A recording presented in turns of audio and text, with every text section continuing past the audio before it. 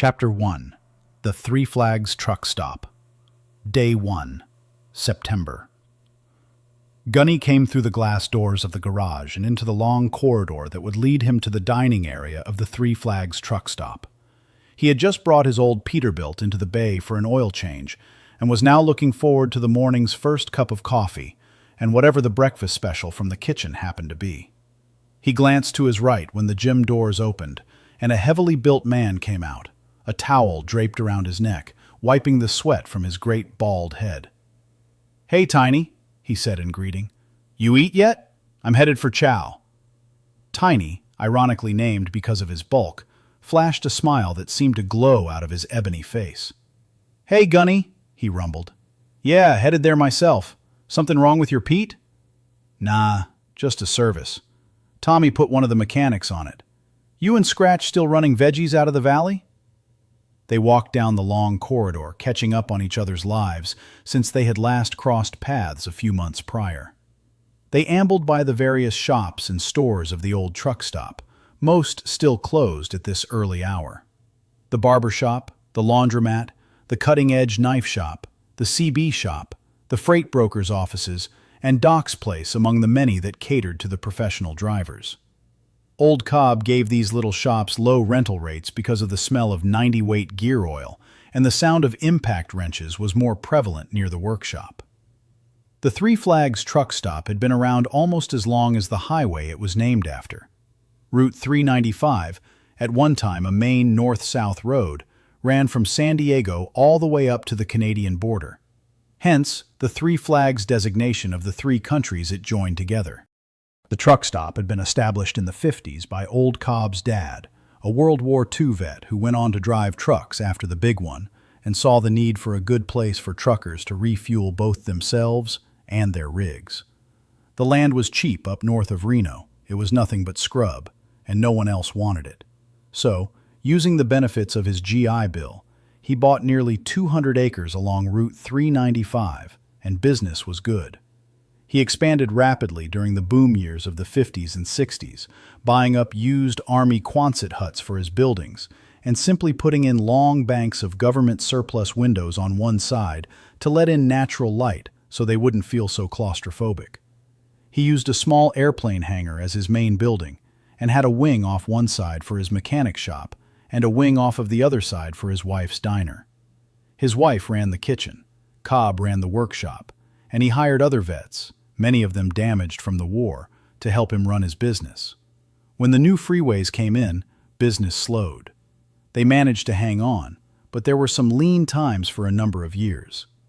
When Cobb Jr. took over when he retired from the Marines, he brought the old truck stop into the modern times. He convinced some of the local artisans and vintners to sell their wares to draw in tourists. With some internet advertising and savvy marketing as the oldest truck stop in Nevada, it became the place to stop and see a little roadside Americana. There was a huge junkyard out behind the shop where wrecked and worn-out trucks sat dating all the way back to the 40s and 50s from their towing and recovery service. He even had a half dozen of those trucks with the big sleepers moved up to a little area where he cleaned and polished them so they looked like new. He ran some electricity for heat and air conditioning, then rented them out on Airbnb for $40 a night. Old Cobb laughed all the way to the bank. It was a family business, and the pride they took in it showed in a lot of small ways. As Gunny and Tiny made their way through the Quonset hut, they saw Cobb coming out of the shower area, pushing a mop and bucket. "Cobb, when you gonna put in some moving sidewalks like they got in Vegas in this place?" Tiny grumbled. "It's gotta be a mile from the gym to the diner."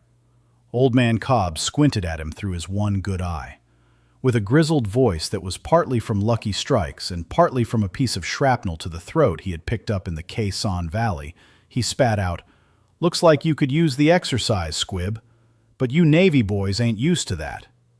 "Morning, Cobb," Gunny said, grinning at the age-old rivalry of the services. "Gunny," Cobb nodded, "you need to hit that gym too. You're getting as flabby as him." "I'm just going after some breakfast, maybe next time," he said, knowing full well he wasn't planning on lifting lumps of metal anytime soon. "He gets plenty of exercise Navy style," Tiny grinned. "We called 'em 12-ounce curls. as he mimicked drinking a cold beer. "Yeah, I can see. Looks like you had plenty of burritos to go with those brews," he added, poking at Tiny's not-so-tiny stomach. "Speaking of food, Martha's been making up some blueberry pies and pancakes last couple of days. Got a crate of fresh ones that fell off the truck. Make sure you try some." "Thought you said I was fat," Tiny said.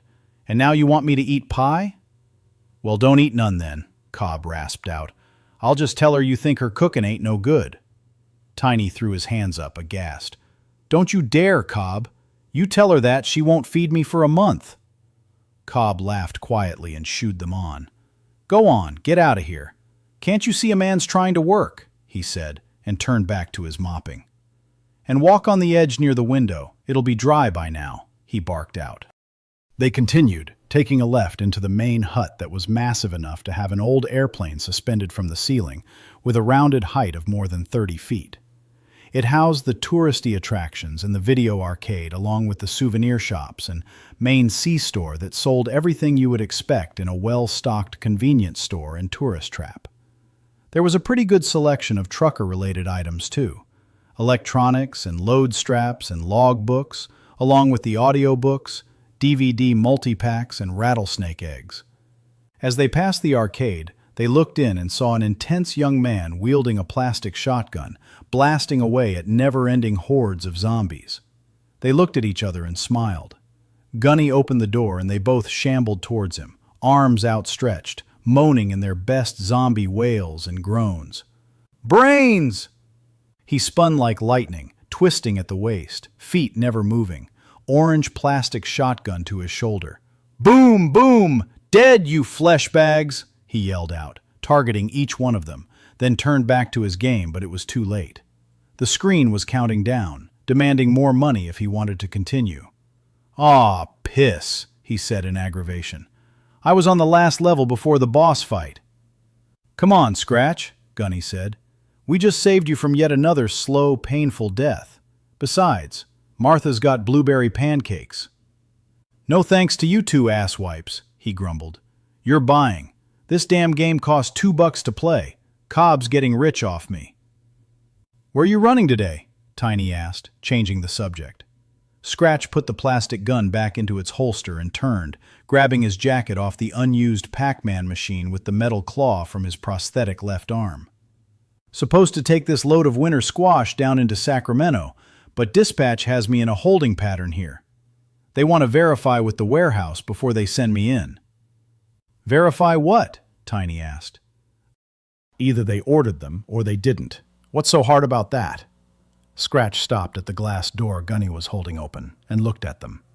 "Haven't you heard what's been going on?" he asked. They looked at each other, then back at him. Tiny shrugged. "No, I don't watch the news. Is it that mecha thing?" "That mecha thing," Scratch snorted. "That happens every year." Gunny said, "I've been on a Louis L'Amour binge this week. Got a bunch of audiobooks from the library when I was home." "Geez," Scratch said and shook his head. "You two hermits ever get out of your trucks and talk to people?" "I don't like people," Tiny quietly rumbled. "I don't even like you. You're ugly, and your mother dresses you funny." They were walking through the tourist areas, making their way to the doors of the diner, Scratch's metal arm fully exposed in his short-sleeved shirt, jacket slung over his shoulder. A young, college-aged couple with their carefully matched second-hand store clothes and scarves looked at them in indignation. They were browsing the authentic Navajo jewelry and heard what Tiny said. They saw the young man's missing arm and shot daggers at the big man for being so insensitive. Tiny didn't notice, Gunny didn't care, and Scratch was used to it, people taking umbrage on his behalf since he was a cripple. But they were all former servicemen. Navy, Marines, Army, it didn't matter. If you weren't continually insulting each other, it meant you didn't care. He was like most people with a disability, just wanted to be treated like one of the guys. "Come on, it'll be all over the news in the diner. Man, something is making people go crazy. There have been riots in nearly every city. Hell, it's worldwide according to Alex. How long since you turned on your radio?" Gunny was starting to get an uneasy feeling in his gut. he thought, racking his brain. When was the last time he had watched the news? He'd left the house a little over a week ago, had talked to his wife Lacey a few times, and got on to his teenager about homework and chores once. He really hadn't had the radio or CB on except for traffic checks since he picked this load up in Maine. More than a week. He'd been burning through the days listening to tales of the Old West and gunslingers and Indian raiding parties. Warriors of yesteryear. He got like that sometimes, one of his moods, as Lacey would say. Just wanting to shut the world out and live in his own bubble. The news was always the same anyway, always depressing. A cop shot someone and there were protests in the streets. Some terrorists blew something up. Some politician was doing shady stuff. Stocks were up. Stocks were down. Some celebrity was getting married or divorced. The war in the Middle East never ended. North Korea was saying they were going to nuke somebody. It seemed that the only thing that changed was the names of the people involved. But riots in every city? The last news he had watched back home that all the talking heads were excited about was the big announcement by the Salam meatpacking factories. It was a Muslim-owned company, and they were going to start selling pork products to the world during this year's Hajj. This was to show the world that Muslims were a peaceful people and were in opposition to the terrorists. But in reality, Gunny figured it was just a way to get their halal products on the store shelves without any backlash from people who didn't want to see them at the local grocery. They were going to release all these pork products when most of the Muslim population in the world went to Mecca for their pilgrimage. Probably so some high imam would calm the masses and tell them Allah said it was okay. Kind of like Jesus did in the New Testament when he told the Israelites it was all right to eat pork. Gunny figured it was just a marketing move. It didn't matter what your religion was for a multinational corporation. In the end, it came down to making money. It was all about the bottom line. But if it brought Islam into the 21st century, he was okay with it. Maybe it would help stop ISIS. Give them one less reason to chop your head off. He didn't hate all of the Muslims like some of the vets did. Even though he'd killed his fair share of them, he'd met a lot of good folks over there. But were people so pissed off about it they were protesting in the streets? He doubted it. It wasn't that big of a deal. That was capitalism. Maybe it would bring the price of bacon down. He knew Scratch wasn't prone to hysterics, even though they had only known each other for a few years. He'd lost his arm in Afghanistan when a couple of AK rounds had done too much damage to repair. That story came out late one night at the poker table behind the mechanic's shop, the one the tourists didn't go to or even know about. As old soldiers tend to do when they were together and the whiskey flowed, the talk turned to war stories and battle scars. Scratch said they had been under heavy fire after multiple IEDs had trapped his convoy. Even with his arm half blown off, the bone shattered to fragments, he was still able to man the .50 while the medic put on a tourniquet. That was one cool customer, Gunny had thought as he lost another $40. But if his tales were coming from Alex Jones, then maybe they could be dismissed. Everybody knew Alex tended to add a lot of hyperbole to the facts, right? I mean, he was famous for all his conspiracy theories. He didn't talk about aliens or chupacabras, mostly politics and corruption, and corrupt politics, so he had plenty to talk about. As they headed to the diner, Scratch filled them in on what little he had heard. People are acting weird, man. It all started a few days ago. It's like somebody spiked the water with bath salts or flocka or spice or something. People are like eating people's faces. It's mostly in the big cities, but I read on the net that it's all over the place. Ah, Tiny said dismissively. It's got to be just hype. Just another internet thing. They passed the missing man table that was cordoned off with velvet ropes that Cobb had probably stolen from a bank somewhere, and they all fell quiet for a few paces. All three paying a silent tribute in their own way to the empty chair. The small round table draped in a white linen cloth had been there ever since Gunny had discovered this out-of-the-way truck stop. When he first saw it, he knew he was at a good place. The chair at the table was empty, symbolizing all the soldiers who would never be coming home again. The red rose in the vase was always fresh, never plastic. The lemon slice and the salt on the plate representing bitterness and tears of the family, were changed twice a day by Martha herself. There were a couple of honor boxes hanging on the wall. Cobb's dad's, Cobb's, and his son Tommy's. The flags in them were tightly folded into triangles, the medals proudly displayed. If you knew how to read them, one look and you could tell the type of man you were dealing with. Old Cobb put on a crotchety and cantankerous attitude, a crusty old bastard who only cared about making money, but when you looked at his medals, the Silver Star, his Purple Hearts, his drill instructor's ribbon, it told a different story. A story of heroism and bravery, of sacrifice for his fellow Marines. If you watched him around his wife or grandkids, you saw the soft side of him. He might treat drivers like they were raw recruits on their first day at Paris Island sometimes, but he never barked at her. Behind the missing man table, there were 3 rifles, bayonets affixed, muzzles down in a small rectangular plot of dirt, with the period-correct battle helmets perched atop the shoulder stocks. There was an M1 Garand, an M16, and an M4, each representing their own era of American fighting men. Behind that, in a sturdy case against the wall, was a glass-fronted box half filled with coins with "All proceeds go to the veterans" written across the front of it. There was an O-scale train track that ran right over the top of the box and around the entire circumference of the diner near the ceiling. It wound its way through the walls into the main Quonset hut and down to table level in an area near the arcade room. Cobb had cleverly modified the trains to look like semi-trucks, and the tracks to look passably like roads. So instead of train yards modeled on the extensive tabletop layout, there were buildings and loading docks and model trucks and cars in the miniature town. He had built a funnel for pocket change on the loading docks so the children could drop in their coins. When one of the semi-trucks with the custom-made hopper came by, it would trip the lever, dumping the money into its trailer. The trucks ran in a continuous loop around the C-store and over the missing man table, where they would trigger the bottom release and dump their load of coins into the box for the veterans. The kids loved it. They followed their chosen truck around to watch it dump, squealing with delight, and ran back to parents asking for more change. The parents didn't mind. It kept the kids busy so they could browse, and it was for a good cause. Cobb liked it because it kept a steady stream of money coming into the box, and he gave it to where it was needed, whether to the POW/MIA groups, the Wounded Warrior Project, or to some vet whom he knew needed a little help. It was too early for the kids to be up and active, so the trucks rolled quietly by on their never-ending journey as they entered Martha's diner. Cobb's Vietnamese wife's real name wasn't Martha, though.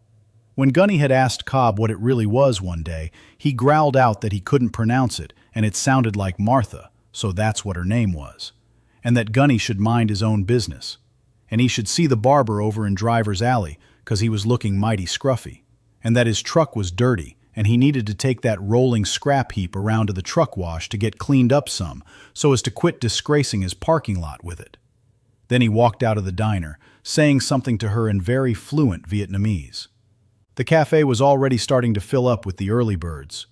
There were a few dozen people in the main dining area, families with sleepy-eyed kids or couples on scenic day trips up into the mountains, guests from the Airbnb trucks, a group of cowboys at the counter drinking their coffee, a couple of bike riders wearing full leathers with their crotch rockets parked out front, getting ready to go carve up the mountain.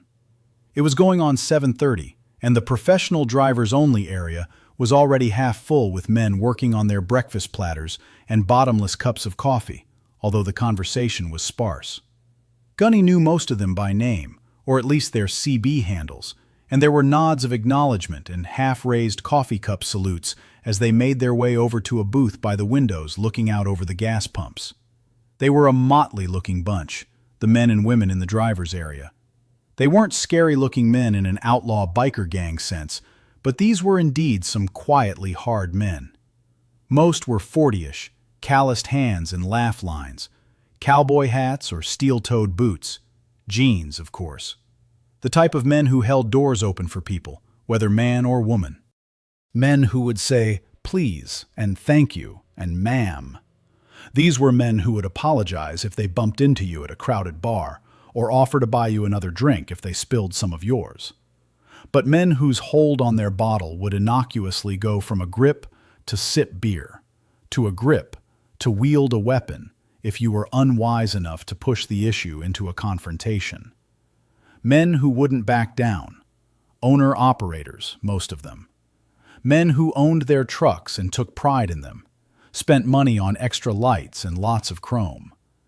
These men hauled heavy and oversize, live cattle and swinging beef. They were the guys who strapped loads of steel with 100-pound tarps and logging chains in blistering July heat. They slung iron and rolled through the mountains on chained-up tires when the snows were piling up, and the other drivers were hunkered down in the truck stops. Most were bearded, tattooed, and former military. Men who couldn't stand being cooped up in an office or warehouse. Men who wouldn't tolerate having a boss looking over their shoulder or telling them what to do.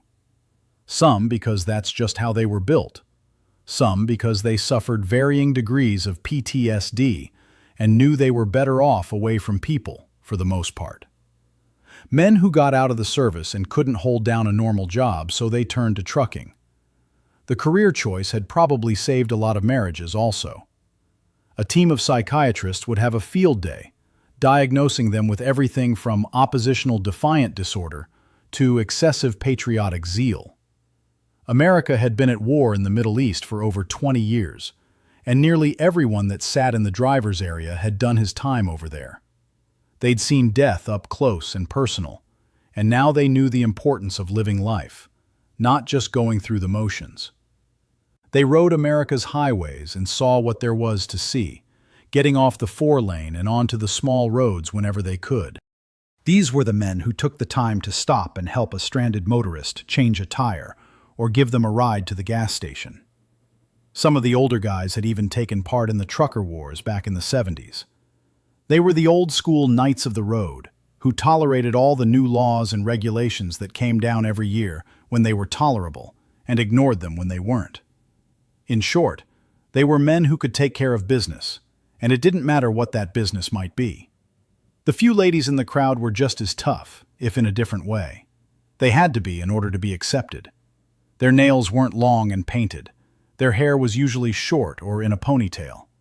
They had to be able to drive better than most men, because when they pulled up to a dock, more often than not, a small crowd would gather to watch them back in. Some expecting them to take 5 or 6 attempts to get it right, so they could look at each other and smile knowingly. Gunny slid over against the window, and Scratch plopped down beside him, leaving tiny room to spread his bulk out on the other side of the booth. "Check that out!" Scratch pointed out the window to a gleaming red Ferrari parked at the main entrance. "Man, I'm gonna have one of those someday." "You gonna be as big an ass as he is?" Tiny asked. "He's in the handicap spot." "Maybe he's got a dose of affluenza," Scratch laughed back. Gunny grabbed the menus slotted behind the condiments rack and passed them out, announcing, "I'm having the special, and I don't care what it is. It's always good." The TV was usually muted with the Weather Channel on, something that affected all of the drivers. Today, the volume was up. Not loud, but enough to be heard over the quiet clinking of silverware and coffee cups, and they turned to watch as they settled in. It was a local channel, the Reno Morning Show, which usually didn't cover a lot of hard news. It was the early morning friendly banter, cooking tips, and today's weather show with a healthy dose of celebrity gossip thrown in. There was a banner running across the bottom of the screen stating, "Viewer discretion is advised," and they kept using the same footage over and over of some extremely violent protesters or rioters attacking people. It was a long-distance shot and shaky, but it got the point across. It was brutal to watch, and it left the three speechless for a few moments. When the show hosts came on again, they were talking about out-of-control gangs and police budget cuts and whatever else they could come up with off the top of their heads when they really didn't know anything. The two local personalities seemed completely out of their depth, trying to cover something so deadly serious. "Damn," Tiny said quietly. "You see that guy just body slam that girl? It had to break bones. That hurt me just watching it. I didn't take hits that hard when I played ball, and we had pads on." "Yeah, that ain't normal," Scratch said. "Why don't they have CNN or Fox on?" Gunny asked. The feed is out, Scratch said. I asked the same thing when I was in here earlier. None of the cable channels are working. Gunny fell silent, just watching the film loop and ignoring the chatter of the anchors and their guests. You see that? He asked suddenly. Watch in the background, to the far left. See that body with the guts hanging out? That guy is dead. Has to be. Now watch. The body was still as they stared at the TV, the camera fully zoomed in from a balcony overlooking the street from the looks of it. It was shaky, the operator obviously frightened. The main focus was of some guy in a suit jumping up from yet another bloody man writhing on the ground. He plowed into a screaming woman at full bore as hard as he could, knocking her out of camera view. But in the corner of the frame, just for a scant second, the gutted man in the background started to sit up. The film ended abruptly and started looping again. Dude, that's whack. Why did they cut it there? Scratch demanded. I'm telling you, man. Alex is right. They're covering something up. It probably just got way too bloody. They can't show that stuff on TV, Tiny said. It was rigor mortis or something, or somebody grabbing him. Folks with their insides hanging out don't sit up. Kimlee rattled a plate of toast and 3 cups down on the table and started filling them from her coffee pot. You boys know what you want? She asked, whipping out her order pad, her perky Midwestern accent a surprise to anyone who had never heard her speak before. Most people assumed she would sound like she looked, Vietnamese. Hey, did you see Jimmy Winchell over there? She continued, not giving them a chance to speak and obviously excited, pointing with her pencil to a handsome 30-something cowboy sitting with a few of his friends at the counter.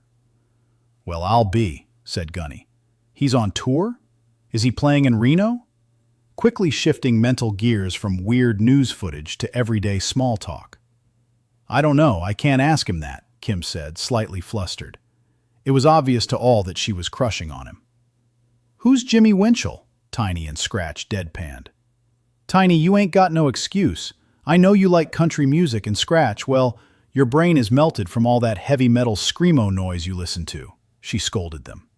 He's only the biggest country music star ever. Bigger than Johnny Cash? Asked Scratch. Bigger than Charlie Pride? Tiny joined in. She gave them the stink eye and they bantered back and forth for a few minutes while she took their orders.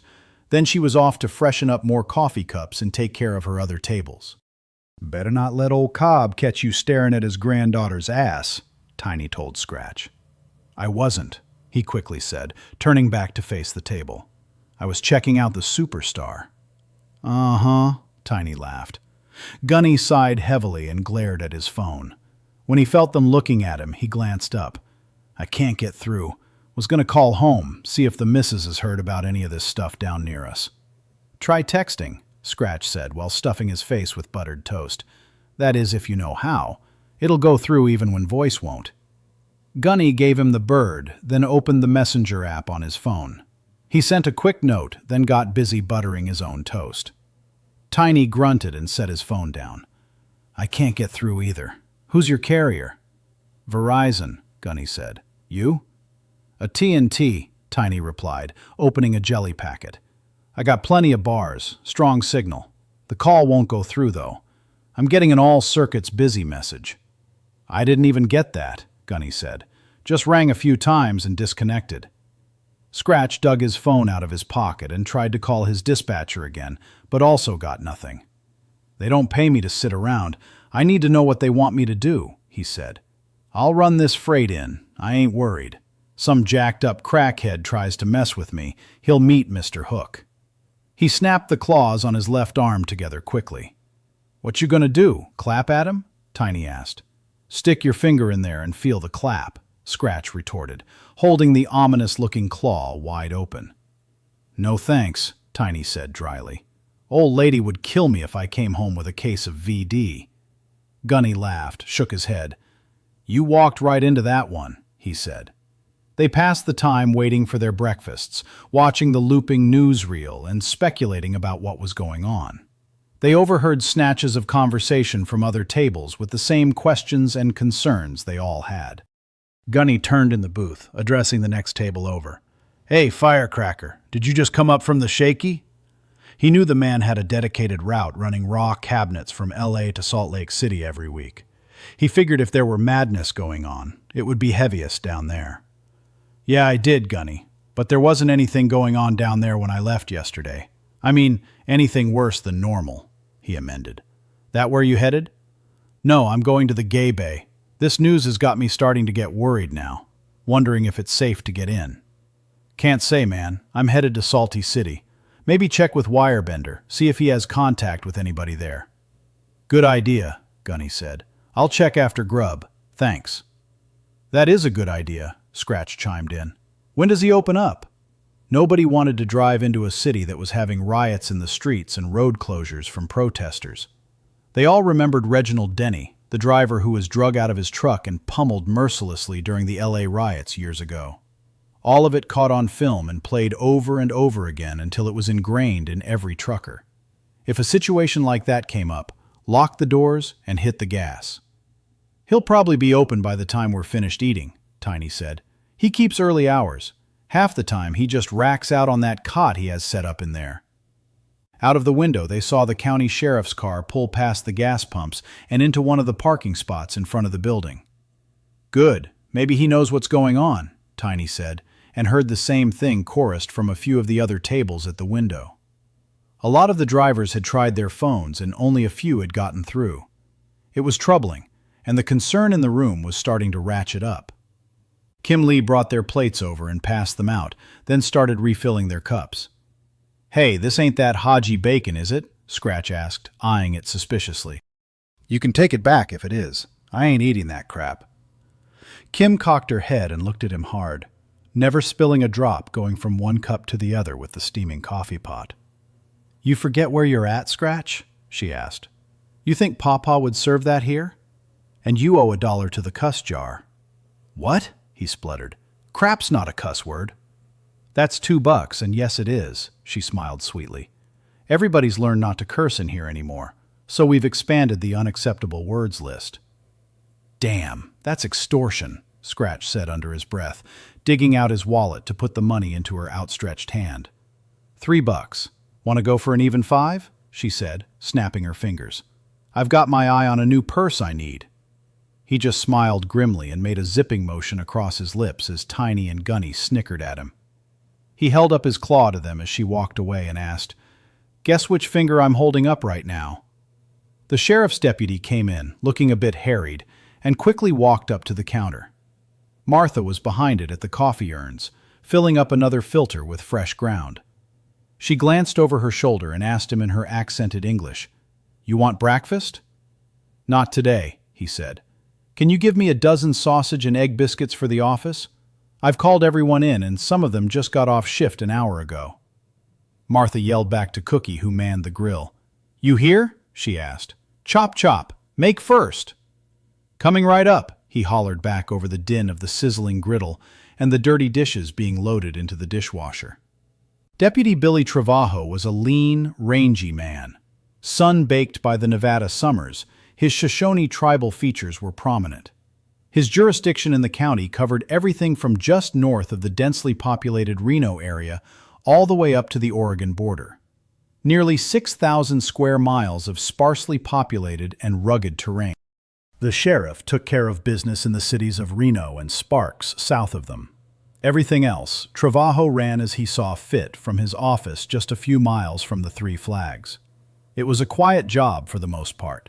The occasional domestic dispute or marijuana operation up in the mountains. He had grown up just down the road from the truck stop, and old Cobb had given him his first job washing trucks when he was 14. He knew about the illegal poker games in the back rooms, the working girls who sometimes drifted in, plying their trade among the truckers. He knew about the bare-knuckle cage fights in the junkyard that drew in the Reno crowds, where some pretty substantial sums changed hands. He knew the truckers used this route to get around the California inspection stations. He knew all these things and a little more, but turned a blind eye. He usually didn't put too much effort into the little things. The deputy leaned his back on the counter, sipping the coffee Martha had brought over to him while he was waiting for his breakfast biscuits. He recognized Jimmy Winchell sitting a few stools down and smiled at him. "Mr. Winchell," he exclaimed, "I saw the tour bus. Welcome to Nevada. You guys doing a show in Reno? Jimmy put on his patented aw-shucks smile that had graced his platinum-selling albums, stood and walked over to the deputy, holding out his hand. Yes, sir, he said as they shook. We have one this evening, but with all this craziness going on, do you know if they are shutting down big events? I can't seem to get through to our manager. He nodded his head at the phone lying on the countertop. I honestly don't know, Billy said.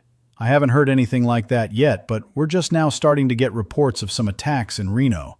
I've called all of my deputies in, and I should know more when I get to the office. The entire diner was listening, and a few drivers called out questions. Have you heard anything about Sacramento? Are they shutting the highways down? Is it some kind of terrorist attack? Deputy Travajo held up his hands in front of him. Hold on, fellas, he said. I haven't heard anything except a few isolated reports from Reno. That's all my radio picks up. I won't know anything else until I get to the office. But as it stands right now, it's just a few incidences. Nothing to get too worked up about, and no, I don't know what is behind it all. Could be just a bad batch of Mexican drugs or mass psychosis. Remember those German nuns back in the 15th century who started biting everybody? Nobody did, but a few of the drivers laughed at this. Some of them knew Billy from the old days when he would wash their trucks and continually stump them with weird trivia questions. Peanut Butter and Buttercup were in a booth near the counter, and the older of the two ladies, Peanut Butter, as the drivers all knew her, asked him if he'd heard anything about the governor declaring a state of emergency. And if he did, would trucks still be allowed on the roads? They had a load of livestock on. They couldn't wait for days for things to settle down. They didn't carry extra feed or water. Again, Billy reiterated that he didn't really know anything yet. He'd have someone call and let them know more once he got to the office. The conversations among the drivers started back up again, and they speculated about things no one really had any answers to. Tiny and Gunny turned back to their plates before the food got cold. Scratch was texting on his phone again. They heard a dull thumping sound before they looked up to see a blacked-out Chrysler 300, complete with huge rims and skinny tires, pull up to the gas pumps closest to the building. The heavy thumping bass beat must have been deafening inside the car. Yo, I got 15 seconds banging. They can beat a man up, Scratch rapped, throwing his best hand and claw gang signs. Tiny just shook his head. And he's going to wonder why he gets pulled over, he said, disturbing the peace if nothing else. A skinny black man with braids and beads in his hair jumped out, nearly dancing to the beat which continued on after he shut off the car and swiped his card to start fueling. He was wearing his saggy pants so low, most of his skinny rump and brightly colored underwear was showing. His gold chains, the sideways hat, the silver teeth and neck tattoos announced to the world he was ghetto and proud of it. A white cargo van with ladders on the roof pulled into the last island, and a couple of guys in paint-stained pants got out and stretched, started filling their own gas tank, ignoring the young black man dancing to his music. Most of the drivers had noticed the ghetto gangster because of the thumping bass vibrating the windows of the diner, and were half-jokingly laying odds on how long till he got pulled over for driving while black. Gunny went back to his blueberry pancakes. He had better things to worry about. The two motorcycle riders had finished their breakfast and had walked outside to their bikes, talking and strapping on their helmets. Going to be a good day for a ride, Gunny commented. If Billy is bringing in all his deputies, they have the road to themselves. Tiny harumphed. They can have it. You know they'll be running 100 miles an hour through those curves. Give me my old Harley any day. Slow and easy. Shit, Scratch said, quickly looking over his shoulder to make sure Kim hadn't heard. They'll be going 100 before they leave the parking lot. The deputy had paid for his dozen breakfast biscuits and was trying to get out of the restaurant without being rude, but still trying to answer some of the questions when Cobb stumped in and cut everyone off.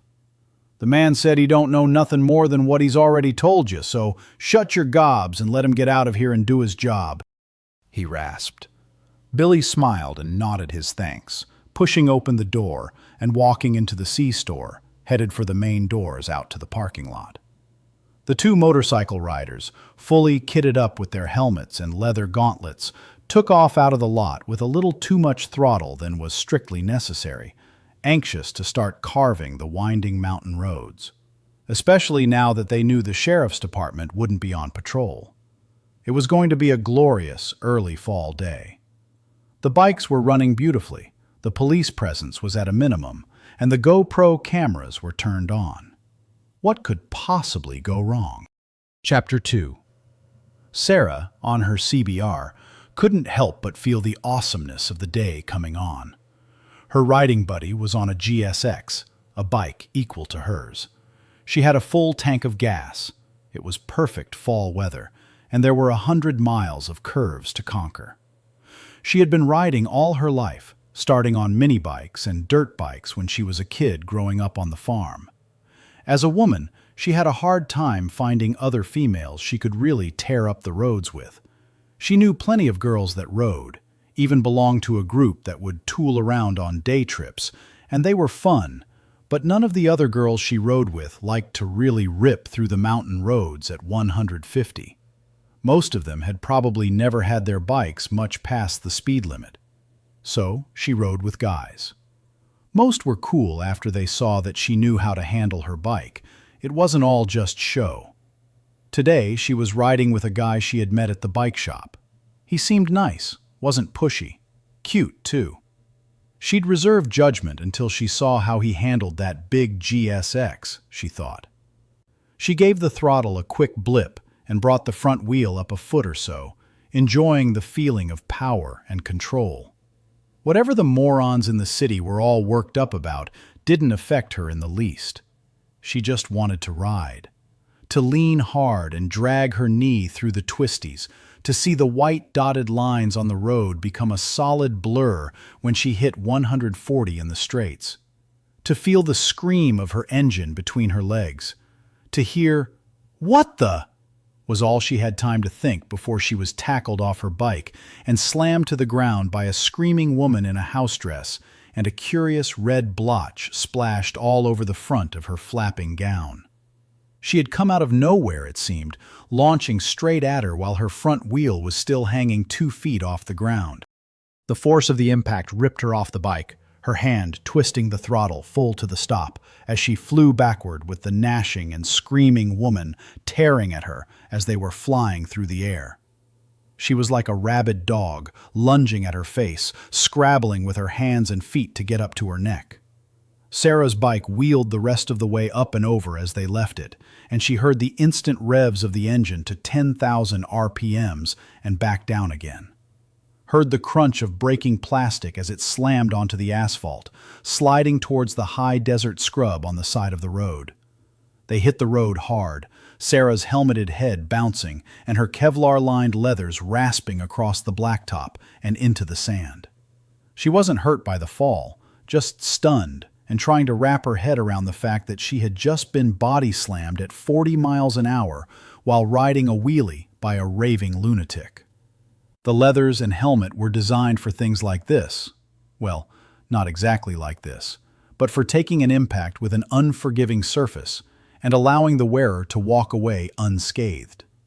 The crazy lady didn't slow down one bit when they finally stopped sliding, just attacked with more ferocity than ever, snapping her jaws, raking her already broken fingernails over her leather, trying to find something human to sink her teeth into. She was all knees and elbows and fingers everywhere all at once. Sarah felt panic racing through her head. This schizoid kept trying to bite into her face and neck, but the helmet and support collar she wore wouldn't let her. Did she scream? Probably. She tried to push the flailing woman off, but she was like an octopus. My God, how many arms and legs did she have? She was all over her, roaring in her face, bashing her teeth against the helmet trying to get at her. She could see her nose break, up close and in bloody 3D, as she once again smashed into her faceplate. Her hands pulled and clawed at Sarah's jacket. Every time she managed to push her away, she came back in, twice as vicious. A pulling, grasping woman thing, trying to tear through the leather and padding of the one-piece suit she wore. Sarah knew she screamed that time, and mindless survival adrenaline kicked in. A blind urgency to get this thing off of her overrode everything else.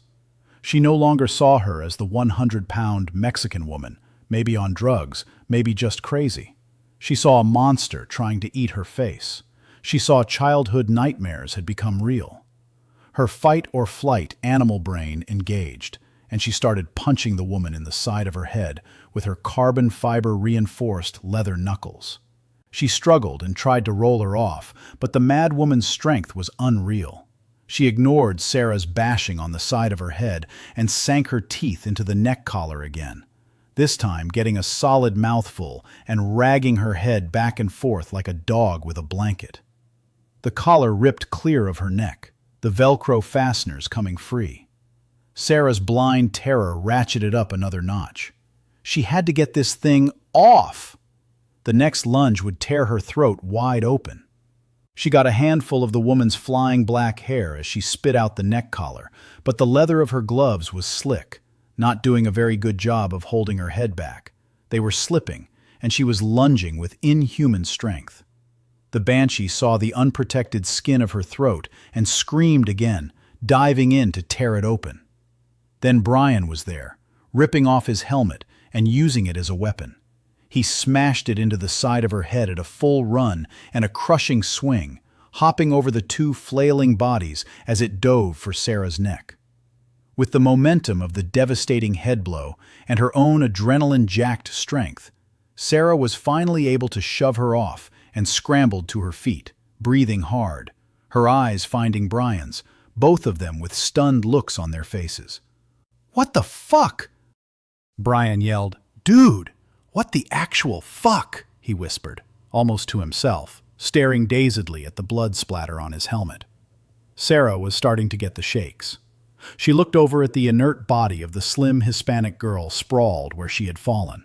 Her head was caved in on one side, blood trickling out of her nose and mouth into the sands. Grayish bits poking out of the crack in her skull. "Oh man, oh man, oh man," he whispered. "Oh man, I didn't mean to kill her, Sarah." He sat down abruptly like his legs had just come unhinged. "It was self-defense, Brian. She was trying to rip my throat out," she said unevenly, trying to get her breath back, her hands shaking as the adrenaline fled her system. "It was all so fast," he said. "I mean, the way she took you off your bike. It looked like she was trying to eat you. I didn't mean to kill her."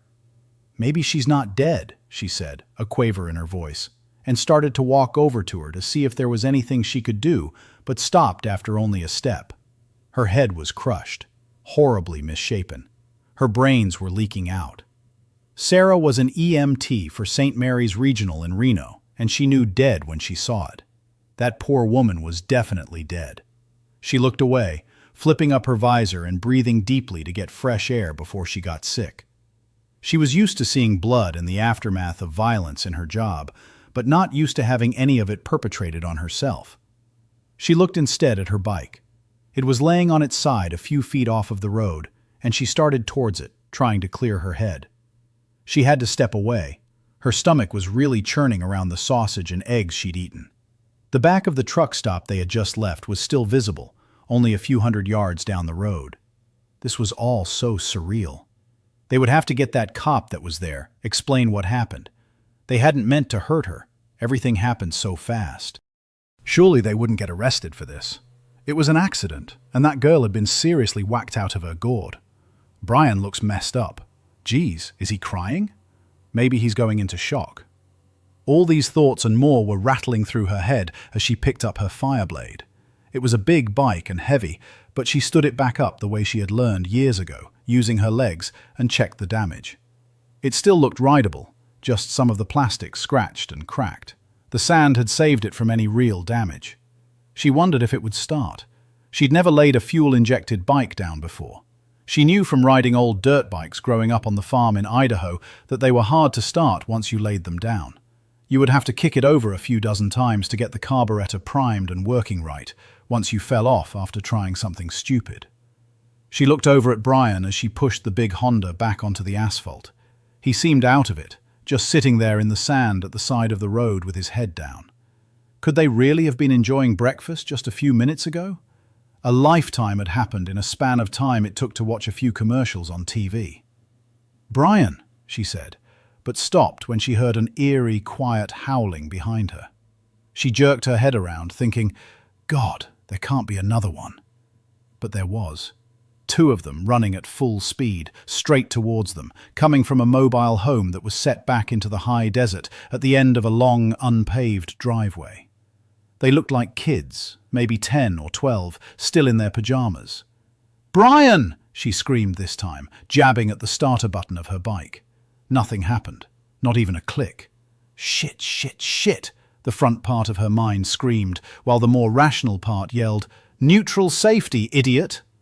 She swung her leg over, pulled the clutch lever, and jabbed the button again in a single, practiced motion, and the bike fired to life.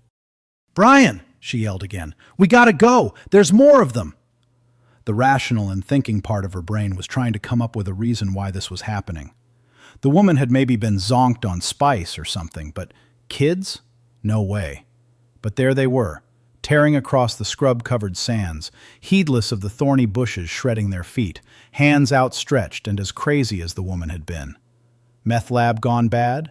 Homemade PCP disaster? The survival part of her brain was saying, "Who gives a shit? Get the hell out of here." She turned to look at her newest friend, whom she'd only known for a few weeks.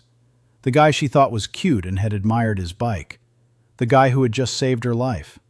He was still just sitting there beside the dead woman, staring at the sand between his legs. Is it shock? The 2 kids were fast. How could they be so quick? They were at a full sprint, but faster. No time to get Brian's bike picked up and started. She yelled again, "Brian, get on, man, get on, they're coming." This time Brian looked up from the ground and saw Sarah shooting over towards him, fear on her face. He saw the 2 kids coming straight for them, running right through cactus and tumbleweeds, not even noticing the damage it was doing to their bare feet. He jumped up and started to run away from them, blind panic pushing his body to flee, not even hearing Sarah's screams for him to get on the back of the bike. The truck stop loomed in the distance. It would be safe there. He had to get inside. That cop was there. He would help him. He would know what to do. He had to get there. So he ran like he was back in high school running sprints. No thought of getting his motorcycle. No thought of just hopping on the back of Sarah's bike. Pure, blind terror. He had seen what that woman did, tearing into Sarah like she was some mad demon. He couldn't take that. No way. Those 2 little monsters weren't going to do that to him. He had to run. He had to make it to the restaurant. He had to get inside. He ran, arms pumping, feet pounding the pavement, blind to anything else except the safety of the truck stop. Back to the diner and the people. Back to that cop. Sarah rode up beside him, yelling, "Get on! Get on!" But it was useless. Brian was in full panic mode. Sarah looked back at the kids. They seemed to be gaining ground, but they were only about 100 yards to the corner of the truck stop. Maybe another 50 to the entrance doors. She did some nano-fast calculations. Brian could make it if he kept the speed up. Without another second's thought, she twisted the wick and leaned into it, keeping the front tire firmly on the ground. She was up to 80 miles an hour and then hard on the binders, leaning into the parking lot. As she shot towards the front doors, she locked the brakes, then let the bike crash to the ground once she had slowed enough to hop off and into a full run. The cop was there, just coming out of the door with a bag of food in his arms, and watched in stunned amazement as the pretty little biker with the form-fitting leathers threw her bike down. Sarah ran towards him, yelling and waving her arms, past the shocked faces of everyone looking out the windows of the diner. Billy Travajo reacted quickly. The bag of biscuits fell to the ground. One hand dropped down to the butt of his gun and unsnapped the safety strap in one fluid motion. The other halfway across his chest, ready to go into a 2-handed shooter's stance if need be. The kid was yelling something and pointing back the way she had come. Had the other rider already crashed his bike? Did they need an ambulance? But when his eyes darted back up the road the way the kid was pointing, he saw the other biker running like his hair was on fire, and a couple of Mexican kids chasing after him. He relaxed his hand on the gun, letting it slide back down into the holster. Something was wrong, that was evident, but not deadly force wrong. But all the same, he didn't snap the safety strap back into place. The music from the Chrysler was still blasting, and Billy couldn't make out what the girl was yelling. Dead woman, drugs, kids trying to kill them. The other biker had just rounded the corner of the building and was tearing across the parking lot towards them. He looked like he was running for his life, Billy mused, taking in the big picture, assessing possible threats like he'd been trained to do at the academy. Right now, it looked like his biggest threat was the two bikers. Something was wrong with them. Had they accidentally killed a woman down the road? Caused a wreck? The biker that had ridden in was close enough now that Billy could hear her over the racket coming from the Chrysler's over-amplified sound system. "The kids!" she was yelling and gesticulating wildly. "The kids are trying to kill us!" Billy heard this but couldn't process it. The two little teenagers still in their pajamas were trying to kill somebody? It was laughable. But this was no prank. The fear in this woman's face was real. And she had just dropped a $10,000 bike on the ground, like it was her brother's ratty old Schwinn. The young biker still had her helmet on, and it looked like there was blood on the visor. Billy was trying to understand her, but the words just didn't compute. The kids were on drugs. The kids were dangerous. The kids were crazy. The kids were trying to kill them. He put a hand up and started to say, "Just calm down and tell me what happened." But the words didn't even get a chance to form on his lips. He was looking at the other running biker and watched in disbelief as the little girl sprang at him from at least 10 feet away, landing on his back and driving him down into the asphalt. The girl was snarling like an animal, and the man who fell was screaming through a bloodied face. She tore into his neck with savagery more befitting a fighting dog than anything human. Jets of blood shot out as she tore a chunk of meat from the back of his head, ripping away a strip of his hair with it. At the same time, the other kid, a boy of no more than 10 or 11, had veered off towards the gas island and was aiming straight for one of the painters standing next to the cargo van. The kid didn't even slow the slightest, just tackled the dumbfounded man to the ground and started biting at his face. Billy had his gun out of the holster and was running towards the little girl who was going in for another bite, ignoring the flailing hands of the man on the ground. His mind was racing. "I can't shoot from here. She's moving too fast, and the way he's thrashing around, I'd probably put the bullet in him. Shoot a little girl? I can't kill a little girl." He wished he had a taser, but his department didn't carry them. "Get inside!" he bellowed to no one in particular, and everyone in general. "Get in the building!" It was the only place he could think of for safety until he could figure out what the hell was going on. As he ran up to the struggling pair on the ground, intending to pull her off, she sprang at him, arms fully outstretched, aiming for his face. Her mouth flew wide open, a chunk of flesh torn from the biker falling aside, ready to tear into him. Billy realized too late he was in trouble. She would be on him before he could level his gun. She plowed into him, her uncannily powerful legs propelling her the distance between them, and she was gnashing and clawing at his eyes instantly. He managed to get his off arm between them as he fell over backward, and she clamped her jaws down on it instead of his face. But she didn't seem to care. She ravaged it with abandon, shredding open the shirt sleeve and digging her incisors all the way to the bone. He yelled in surprise and pain and brought his service revolver up to her side, just below the rib cage, and pulled the trigger twice. Reaction, not thought. Years of training, muscle memory, and redundancy without thinking. He heard other shots going off, over near the gas island. The rapid-fire sound of someone with an automatic and trying to empty the magazine from the sounds of it. He expected the little girl to go limp, to fly off his arm from the impact of the 2.357 hollow point rounds blasting into her at point-blank range. She didn't even register the slugs, other than a jerking of her body. She ragged her head back and forth, trying to tear the chunk of flesh from his arm, ignoring the little holes in her left side and the 2 gaping holes in her right from the bullet's exit. He was on his back, her on top, his arm in agony, and he could hear himself screaming at her, incoherent nothing words of rage and pain. He was bringing the revolver back up again to empty it into her when he saw a heavy work boot connect with the side of her head, breaking her jaw and her hold on him. She tumbled off but was back on all fours, turning to attack again, crouched to spring, spittle and teeth flying from her broken mouth. Billy shot her in the face and she dropped like a sack of potatoes. He turned to see who had kicked the girl off of him. Gunny was in a protective stance over him, holding out a hand, palm towards him, in a "be still" gesture. In the other, he held a black pistol, covering the area over by the gas pumps, where he was intently staring. Chapter 3. Gunny had been in the diner finishing up his breakfast as Old Cobb and basically told everybody to shut the hell up so the deputy could leave. He watched the bikers pull out and smiled as he saw the girl on the Honda goose it a little and bring the front wheel up as they went out of view past the end of the building. "Cool," Scratch said. "I wonder if I could rig a bike up to work with this hand somehow." He held up his hooks and examined them, turning them, thinking of some way he could modify the artificial limb to work a clutch lever. Gunny thought for a minute, then said, "You could always hook both brakes up to the foot pedal, put the clutch over on the right side." "How would I give gas then?" Scratch asked.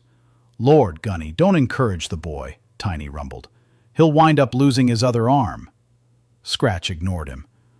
"Do they make automatic bikes?" he asked. "I wonder if I could get Kim to go riding with me." "Boy, when are you going to work up the nerve to just ask her out?" Tiny said. "You two been dancing around each other for months." "I don't know, I will. Just waiting for the right time," Scratch mumbled, looking almost embarrassed, very unlike his usual bombastic self. Tiny knew what the problem was. The arm.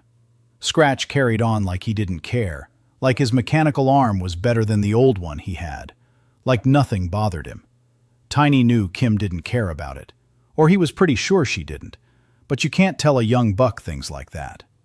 Tiny didn't have the words. No one did. It was a thing Scratch just had to figure out for himself. He looked over at Gunny, saw he was staring at something out of the window. The gal on the Honda was flying back into the parking lot, hell-bent for leather. She let the bike just fall over as she jumped off and ran to the front of the building. "What the?" Scratch started, then trailed off. Tiny turned in his seat to get a better view of what was going on, as were some of the others in the booths. The girl was running wildly towards Billy, arms flailing and pointing back towards the road.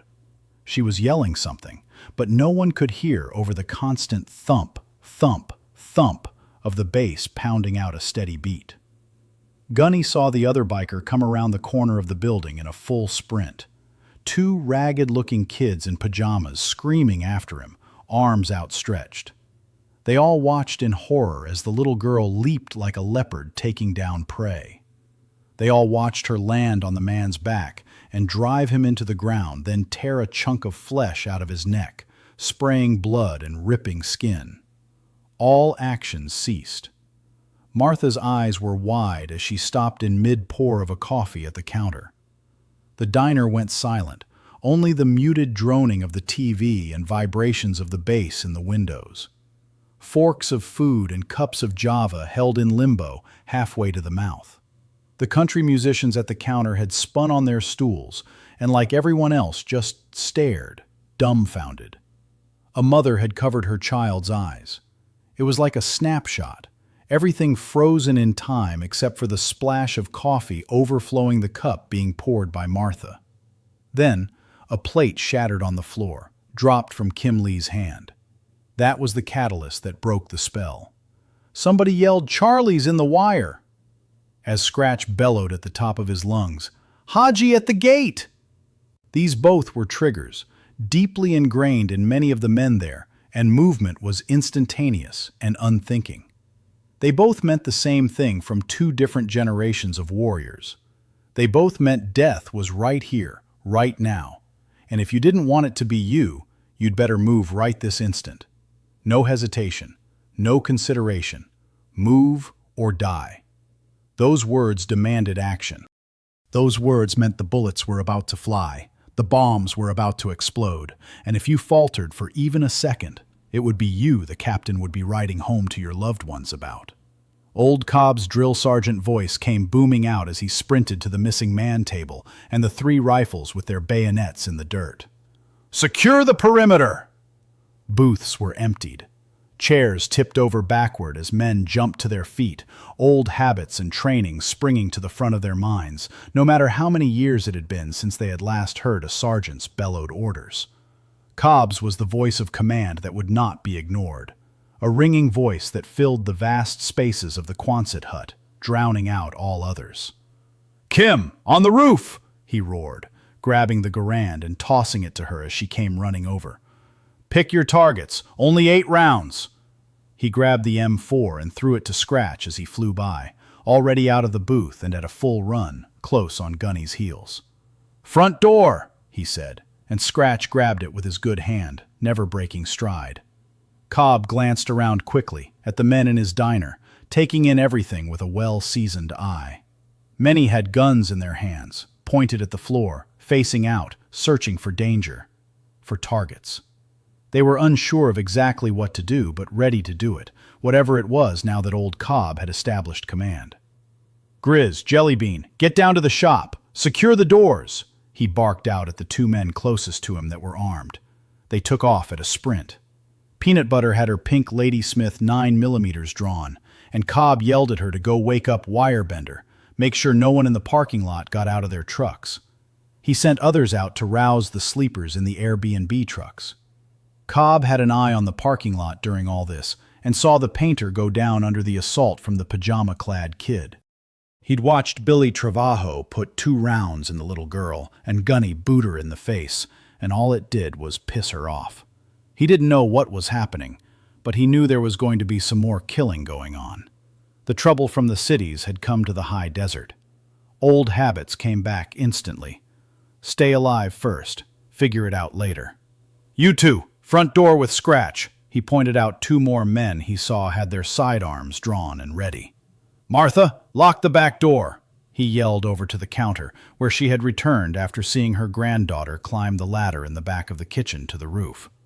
Most of the civilians, as Cobb thought of them, were still at their tables, staring in disbelief at what was going on. At all of these nice truckers suddenly running around with guns like it was a war zone. Wasn't it against the law to just carry a gun around willy-nilly? They had seen the attacks, the blood, and the viciousness. But the police should handle these drug addicts, not a bunch of armed truck drivers. "Someone dial 911! Has anyone dialed 911? They asked each other. Mothers soothed crying children, frightened by the shouting, who didn't know what was going on, but felt the tension and fear in the air. Cobb didn't know what it was, what was happening, why little kids would attack like he had just seen. But like some of the other combat vets in this room, he remembered children with grenades in Vietnam and children with suicide vests in the Middle Eastern wars. Better safe than sorry, he was thinking. Better too much than not enough.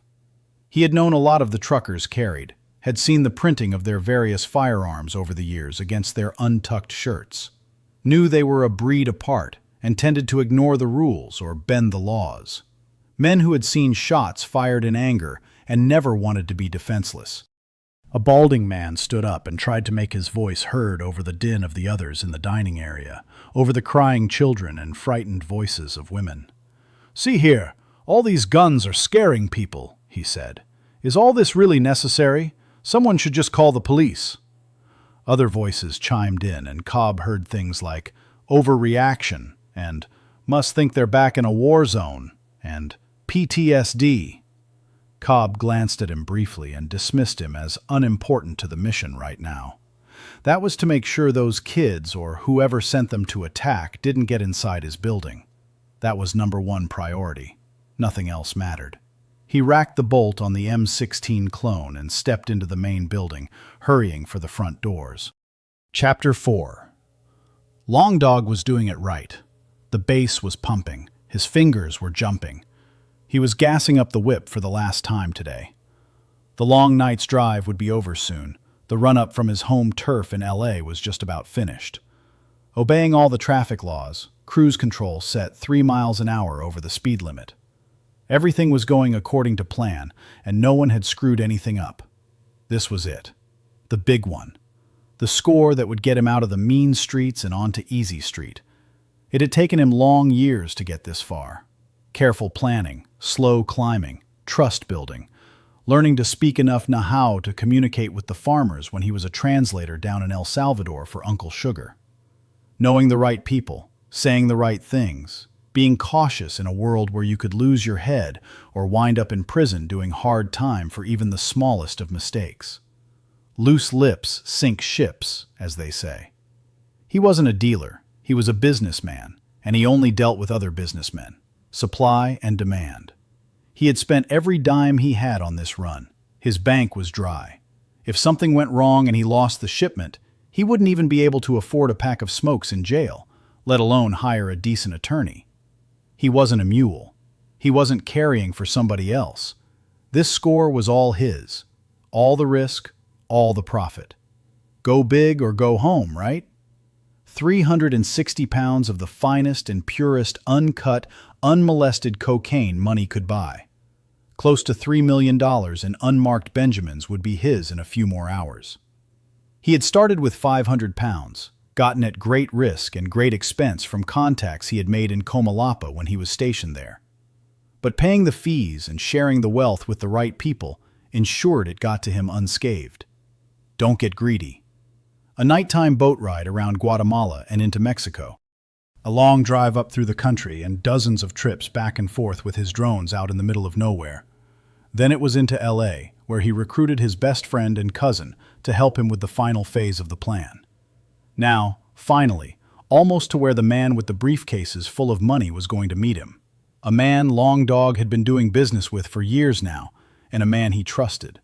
A man who wouldn't double-cross him because he was under the impression that Long Dog would do this again next year when the new crop came in. But this was it for him. One and done. $3 million was enough to retire on if he was smart. He wanted out of this life. Wanted out of South Central LA. Wanted his mom to not have to struggle anymore. He wanted a good neighborhood, a place near the water, maybe get his car audio business started. It was a good plan. A perfect plan. A solid plan that had contingencies for contingencies. A plan he had begun working on when the Army had sent him to a remote little drug intervention place down in El Salvador, simply because he was fluent in Spanish. When he showed up, nobody knew what to do with him because they were expecting a Hispanic guy who could blend in. Long Dog did not blend in. They assigned him to a desk, told him to keep out of the way. So he did. Drew his check each month and tagged along with some of the CIA guys and Rangers when they went out on drug raids. Some of it got pretty hairy, but he learned the native farmer's language. He'd always had a knack for picking up things like that. When he went back after his time with the Army was up, he started making deals, started doing a little business. He looked up from the gas pump he was bobbing at and saw a roaring little Mexican kid smash into Mario standing in front of the van, driving him down on the concrete. The plan. No! Mario! He yelled, just standing there, pump nozzle in his hand. The kid tore into Mario's screaming face and ripped a great chunk of his cheek off. His fingers and thumb stabbed into Mario's eyes and deep into the sockets for something to give him a firm grip to hold on with as he tore the flesh loose. Mario batted at him ineffectually, blinded and screaming incoherently. Long Dog's cousin was at the back of the van, pumping the gas, and he yelled out also. The kid sprung at him like Spider-Man or something, and they disappeared out of sight behind the painter's van, Jimmy screaming as loud as Mario had. Long Dog's seconds of hesitation were over. He pulled his Beretta and ran past Mario, who was still screaming, or trying to, with all the blood clogging his throat and half his face missing. He rounded the back of the van. Maybe he could save Jimmy from that crazy little bastard. But what he saw stopped him in his tracks. Jimmy wasn't yelling because he had no throat. The kid was ripping at it. Blood was spraying, a long white something in his teeth as he jerked around and looked straight into Lawrence's eyes. Long Dog was gone. Mama's little Lawrence stood there looking at a horror he had never even imagined in his worst nightmares. Not even the ones where he was back in South America that woke him up in sweats and night terrors, images of cartel mutilated bodies fresh in his mind again. The kid sprang at him, and he answered with the Beretta. The 9mm rounds peppered the kid as fast as he could pull the trigger, sending him sprawling backward a step with each impact, keeping him dancing and upright. The 15 rounds were down the pipe, and the slide locked back in seconds, the kid finally slumping to the ground near Jimmy's still form. Lawrence stared through the gun smoke curling up from the end of the barrel at something that just could not be. It couldn't, but it was. The kid wasn't dead. He had just emptied a full mag into him. Lawrence knew most of them hit. Hell, it was nearly point blank. He saw the kid's body jerking like he was being electrocuted, but it was still trying to crawl towards him. He could see chunks of his backbone sticking out where at least one of the rounds had shattered it. There wasn't even that much blood, just the big holes in the kid's pajamas. Long Dog started backing up. He had heard the cops scream for everybody to get in the building, and had seen the old white guy jump back into his minivan and smoke his tires as he sped away from the pumps. He looked around, stunned to indecision, not knowing what to do first. Mario was still moaning, but Jimmy looked dead. The little kid was still trying to crawl towards him. The cop was screaming like he was being eaten too, and the damn little kid was still coming at him. Mario was a mess, trying to stand. The cop said everybody get in the store. He couldn't leave in his car. He needed to get the van out of here. The van had the coke in it, disguised in paint cans, and that damn little kid was getting closer. He turned to run to Mario, but some beardy-ass trucker was there helping him up, yelling at Long Dog. "What?" "Turn that shit off," he bellowed at him, a wave of his gun at Long Dog's Chrysler, supporting Mario on his other arm. Lawrence looked at him, then at his car. Right, he thought. Right. The music. Turn it off, so we can hear. He didn't particularly like it so loud anyway. It was just all part of the plan to draw any attention away from the van and onto him. He looked back at the kid still crawling towards him with its broken back and one shattered arm and 15 bullet holes in him. The trucker had noticed and was staring at it with his head cocked to one side like he was trying to figure out what the hell he was looking at. Lawrence ran to his car and hit the stereo remote, silencing the thundering subwoofers instantly. The quiet was worse. He could hear the rasping and hissing of the thing as it doggedly kept coming at him. He grabbed a spare mag out of his console and jacked it in, letting the slide go home, but before he could shoot it another 15 times, the trucker loosed one round to its forehead and it dropped, still and silent at last. Mario was blubbering now, holding his hand over the missing parts of his face, his blind eyes squished and running down his one cheek. Lawrence felt ill. His head was light. He leaned back against the car, afraid he was going to pass out. "Just breathe," the trucker told him. "I need you in the game. This ain't over yet." Across the parking lot from where the big rigs were parked, a man was looking towards them. It was obvious he had come from the trucks to see if he could help, but had just stopped in place, unsure whether to continue or run back to the safety of the parking lot when the shooting had started. It had all happened so fast. A minute or two, no more. He stood there, a big tire thumper club in his hand, and yelled over, "What's going on?" Gunny ignored him. "Here," he said to Long Dog. "Come here, help me with this guy. You know him?" "Yeah, he's blood." He paused, wincing at his choice of words. "Yeah, I know him." "There's a doctor's office in the truck stop. Get him back there. Somebody can try to get the bleeding stopped," Gunny said, handing him off to the skinny black man and getting them started walking. "I'll check on that other guy." But he had seen the death rattle in the man's feet as they protruded out from behind the van. He knew that shake. He'd seen it before. There wasn't anything he could do. He looked back towards the entrance of the truck stop, where everything had just started a minute ago. Cobb had come out and was helping the bleeding biker back into the shop, hustling him towards Doc's little office in Driver's Alley. The girl that had been on the big Honda had wrapped something around the deputy's arm, and with a couple of the other truckers' help, they were headed back inside. He saw Scratch with an M4 at the front door, holding it open for them, waving the black kid and that poor guy with his eyes gouged out to hurry up. Gunny gave his head a rueful half-shake. Who would have thunk it? Old Cobb's gun decorations weren't just decorations after all. "Watch out!" Kim Lee yelled from the catwalk on top of the main Quonset hut and pulled the Garand up to her shoulder. Gunny followed her line of sight and saw the man who he had just watched die bounding across the parking lot. The trucker with the tire thumper was no longer in a state of indecision.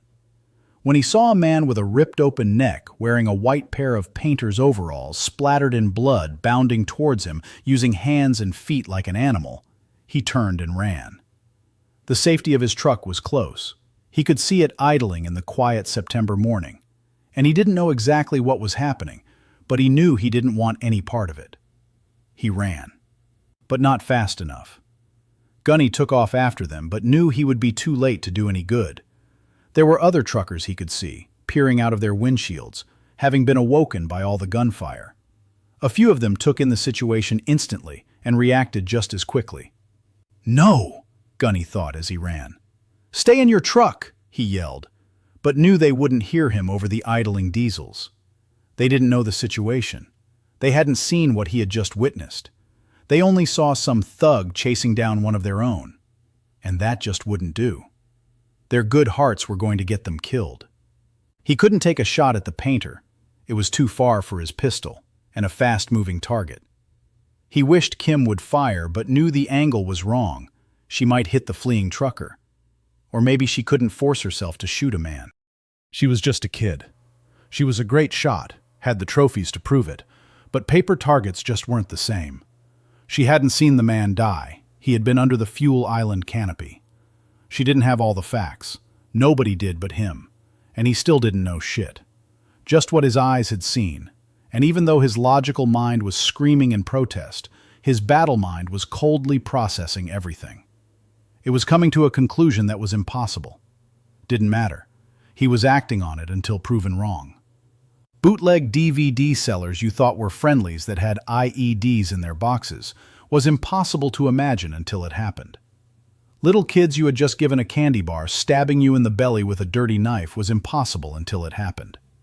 Mothers strapping bombs to their 8-year-olds, sending them laughing and smiling into the middle of your team was impossible until it happened. And zombies were impossible until they happened. Chapter 5. The truck driver almost made it to his rig before he was brought down in a heap, sliding on the gravel, screaming in fear, pain, and panic. He turned and tried to fight, using his tire thumper, and the other drivers were there almost instantly, pulling at the bloody painter. But they didn't know what they were dealing with. They had brought a pool noodle to battle a nuclear armada in Gunny's mind.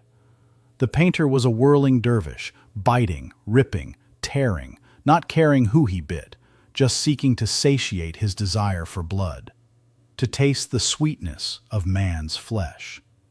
By the time Gunny had crossed the parking lot to kick it square in the face, knocking it off of the man on the ground, the other 4 had already drawn away. They were in a state of disbelief at the ferocity of the attack, all of them with gashes and bites, deep scratches and chunks of flesh missing from arms and legs. The thing on the ground wasn't finished, but it was stunned, if only a little. Gunny kicked out again, his heavy boot bouncing its head on the wheel of the rig the driver had been trying to climb into. Then he stomped down hard on its neck as the head hit the gravel and held it long enough to put a 9mm round into its snarling face. Gore splashed out of the back of its head, and it went still instantly. The other drivers stared at him, all of them breathing hard, stunned looks on their faces. "What?" one of them started to ask, but couldn't finish the thought. They were all bleeding, breathing deep, a little shell-shocked in the quiet rumble of the big diesel beside them, and the sound of Wirebender shouting over the CB. "Stay in your trucks," he was yelling, "and somebody blow your horn to wake everybody else up." There was a cacophony of sound as a dozen trucks blasted air and train horns. Some of them had just witnessed what had happened, and the radio lit up with chatter, everyone talking over everybody else. "What?" the man started again. "What the hell's going on?" He was bleeding freely from a set of nasty-looking scratches across his bare chest. One of his nipples was nearly torn off. "Zombies," Gunny panted. The four of them stared at him. It was too unreal to be true. Too unreal not to be true. Gunny knew two of them. The others he may have seen in passing. He couldn't recall. The man on the ground was moaning and holding his chest that was bleeding through his fingers. He had half a dozen bites on him. Gunny stepped off the dead painter and put a little distance between him and the men. "Hold on," Ozzy said. "Zombies? Bullshit." One of the drivers Gunny couldn't quite place said, "No such thing. Hopped up on angel dust is a better guess." "Open your eyes. Look." Gunny pointed to the painter, to his ripped-open neck that was missing half of the throat and larynx. "I don't care how many drugs you do. You don't get up and try to eat people after that happens to you. And I just saw that guy pumping gas. He was normal. Until he was killed by that little Mexican kid." He was trying to explain, trying to reason it out in his own head, trying to figure out if what he was saying was even possible, let alone true. "I saw that kid take 15 rounds to the chest and still try to bite me," he said. He was waiting for someone to play devil's advocate, someone to tell him that he was wrong, that the black kid had missed all those times, that what you saw you didn't really see. But no one did. Gumball looked like he was going to hurl. He was taking deep, slow breaths, and all the color had drained out of his face. "I got bit," Ozzy said. "Does that mean I'm supposed to turn into a zombie?" he asked, eyeing the Glock in Gunny's hand. "I don't know," he replied. "All I know is what I see. You saw it too." He ran his hand through his sandy blonde hair that was getting too long again, curling just above his collar. They were all staring at him. It was hard to think straight with all the noise. Some ass was still blowing his air horn, trucks were firing up, and everybody's radios were cranked up loud. Drivers with linears were walking all over each other trying to find out what was happening. Some of the trucks were starting to pull out, air brakes hissing as they were released. "Let's get this guy inside, back to Doc's office," he said, and motioned to the man on the ground.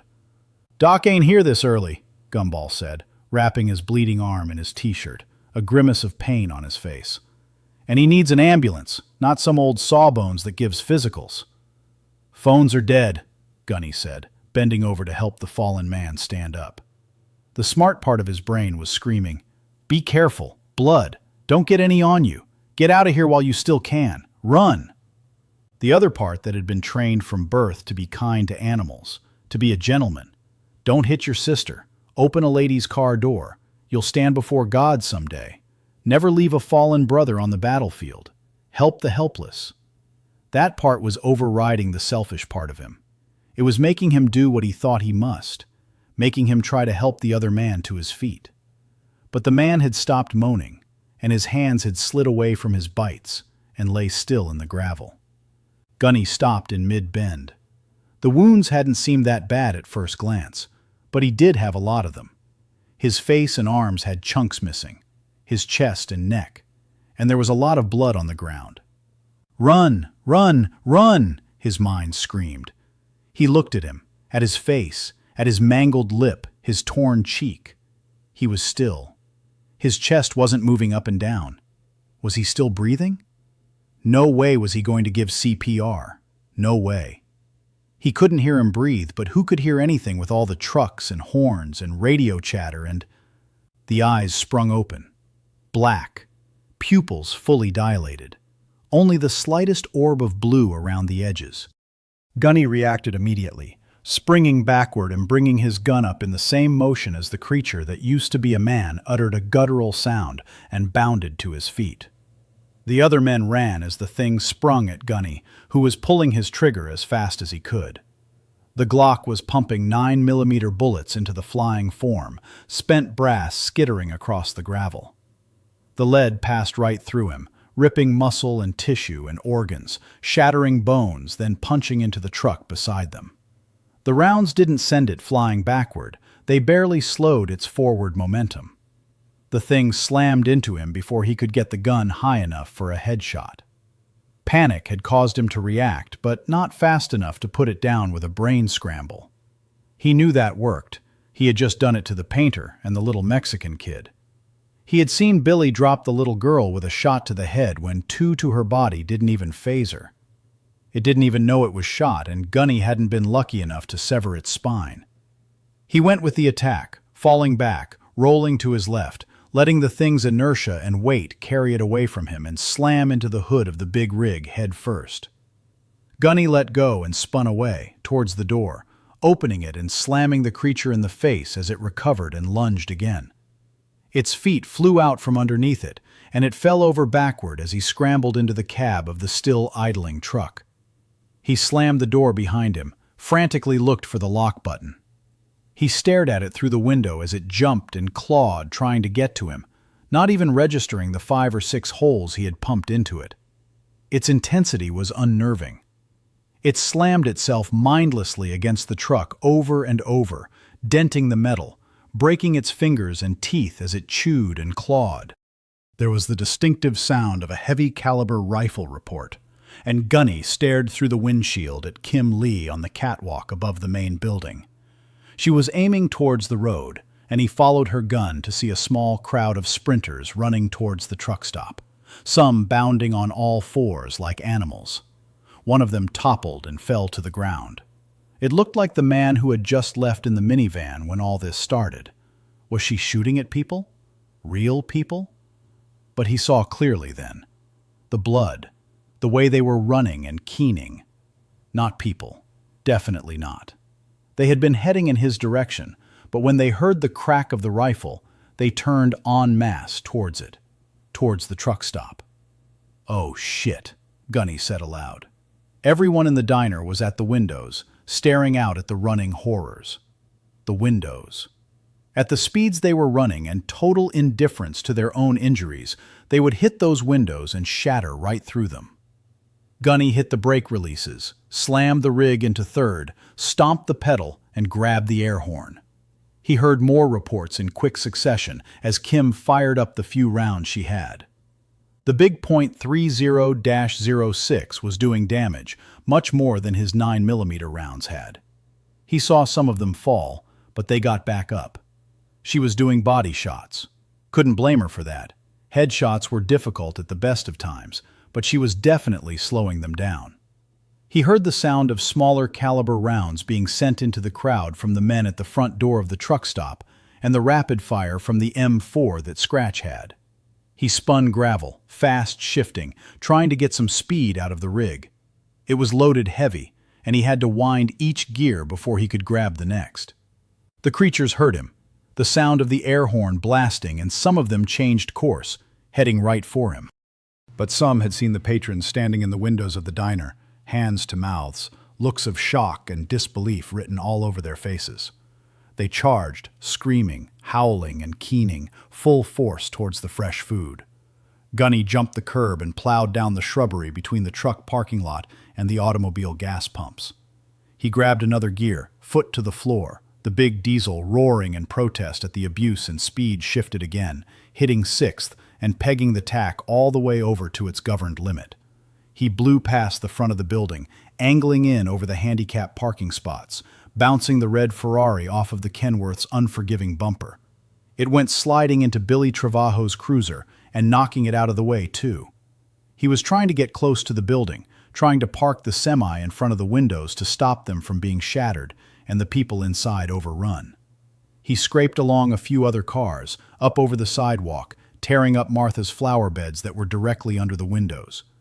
The closest sprinter was ignoring the noisy diesel, seeing only the people standing there, ripe for the taking.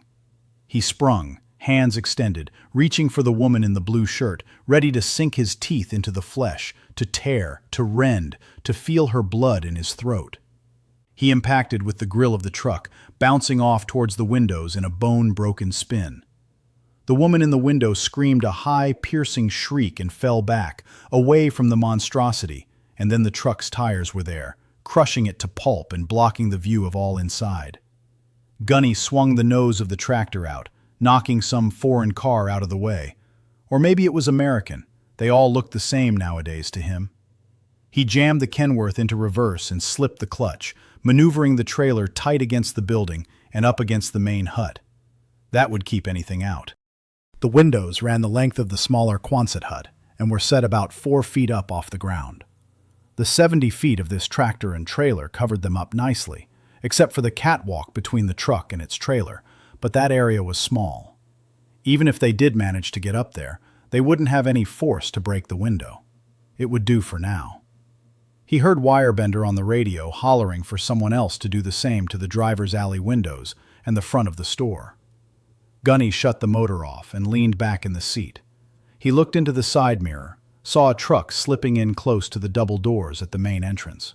It tore off the rest of the awning that he had broken when he came flying in. There were a few of the creatures left, still trying to get to him, but they were pretty busted up. Kim had really done some damage with the big gun, but they were still crawling or dragging themselves towards the sounds of humans. There was maybe a half dozen of them, all coming in from the direction of Reno.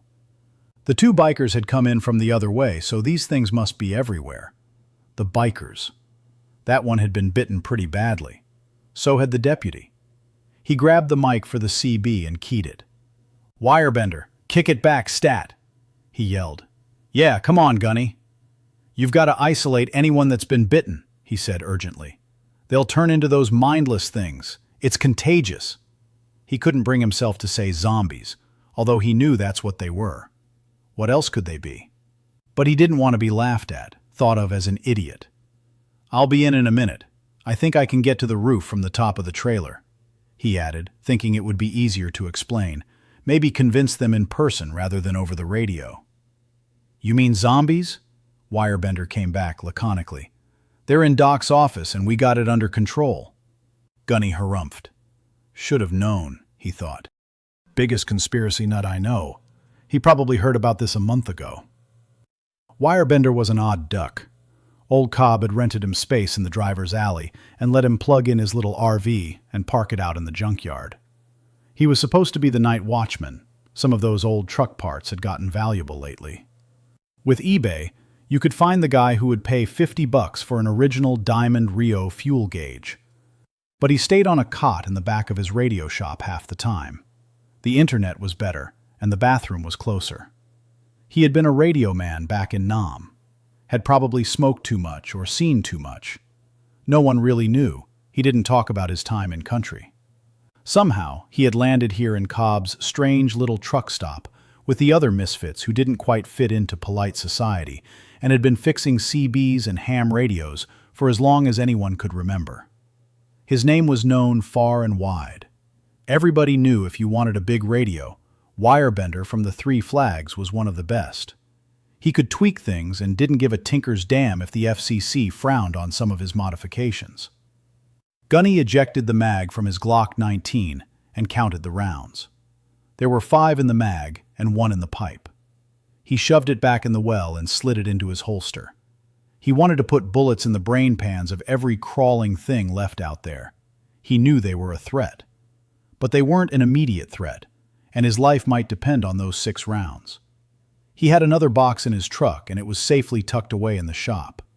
He wanted to get to it before he started wasting ammo on half-blasted creatures. Zombies, he corrected himself. They're zombies. Real, live, honest-to-God zombies.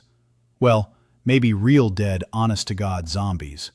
He didn't know how it could possibly be, how science fiction and Haitian horror stories could be real, but he knew what he saw. He thought he knew what he saw. And good Lord if he was wrong. If they were really just crazy or drugged up, he was going to be facing a very long prison sentence. He closed his eyes, got his breathing under control, played it all out in his mind again. Not second-guessing. He'd learned long ago not to do that. He replayed details, trying to see if there was something he had misread, some clue he'd missed. He was writing an after-operations report in his mind, looking for the flaw in his logic where some POG lieutenant would try to bring him up on a court-martial. He sighed. Plenty, he concluded. It didn't matter if there was a clear and present danger. In the end, he'd gunned down unarmed people. He knew fear caused hesitation, and hesitation would get you killed. But prosecuting attorneys didn't think like that. If this wasn't a freaking apocalypse, he was going to need a lawyer. He pulled his phone out of his pocket, dialed his wife Lacey again. Nothing. All circuits are busy. Please try again later. He looked at the creatures outside his window. A couple had seen him. One was fairly lively, jumping and clawing at the side of the truck. The other was trying to pull itself up on the steps with a crooked arm and was getting repeatedly stepped on by the jumper. He didn't sense any real danger, though. He was safe for the moment. He felt weak, drained. The adrenaline had fled his body, and now he just wanted to crawl back in the bunk and sleep for a minute. But there wasn't time for that right now. He hopped out of the driver's seat, over into the passenger side, and rolled down the window. He climbed out and onto the long Kenworth hood, glad this wasn't a new Volvo or freight shaker with all the sloping aerodynamics that would have been all too easy to slide off of. These old Kennys were just blocks and squares, all flat surfaces, like driving a brick wall. He hopped up on the roof of the sleeper, and then took a quick run and jumped the short distance to the top of the trailer. Kim was still on the catwalk of the main building, holding the old World War II rifle down at her side in a one-handed grip. She was talking to the other driver that had blocked the windows on the driver's alley side. They were trying to figure out how to get over to the catwalk. It wasn't far. The problem was that the Quonset hut was rounded, and the catwalk was a good 15 feet higher than the top of the trailer. You could jump.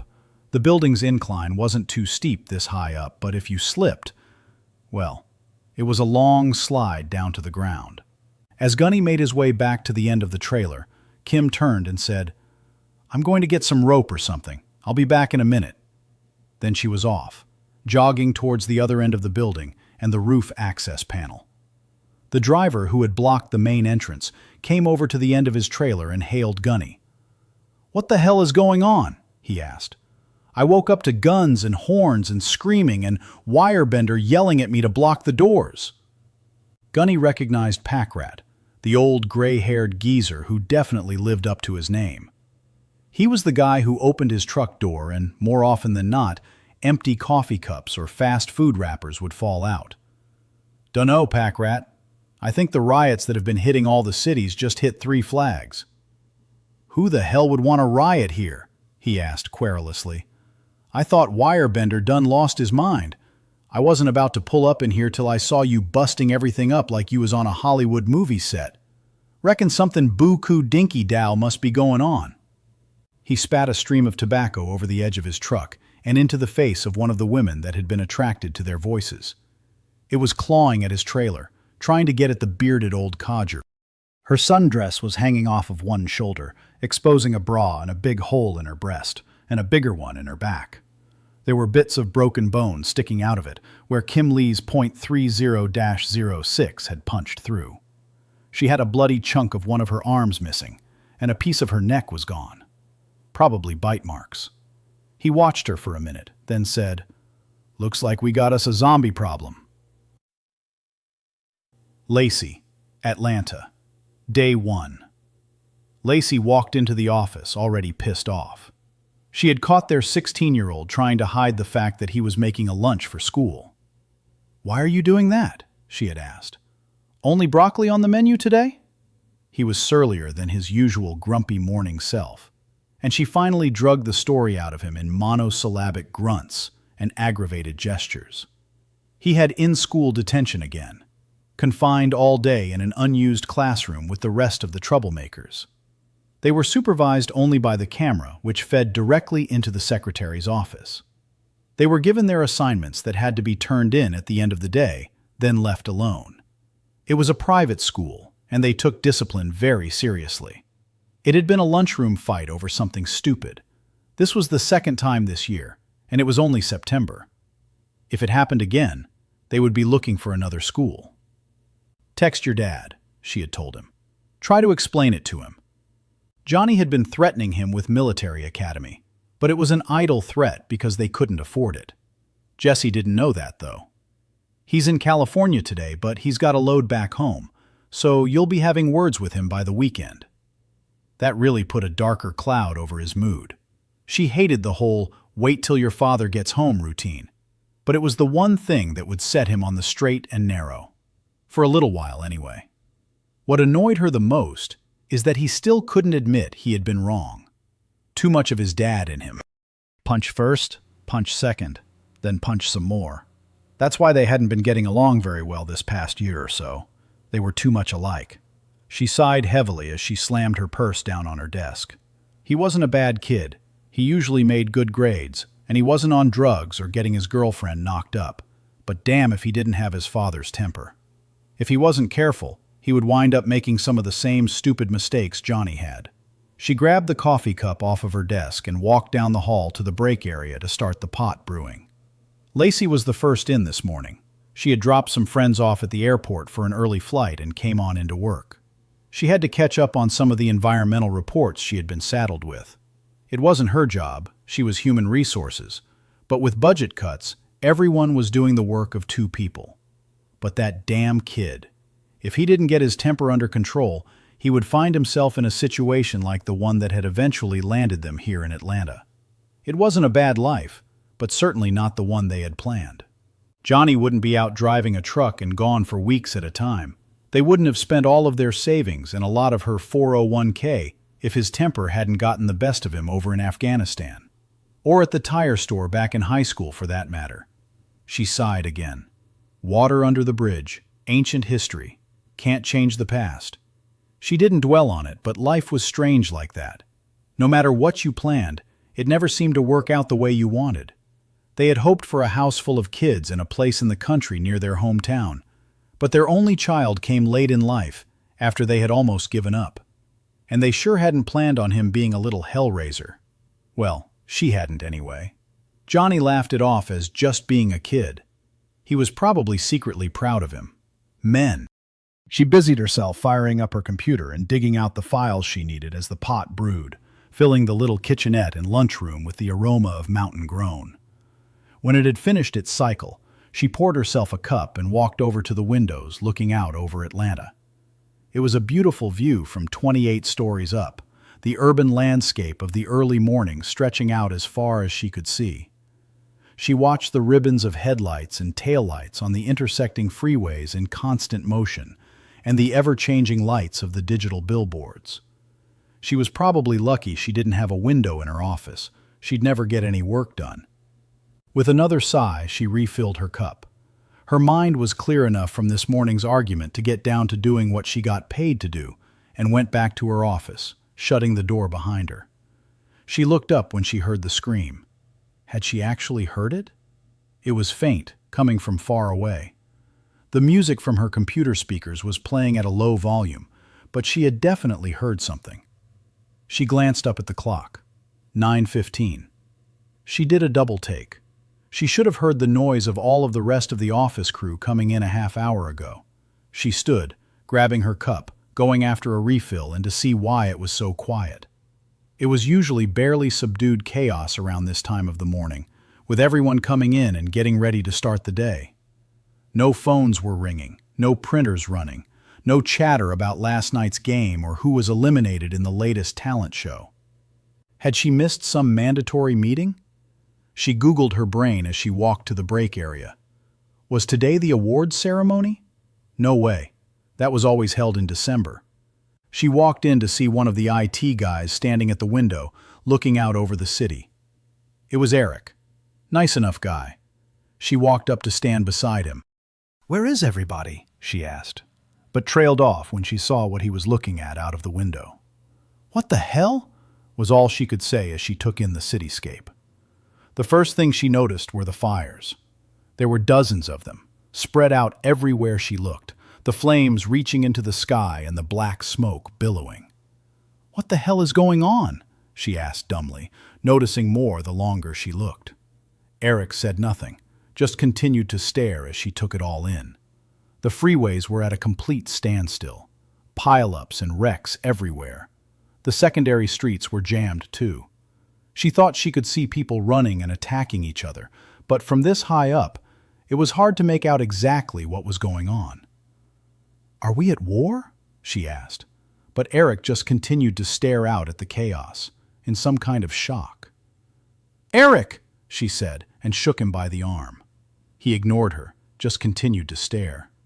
She looked back over the city, at the stalled and clogged roads, at the fires burning unchecked in the residential neighborhoods.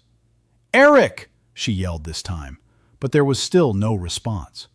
She needed information. She left him standing there and ran back to her office, the coffee refill forgotten. She logged on to the network, entered her password for outside access, and started searching the web for anything on the local news channels. There were no local channels. The live streams of the morning shows were down. All of them. And that was scarier than seeing all the fires. One search led to another, and all too quickly, she had a world view of what was happening. People coming back from the dead, invincible to bullets, mad mobs of screaming, leaping hordes killing everything in their path. She tried to call Johnny. All circuits busy. She tried to call Jesse. All circuits busy. She clasped her hands in front of her face as she watched live video feeds from different cameras around the state, then around the country, and then around the globe. She tried to call Johnny again. She tried to call Jesse again. She needed to go get him. He was shut up in that room in detention. If the city was in chaos, the suburbs must be too. Her mind raced. The roads were gridlocked. There was no way to even move along them. She needed a motorcycle. Hell, she needed her gun that was in the glove box of her car down in the parking garage. She watched the live streaming cameras from different cities. She wanted to know what she was up against. She watched them tearing and biting, watched them leap inhuman distances and take people down with inhuman strength. Her analytical mind went into overdrive, already discarding the simple explanations that didn't ring true. She wasn't being pranked. It wasn't rioting mobs of college kids celebrating a basketball game. It wasn't a political protest. It wasn't Black Lives Matter or the Ku Klux Klan. It wasn't aliens doing this. It was other people. People she saw with grievous injuries, people with arms completely ripped off and still attacking. She was watching a zombie uprising. She didn't know if the books and movies were true, that the only thing that could kill a zombie was a shot to the head, but she would take that as a truth for now, and definitely avoid being bitten. Had the government known something like this could happen? Is that why there were so many zombie TV shows and movies and books? Is that why even the CDC had a How to Prepare for a Zombie Outbreak booklet on their website? She was thinking too much like some of her internet friends now. A conspiracy for everything, and everything a conspiracy. Wonder if there's any tin foil in the kitchen so I can make a hat. She slapped herself mentally. Get it together, girl. This is real. Don't skizz out. They had a sign hanging on a tree in their driveway. It had a picture of a gun and said, "We don't call 911" on it. She dialed anyway, not really expecting anything, and got another "All circuits are busy." She needed a weapon and protective clothing. She couldn't get bit. Part of her mind was screaming at her, "Are you retarded? A zombie apocalypse?" But the other part was cold and analytical, sorting the images and video she had seen, compiling it with what was outside the window. It was absolute civilization-ending chaos.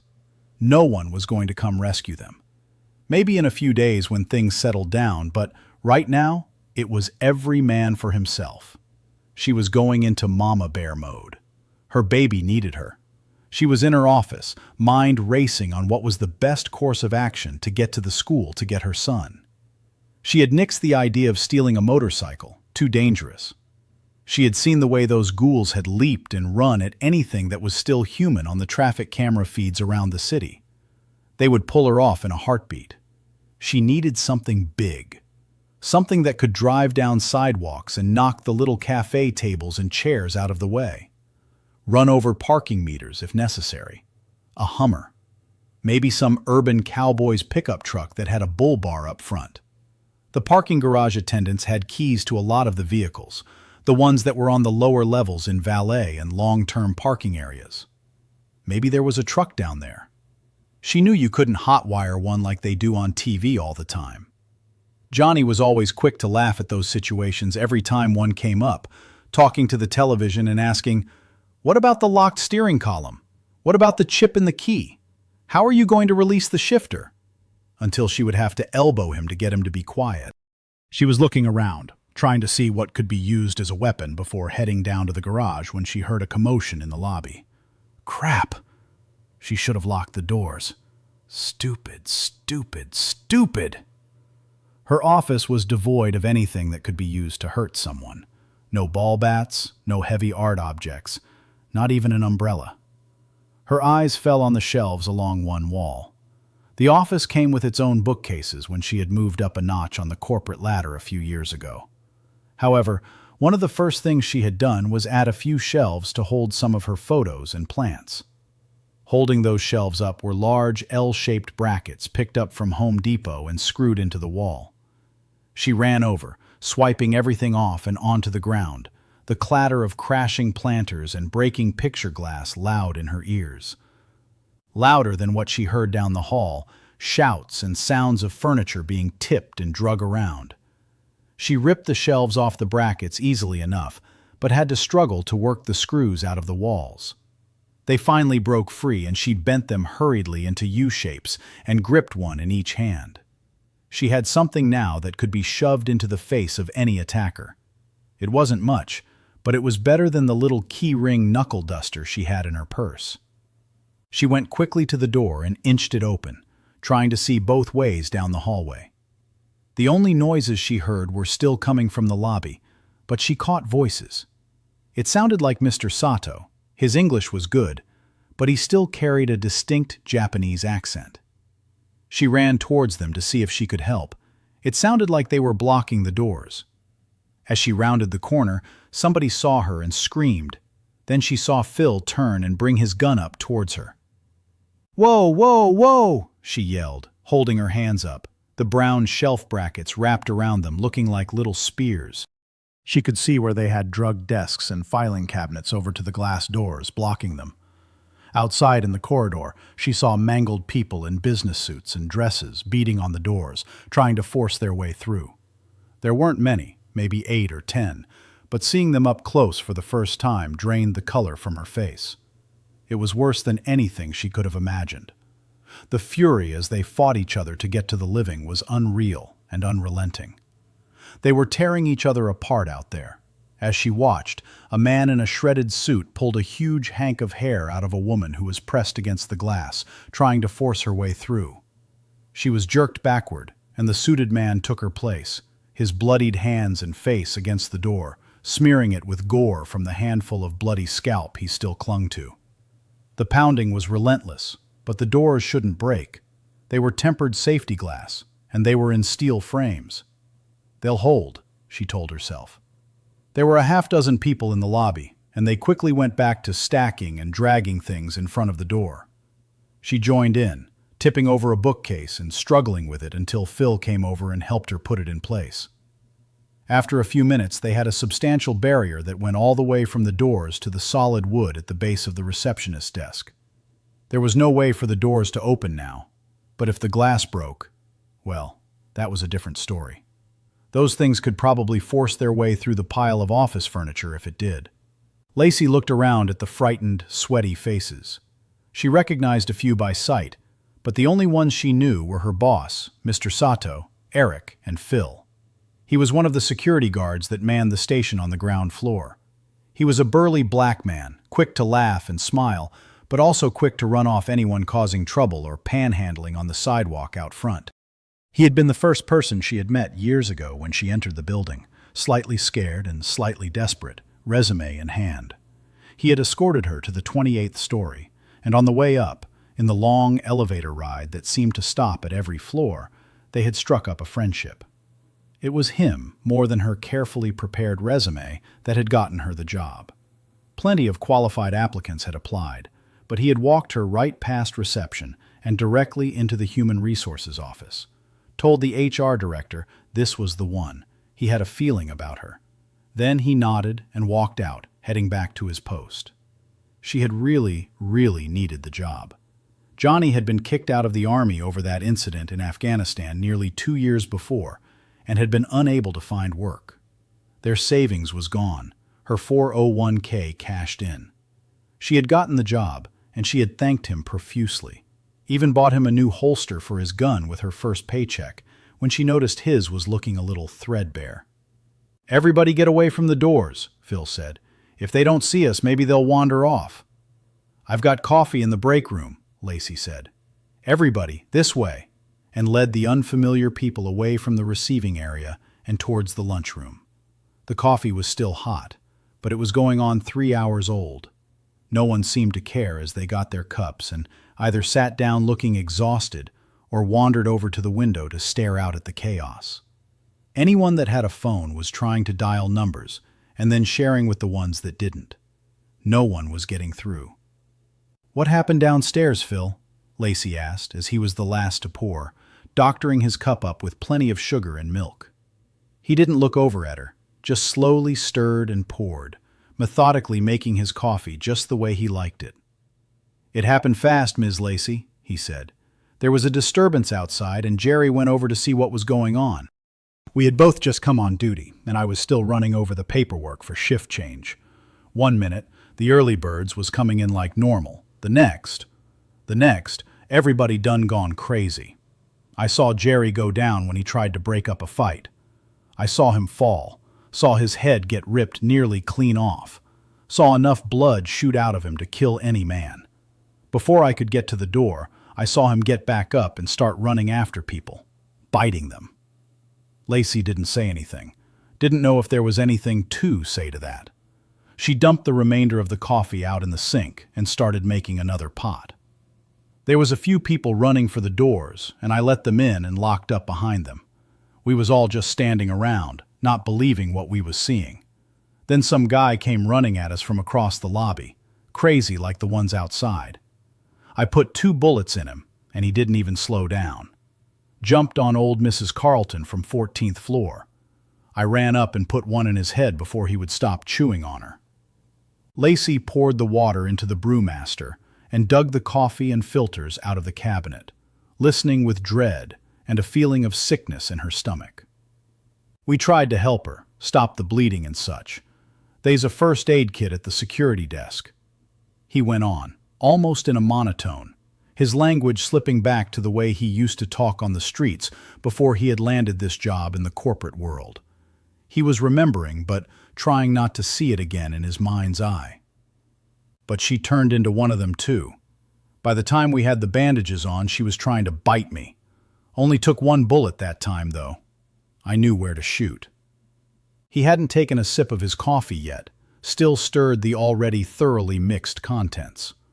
Lacey hit the button on the machine to get the next pot started and laid a hand on his massive arm, stopping the stirring action. She squeezed, no words possible, no words needed. Phil seemed to shake himself internally, gave her a half smile, and put the cup to his lips, blowing to cool it down a little. "That's when Mr. Sato from 28th said he had a satellite phone in his office," he went on. "Everybody was trying to call, and no one was getting anything other than busy signals, or not even that, just being disconnected before it would ring. So we started to head up here. But while we were waiting for the elevators, a bunch of those crazies came in through the mezzanine entrance. I didn't have enough bullets to take them all down, so we ran for the stairs. There were a lot more of us in the lobby when this all started, Ms. Lacey. I don't know if they split off and hid or if they got taken down in the stairwell. I was first in. Maybe I should have been last. I don't know. I was just trying to make us a path up here. We went up to the 3rd floor and ran to the elevators there. We made it in, but when we got out here, there were a bunch of them in the hallway. The rest of the story you know. That's about when I almost shot you." He grinned a little. "Glad I didn't," he added. "Me too," Lacey said. "Is there any way to get down to the parking garage? Phil, I need to get out of here. I need to get to the school to get my kid." He shook his head. "No way. The garage is open to the street. It's probably full of those things. Ms. Lacey, you haven't been out there among them. They are faster than us. They are stronger than us. They're nearly invincible. You couldn't pay me any amount of money to go back down there. Not until the police or the army get things cleaned up." Mr. Sato, the CEO of the American division of Satoshiri Electronics, came bustling back into the room with his satellite phone in his hand and announced that he had made contact with someone in the governor's office. They had assured him that the army would be out soon to get things back under control. And yes, of course, they would be evacuating personnel from the rooftops with helicopters. There was a quiet cheer as the small crowd greeted the news. "Did they say when?" someone asked. "Do we need to get up there right now?" Another added, fear evident in his quavering voice. "How will we get past those things in the hall?" Mr. Sato looked at a loss as all the questions came flying at him, the people talking over one another. As Lacey handed him a cup of coffee, Phil raised his hands and made shushing motions. "Settle down, people. I don't think we need to leave here just yet. We have a clear view of the city. When we see the Army or the National Guard clearing the streets, or we see the choppers start coming in, then we can head to the roof. The elevators will take us almost all the way. I have the keys to the access door, so we're only 5 minutes away when we need to be." There was an audible sigh of relief from the harried office workers. Just 10 minutes before, they had been out in the hallways and stairwells and had seen half of their number killed or bitten, drugged down, and savagely attacked with claws and teeth. They had no desire to go back out there. Just then, Lacey's phone sounded off with a toot-toot of a big truck's air horn. The text tone from Johnny. It was like a minor miracle.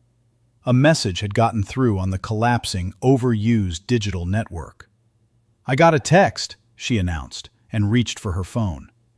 Everyone else caught on quickly and pulled theirs out, and instead of trying to place voice calls, they started to text message, hoping theirs would make it through the overworked system. Chapter 6. As Gunny came down the ladder off the catwalk and into the back of the kitchen, Tiny was there, waiting to go up. He had the Garand slung over his shoulder, a box of shells in his jacket pocket, a two-way radio clipped to his belt. Gunny raised his eyebrows questioningly. "Cobb wants a watch. Can't see much out of any of the windows now," Tiny said. Gunny nodded, then asked, "Billy okay? Gumball and Ozzy make it in here?" "Ozzy did. Ain't seen Gumball. He get bit in that scuffle?" "Yeah, him and a couple of other guys I don't know. They back at Doc's?" asked Gunny. "Yeah," Tiny said. "This is some crazy shit, man. You ought to go see Cobb. He's down there with them." The big man was subdued, saddened as he turned towards the ladder. Gunny laid a hand on his arm. "You get a hold of Tanya?" he asked. Tiny just shook his head and mounted the ladder, heading up to take first watch. Gunny cut through the back way into the kitchen, through the storerooms and out into the back of the main building. He knew what Tiny was going through. Tanya, his wife, worked in downtown Birmingham. Gunny's wife worked in Atlanta. Both bad situations if this were everywhere. He needed to see Wirebender, see if there was news from the internet or any of the ham operators near home. Gunny knew this route through the maze of storerooms because he had helped Cobb carry in some produce that had fallen off a truck more than once through these doors. Many of the drivers would give Martha anything extra they had, and when dealing with fruits and vegetables, there was always something extra. Receivers would reject whole cases if there were only one bad orange spotted. Melons, if they were a day late arriving at the docks. Boxes of steaks, if the thermometer readings weren't right on just one sample. Martha passed the savings on to her customers. She and Cookie would always whip up something from whatever she was given, and it was the daily special. Many of the tourists couldn't believe they could get a slice of peach cobbler for 50 cents, or a $5 steak. Gunny had to pass Doc's little office before he got to the CB shop, and looked in as he walked by. Wirebender seemed to know what they were facing, and had said everything was under control, so he wasn't worried about anyone else turning. He figured they had been isolated or something. What he saw stopped him in his tracks. Apparently, no one else did know what they were facing. The biker girl was grim-faced and stoic, finished with crying, putting the finishing wraps on Deputy Travajo's arm as he sat gray-faced in one of the waiting room chairs. Doc's assistant Stacy was there. She was a night school nursing student who worked for him during the week. She had Ozzy laying on the reception counter, his pants cut off to above the knee, and was trying to clean and flush the nasty-looking bite wound on his leg. Billy held his radio with his free hand, but there was no chatter on it. Gunny looked for any of the other men who had been bitten from the brawl in the parking lot. The guy who had been scratched was sitting in one of the other chairs, holding a towel across his chest. He glanced around for the other biker or the painter. They both got it pretty bad. These guys all seemed okay. They weren't going to die or anything. "Where's the other biker?" he asked. "Gumball?" Gumball took off. So did a bunch of other guys. Ozzy grimaced through the pain. "The biker is on the table in the back," Stacy replied. "We did what we could with what we have. He needs to get to town, to the hospital." "Not sure if that's going to happen anytime soon," Gunny said. "If it's as bad in Reno as here, there won't be any ambulances free to run up this way." He walked past the desk and into the examination room. The biker was laying on his stomach, a big gauze pad that was starting to seep red taped to the back of his neck. His face was a mess from where he had it crammed into the asphalt. He had his eyes closed. There was a long strip of his scalp and hair missing they had also bandaged. Gunny shook him a little, then stepped back. "Hey, you awake?" he asked, one hand firmly on his gun. The guy said. "Just hang on, buddy. I'm going wheel you to the other room," he said. He didn't like this. He had seen how fast the guy in the parking lot had turned. Moaning in pain one minute, ripping out throats the next. This guy was barely coherent, and he knew he wasn't doped up because Doc didn't keep meds in here. This was just a place where truckers could pay their $60 and get their medical cards stamped for another 2 years. Or pay a little more if there was a little something wrong with them, and still get it stamped for 2 years. He was kind of surprised they even had bandages, but he supposed the Board of Health checked up on these places from time to time, so they had to at least look official. He released the locking wheels of the exam table and started to roll him out into the waiting room and the corridor beyond. Stacy looked up from Ozzy's leg she was irrigating. "Are you taking him to the hospital?" she asked. "To the weight room," Gunny replied. "It'll be safer in there." "Wait!" she cried out. "It's filthy in there. There's infection to think about." Yes, there is, Gunny thought. He looked at Ozzy and the shirtless man. The only other two people who had seen someone go from human to dead to monster in a matter of seconds. They looked at the biker, lying face down and unresponsive. He had lost a lot of blood. "Does that thing have straps? Strap him down," Ozzy said with a little bit of panic in his eyes. "I'll help." The shirtless man jumped up and hurried across the room, holding open the door. "Where's the other guy, the painter that kid brought in?" Gunny asked as he wheeled him out into the corridor. "He didn't make it," Stacy said. "He didn't have a pulse or anything, so we laid him in the freezer." Gunny stopped and looked at her, disbelief evident on his face. "He was dead," she said defensively. "I didn't know what to do, and that was the only option I had for now." "It's all good," Gunny said. "I'll check on him." He turned a hard left out of the office and started to run, pushing the heavy examination table in front of him. "Go down to the shop," he yelled at the man running beside him and helping to steer the table. "Grab some ratchet straps. There's a bunch in the side box of my wagon. It's there in the second bay." The man took off at a dead sprint. Gunny was a little impressed. The guy seemed unflappable. He had a good build, the muscles in his dark skin defined as he sprinted. Either he hadn't been trucking very long, or he kept up an exercise regime. No stupid questions, no hesitation. He pegged him as a Marine. Maybe infantry. Definitely military of some kind. He stopped just short of the door to the gym and pulled it open, then quickly got the front of the table in before it could close. He chose this place because it was as far away from the central area as possible, and the doors had big handles that could be chained shut. He thought he could tie him to one of the machines, but if they strapped him down, that probably wouldn't be necessary. The man came hustling back in by the time Gunny had the biker in the back of the room, and they quickly wrapped the poor bastard in 3-inch wide heavy-duty straps and tightened them down. Not too snug, but enough he wouldn't be slipping out of them if he turned. They looked at each other over the table, both still breathing a little hard. Gunny glanced down at the scratches on the man's chest. They had started bleeding again, but it wasn't bad, mostly from his nearly missing nipple. "Yeah," he said in acknowledgement of Gunny's look at his chest. "I've got a very serious vested interest on how this all turns out." Gunny nodded, stuck out his hand. "They call me Gunny," he said as they headed out of the room. "I've heard," the man said. "I'm Hot Rod." "Vet?" Gunny asked. "No," he said, and knew what Gunny was really asking. How are you so cool under pressure, not freaking out like most civilians would? I race dirt track and stock cars, wheel to wheel at $1.50. Done it for years. He smiled and held up his arm for Gunny to see. Or at least I used to. There was a long, wide scar going from the inside of his bicep all the way down to his wrist, ragged-looking on his coffee-brown skin. Reflexes aren't what they used to be. Now I truck. I'm headed to check the freezer. You sterilized those scratches yet? Raw alcohol, Hot Rod replied. Gunny grimaced.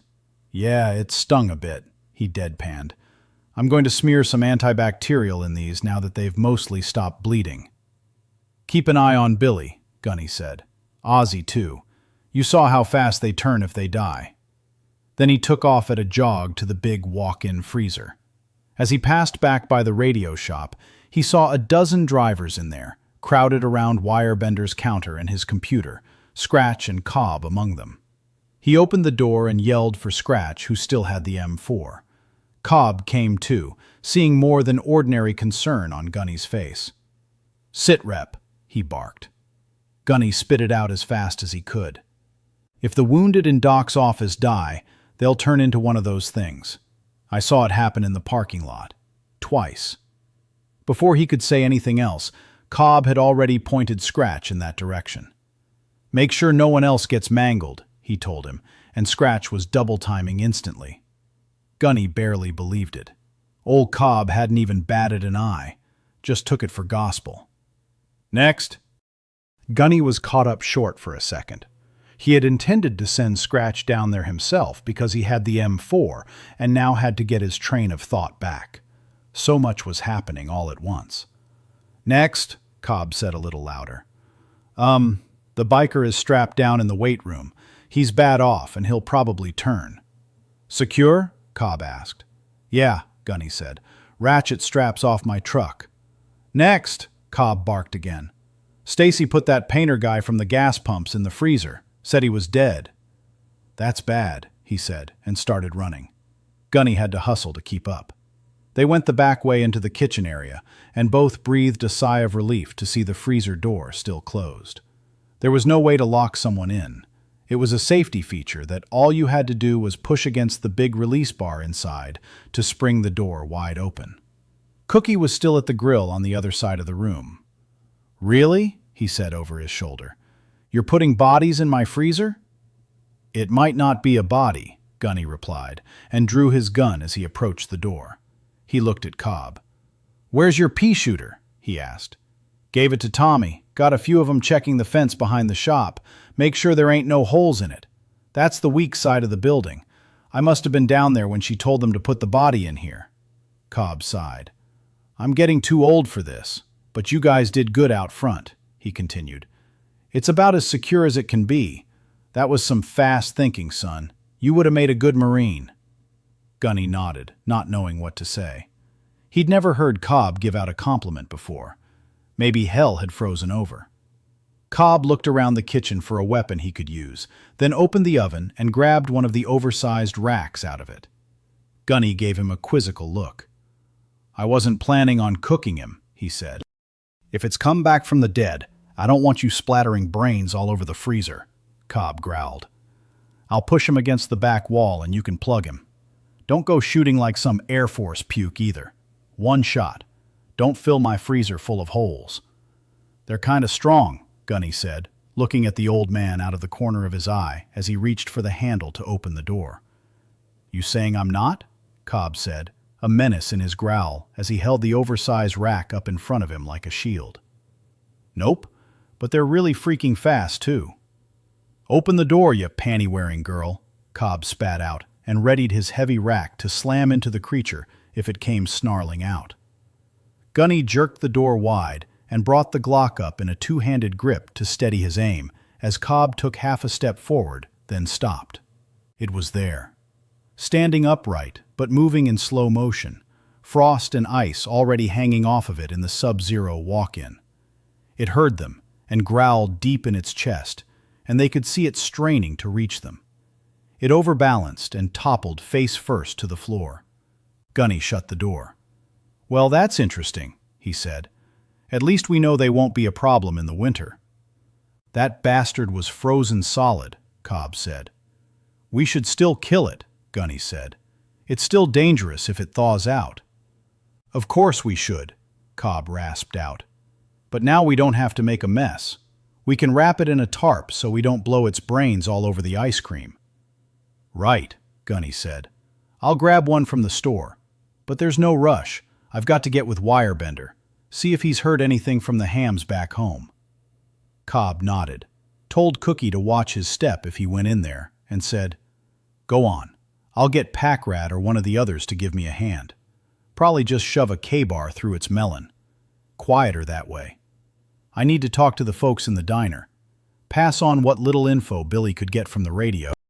"What did he say? They send in some more deputies over here, try to figure this mess out? He tell them we needed an ambulance?" Cobb looked at him for a minute, realizing that Gunny had just come in off the roof, hadn't heard any of the radio chatter from Billy's two-way.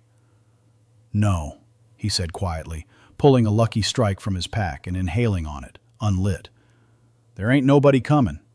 Billy was in contact with the office. They had heard from Reno. Total foobar. Sheriff's office sounded panicked. They quit responding after there was some gunfire heard over the channel. Most of Billy's deputies either weren't answering or were screaming for backup themselves.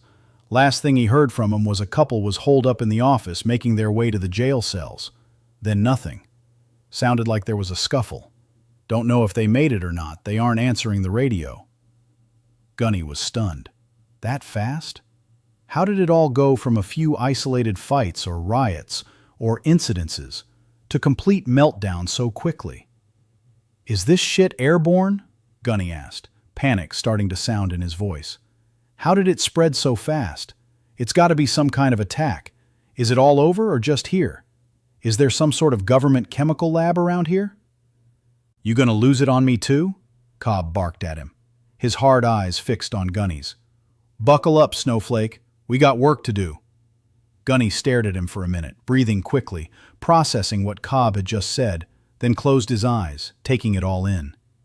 "Cities have fallen in a matter of hours. No way. It's impossible. So are zombies. You just killed 2 of them. Cities have fallen.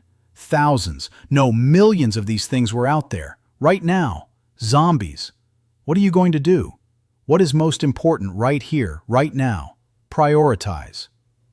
Gunny reached his hand up to his forehead, stretched out his thumb to form a C with his fingers, and in a slow, measured, fluid motion, he raked his hand down his body. He closed his chakras, all of them, completely. He would deal with all this later. It was a trick he had learned in his mandatory counseling sessions to determine his mental stability before he was quietly handed his walking papers. He was told never to darken the door of any government institution again. Army, Navy, Air Force, Marines, Coast Guard, National Guard, Reserves. All ties severed. "Don't call us, we'll call you." He had asked if that included the IRS. They were not amused. He didn't know if he really had chakras to close, or if it was all just a mumbo-jumbo New Age calming device, but either way, it worked. The one good thing that came out of those hour-long sessions twice a week was a way to close off his mind, to slow down the nightmares, to contain his rage before it got out of control, to shut off emotions for a while, to get his headspace and timing back in order. He opened his eyes to Cobb still staring at him. "I'm good," he said, breathing evenly, calm again. "I'm going to go talk to Wirebender, then I'll grab a tarp and take care of this. But I don't have a good knife. You have keys to Switchblade's shop?" Cobb unhooked a big ring of keys from his belt loop, handing them to Gunny. "It's marked. Switchblade doesn't open till 9. I don't think he's going to make it." Gunny took them and started to turn away. "Get a good one," Cobb said. "He keeps those in the glass cases. Ain't got a key for them, you'll have to snap the lock. Now I gotta go tell these people it ain't just the 3 flags. The whole damn world is melting down." Cobb sighed, seemed to sag, and looked older than ever. Gunny felt a bit sorry for him. It wasn't a job he would have wanted. He looked out past Cookie, at a diner half full of people who didn't have the experiences with hardship and death that most of the drivers here had been through. Most of them weren't going to take it very well. He looked back at the haggard old man. "Semper Fi, Top," he said softly. Cobb seemed to shake himself, harumphed, and spat out as Lucky. "Don't you got some business to be attending to?" he growled. But Gunny saw his shoulders straighten and his back became stiff again as the turned and stomped out of the kitchen. Switchblade's knife shop, the Cutting Edge, was near the main hall and carried a vast assortment of knives and swords and other less than lethal weapons. He had paperweights cleverly disguised as brass knuckles. He had props from every movie that ever had a sword or fancy knife in it, tons of cheap Chinese knives and, like Cobb had said, a small selection of quality knives locked away in display cases. These weren't his best sellers. Why buy a $200 knife if you didn't need it? You could buy a whole handful of $20 knives that looked cool and came in garish colors for the same money. After he had let himself in, Gunny grabbed a sweet-looking dagger with a stack of skulls for a handle and stuck it in the little lock to snap it off the showcase. It snapped at the hilt. So he grabbed a bright green knife that looked like a snake was curling around the grip. It didn't do much better, although the blade lasted longer than the plastic handle. Sighing, he looked behind the counter and saw a screwdriver. It snapped the little lock right off. Switchblade didn't have many high-quality knives, only a few dozen, but they really were top shelf. Genuine K-bars, Gerbers, a few SOG SEAL Team knives, and H&Ks, among others. Gunny just grabbed a Gerber because the sheath was right there with it, and it looked as sturdy as any of the others. He slid it onto his belt, then finally headed down to the CB shop to see if there was any news from the Atlanta area. As he passed Doc's office, he could see Scratch standing near the entrance door, talking to Hot Rod, but he was a good distance from the others. Gunny smiled to himself, remembering a quote from General Mad Dog Mattis. "Be polite, be professional, but have a plan to kill everybody you meet." It looked like Scratch was doing just that. As he opened the door to the cluttered radio shop, he could hear the sound of a dozen different voices over the CBs and ham and shortwaves. They were vying to be heard over the televisions and internet feeds from around the world on all the monitors he had rigged up. A visit to his den was always a headache-inducing endeavor if you didn't like the sound of background static and Roger beeps and distant voices over loudspeakers. But now he had really cranked it up a few notches. Some of the guys noticed him as he came in and gave him nods. "Cobb said those things are all over the place. That true?" he asked, raising his voice to be heard over the pandemonium coming from the speakers. He looked around at the multiple monitors and screens and saw the answer on their faces without being told. Wirebender finished talking to someone on one of the ham radios, noticed Gunny, then hit a switch quieting the cacophony down so he wouldn't have to yell to be heard. "Saw what you did out there, man," he said in his somewhat reedy voice, nodding towards the closed-circuit video monitors on the back wall. The whole 5 minutes was on replay on one of the screens. It looped from the time the couple on the bikes left to him and Pack Rat climbing up out of view towards the catwalk. Gunny watched it for a minute, saw himself shoot the little Mexican kid in the face, then turned away to see the rest of the men staring at him. Hard men with hard faces. Were they judging? Did they think they could have done it better? Were they Monday morning quarterbacking what he had to do? Grizz finally spoke up, saying, "I don't know if I could have done it, brother. That was some pipe-hitting shit," then held his massive fist up for Gunny to bump. The tension broke, and there were a few pats on his back, and "it had to be done," and "thank God you didn't get your ass bit" comments. Then truckers, being who they were, somebody had to crack wise about Gunny's bow-legged run. Then they were chuckling over the Ferrari he had plowed into. Gunny went to the counter, and Wirebender was sitting there surrounded by his electronics like an all-knowing oracle, like he had been waiting for this ever since Gunny had walked in the door. "Atlanta?" he asked. "Not good," Wirebender said. "I got on the horn with some guys I know in that area about the time you were introducing Mr. Kenworth to Mr. Ferrari." He tucked a length of long gray hair behind his ear. "Only one of them answered. He's way out in the sticks. He hadn't seen anything. As far as Atlanta proper, man, it's the same as everywhere else. All hell broke loose about 7 or 8 o'clock their time. I've been up since way early watching this develop. It's not just here, Gunny. While we were sleeping, most of Europe went through this. It's like it's following the path of the sun or something. People wake up and turn zombie. I didn't think it could happen here, though. Gunny watched the televisions, the internet channels. It was the same all over. Fire, mayhem, zombies, police in full riot gear. Some of the East Coast TV stations aren't even broadcasting. Half the sites I go to for real news in Germany and France and England aren't there anymore. I scan the radio dials and you don't hear voices, just music. Playlists on repeat, probably. But if it's been going on around the world, maybe following the sun, as you say, why haven't we been warned? You know, the military, the government has been watching all this, one of the drivers said. Maybe it was all too fast, another opined. If it comes with the sun, by the time Washington realized it was happening here, it already had. Well, how can the sun make people turn into zombies? Gunny asked. There's no way unless... He thought for a minute. Unless we're already infected with something, and the sun is the catalyst that sets it off. It was a stupid idea, but no one could come up with anything else that was even remotely more plausible. It was getting hot in the overcrowded room, and Gunny started edging his way out. He still needed to get rid of the thing in the freezer, and watching all the footage and the news reports had left him utterly resolute. He now had no qualms whatsoever about putting one of those things, zombies, down. There was no shred of human left in them as far as he was concerned. As he slipped through the door, he pulled his phone out to check for any texts may that have been missed in the noise and confusion, and saw that there were. 2 of them. He breathed a heavy sigh of relief and hurriedly swiped the screen to read the rest of the messages. They were both from his wife. The first must have been sent much earlier, but they both came through at the same time.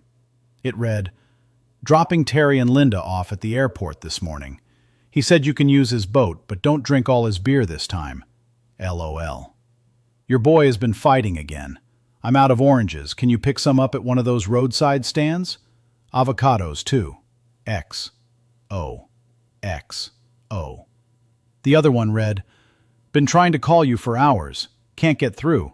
Thank God you are okay. If you're reading this, then you know what is happening. Haven't heard from Jesse, but he had in-school detention. If he stays put, he will be okay. I am at work, but a group of us have barricaded ourselves on the 28th floor. We have Phil with us. He has killed 2 of them so far. We are okay for now, going to get to the roof. Mr. Sato said the army would rescue people off rooftops. Once I'm off, I'll get Jesse. I love you, honey. Please be safe. We will probably be in an army camp when you get back." XOXOXO. Gunny leaned against the wall, almost weak with relief. Lacey was okay. She was at work. That sucked. Would have been better if she wasn't, but she was safe. They had 30 more stories to go to get to the roof. He wondered why they just didn't hop in the elevator and go. Phil was the security guard, and Gunny had seen that he carried a pistol when he'd met him on a few of the occasions he had taken her out to lunch. Her boss, Mr. Sato, was there with them. That was good. He was the CEO, and if he said the army was rescuing people, he must have a connection somewhere. They were setting up refugee camps. He hadn't heard or seen that on any of the news feeds they'd been watching, but that didn't mean anything. Things weren't as bad as all that if the army had birds out pulling people from rooftops. And Jesse was in detention. But that was good too. He knew from hearing him describe how isolated, unfair, and horrible it was the last time he wound up in there. Locked up in a dungeon was how he put it. No cafeteria lunch. Had to bring one from home or go hungry. Had to beg for bathroom breaks. No phone. No iPod. A camera watching your every move. Just a notebook, paper, and one book. Oh, the unfairness of it all. He'd told him to take his fights off the school grounds next time. Lacey had told him to walk away and not resort to violence. Whatever. He wasn't raising a Nancy boy. His family was safe. That was good. Now all he had to do was drive 2,400 miles through zombie-infested country, find the right refugee camp, and collect them. Piece of cake. Jesse. Detention. Day 1. Jesse was taking care not to bob his head to the beat of the music. The earbuds ran carefully up his sleeve, out the top of his shirt, and hidden under his collar-length hair. Of course, the iPod was strictly forbidden in detention, and that was why everyone had one. Or their phone. It was going on 10 o'clock, and the essay he had to have finished by the end of the day was nearly done. The old man always said if you had a job to do, just buckle down and get it over with. Not that he'd follow any advice the old man gave, but he didn't want to spend another day in this hellhole of boredom, so he'd knock out the assignment, and then knock out Kyle Farson's teeth after school and off school property. He's the bastard that got him in this mess. Then, when the old man got home, he'd have to deal with him being pissed off and going on about military school if he screwed up one more time. Kyle would pay for that too. Busted nose. Maybe black both his eyes. Or not. He knew he would just let it go, but it felt good to dream of revenge. Jesse didn't think of himself as a badass or anything. It's just that these private school kids were all a bunch of pansies. He'd been raised up on the military bases, and even after his dad got out, he still went to the daycare and school on base because his mom worked there as a civilian. Military kids were pretty rough and tumble. They played hard and weren't mollycoddled when it came to scrapes and cuts. More than once he'd heard, "What are you crying about? I don't see a bone sticking out." When they moved to Atlanta, he kept up with his karate classes, and when he got in his teens, the old man had started showing him some really devious fighting moves. Stuff they didn't teach at the dojo. Stuff that he had to swear never to use unless he was prepared to be arrested and maybe sent to jail. Stuff only to be employed in a life-or-death situation. Brutal moves his old man said he'd been trained in while he was in the army. Things like eye gouging, elbow breaking, and neck snapping. Moves designed to kill or permanently maim. With the knowledge that he could crush anyone that came up against him, he had walked away from a lot of fights, had let them push him and call him a pussy or whatever. Because in his mind's eye, he could see the outcome. Could see the jerk laying on the ground screaming in agony in about 2 seconds, and that was enough, just knowing he would win. But My dad is a lawyer, Kyle Farson III, had caught him off guard with a blow to the back of his head, had knocked his lunch tray out of his hands and sent it flying across the floor. True, he'd called him a cock-gobbling douche nozzle, but that wasn't enough reason to sucker punch him. Jesse had kicked out on instinct and followed up with a few punches before he stopped himself. By then it was too late. All the teachers saw was him pummeling on the richest kid in the school. It didn't matter that Kyle had started the whole thing. Poor little Kyle was laying on the floor with the wind knocked out of him and bleeding from a split lip, and Jesse didn't even have his hair messed up. So unfair. Jesse looked up from his writing. He thought he'd heard something. Sheila was staring at him with an exasperated look, obviously trying to get his attention. Had he been singing along with the music? He moved his hand to his pocket and hit the pause button, then nodded his head in a "what?" gesture.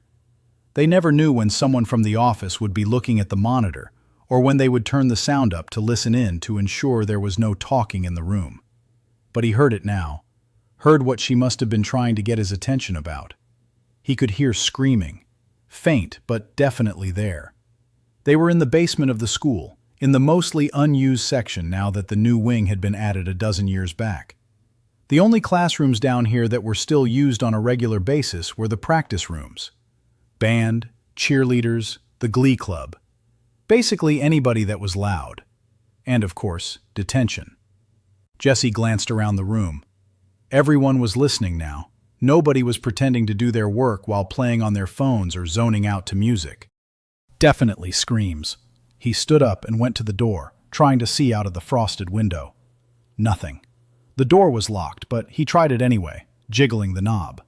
Sheila had walked up to the camera and was waving her arms at it, saying, "Hello, hello, what's going on?" Gary rolled over in his wheelchair and cupped his hands against the door's window, trying to see out, but it was useless. The glass was too opaque to make out anything definite, just a single running figure that darted by. "Fire drill?" Doug asked, standing behind the wheelchair, looking over his head, also trying to see out of the frosted glass. "We would have heard the alarm," Gary said. Another shadowy shape ran by, and he started pounding on the door, yelling for them to open it. Whoever it was kept on going. "This is so weird," Sheila said, giving up waving at the camera. "I heard if you even get out of your chair, someone is on the speaker telling you to sit down." This was her first time in detention, a result of getting caught texting for the third time during class. "True enough," Gary said. He had been here a few times before, his poor attitude and angry outbursts always seeming to land him in hot water. He had only been paralyzed for a few years, was still trying to adjust to it. The dirt bike wreck that had broken his back hadn't even been that bad. He had just landed a small jump wrong and woke up in the hospital, paralyzed from the waist down. He couldn't even remember how it happened. He was one of those popular kids who got along with everybody, the jocks, the stoners, and the nerds. It didn't matter to him. He was usually an upbeat and friendly guy, and the teachers had let him slide on a lot of things. Sometimes he went too far and found himself in the dungeon, paying for his outburst with a day of monotony and boredom.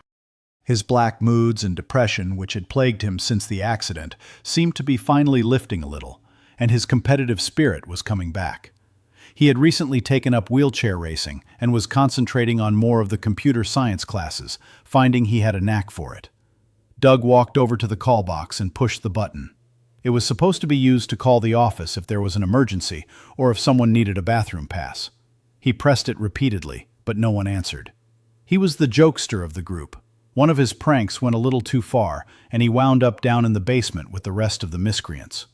Jesse rattled the door again, jerking on the knob, trying to get it to force open. "This is a load of bull," he said.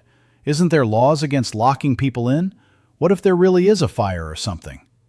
The Woodland Academy of Higher Learning for the Woefully Inadequate does not have to abide by such pedestrian rules, old chap, Doug intoned in his best British snobbery voice. Jesse grinned despite himself.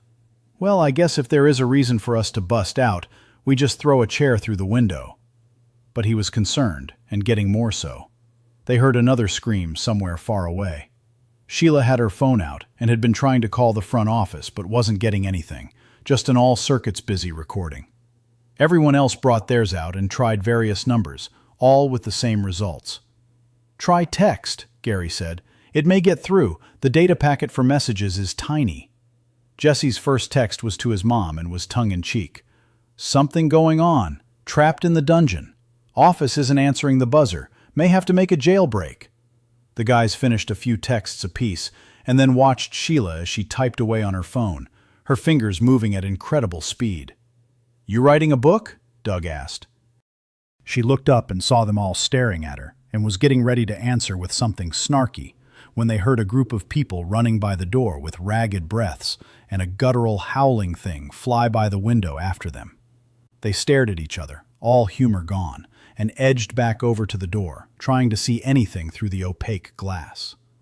There was more running, more howling things, and the sounds of doors slamming and breaking windows, then screams of terror and pain at the end of the corridor. Jesse looked down at the doorknob, now very glad it was locked. "Was that?" Gary started, but couldn't find the words and trailed off. Not a fire drill. Not a joke of some kind. The screams were real. They were the terrified and filled with pain kind of screams that couldn't be faked. "School shooter?" he finally asked a little lamely. No one had an answer. Things had just gotten real. Joke time was over.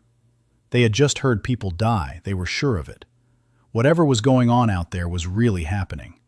As teenagers raised on a steady diet of horror movies, video games, and comic books, they probably accepted the unexplainable faster and more readily than the grown-ups. "Werewolves?" Gary asked in a half-whisper, not really believing it could be. "It's daytime, no moon," Jesse whispered without thinking. They could still hear the sounds of the dying. "Vampires?" Sheila asked. "Not unless they're the sparkly kind," Doug said in a hushed tone. "God, I wish I had those legs." Gary whispered vehemently, slamming his fist down on his useless ones in frustration. They all knew what he was talking about. They'd heard him mention them often enough. Where he went to do his rehabilitation therapy, there were a set of mechanical legs that he could strap on and operate with hand controls. He couldn't actually run in them, but he was able to move around a lot better than he could in the chair. The only problem was the cost. Insurance didn't cover them, and his parents didn't have an extra $100,000 laying around. They all glanced at his chair, at his limited mobility. What had been an incredible inconvenience before might now be a death sentence. A shadowy figure lurched by the door, and Sheila gave a short little involuntary gasp. It stopped, as if listening. Everyone froze in place, eyes wide, Jessie making a shushing motion at her. She covered her mouth with both hands, her eyes huge and full of terror. A hand slapped against the window, leaving a trail of dark liquid in its wake, and she jumped, squeaked out a stifled cry. It heard, and the door rattled violently as it threw itself against it, hands trying to reach through the opaque glass. It started howling and keening, and soon it was joined by more. They could see the outlines of a half-dozen bodies through the frosted glass, all of them clawing at it.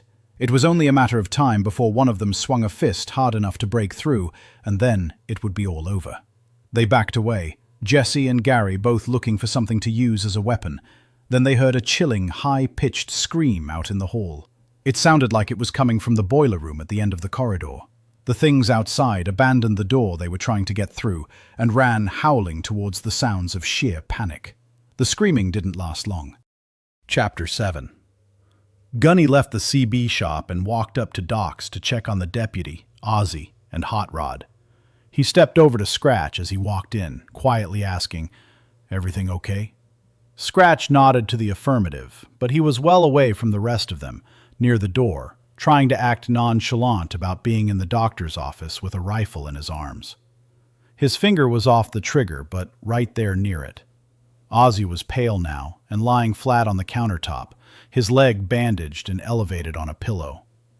Billy Travajo had both girls hovering over him, and he was completely sprawled out on the couch, breathing shallowly.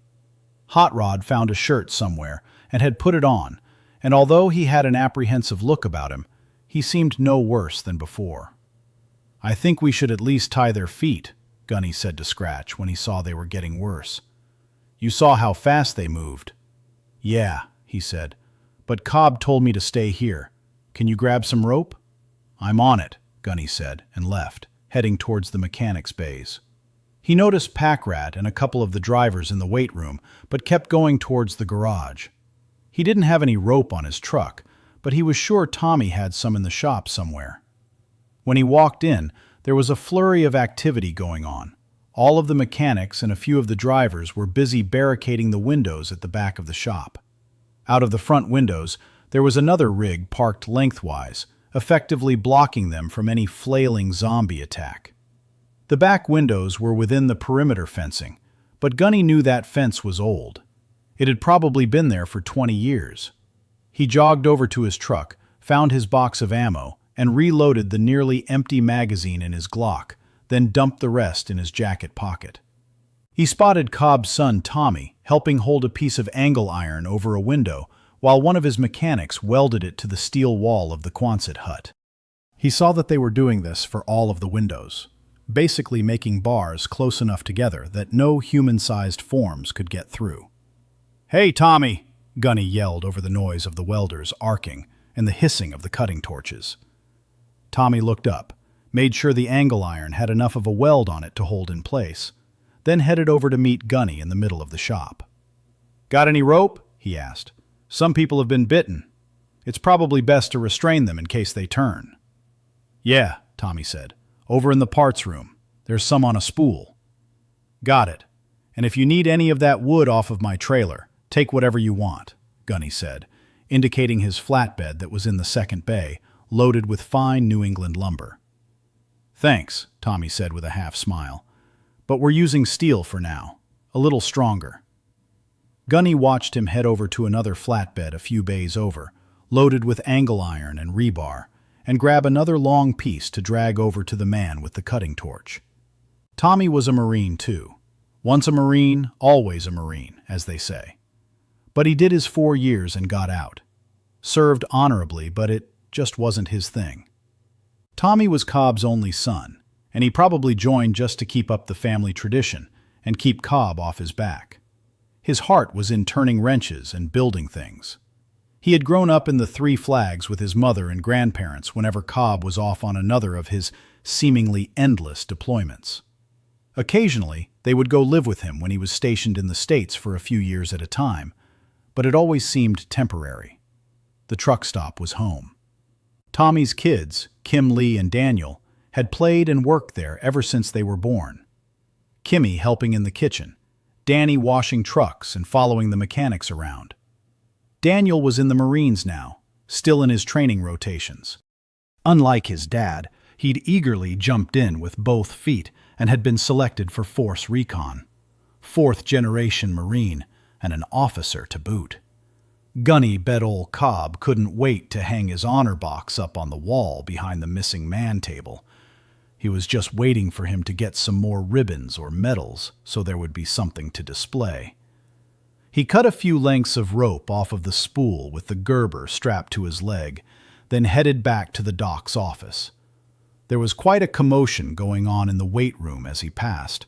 All of the drivers were standing near the middle of the room, staring at the thrashing man strapped to the examination table. Gunny sighed.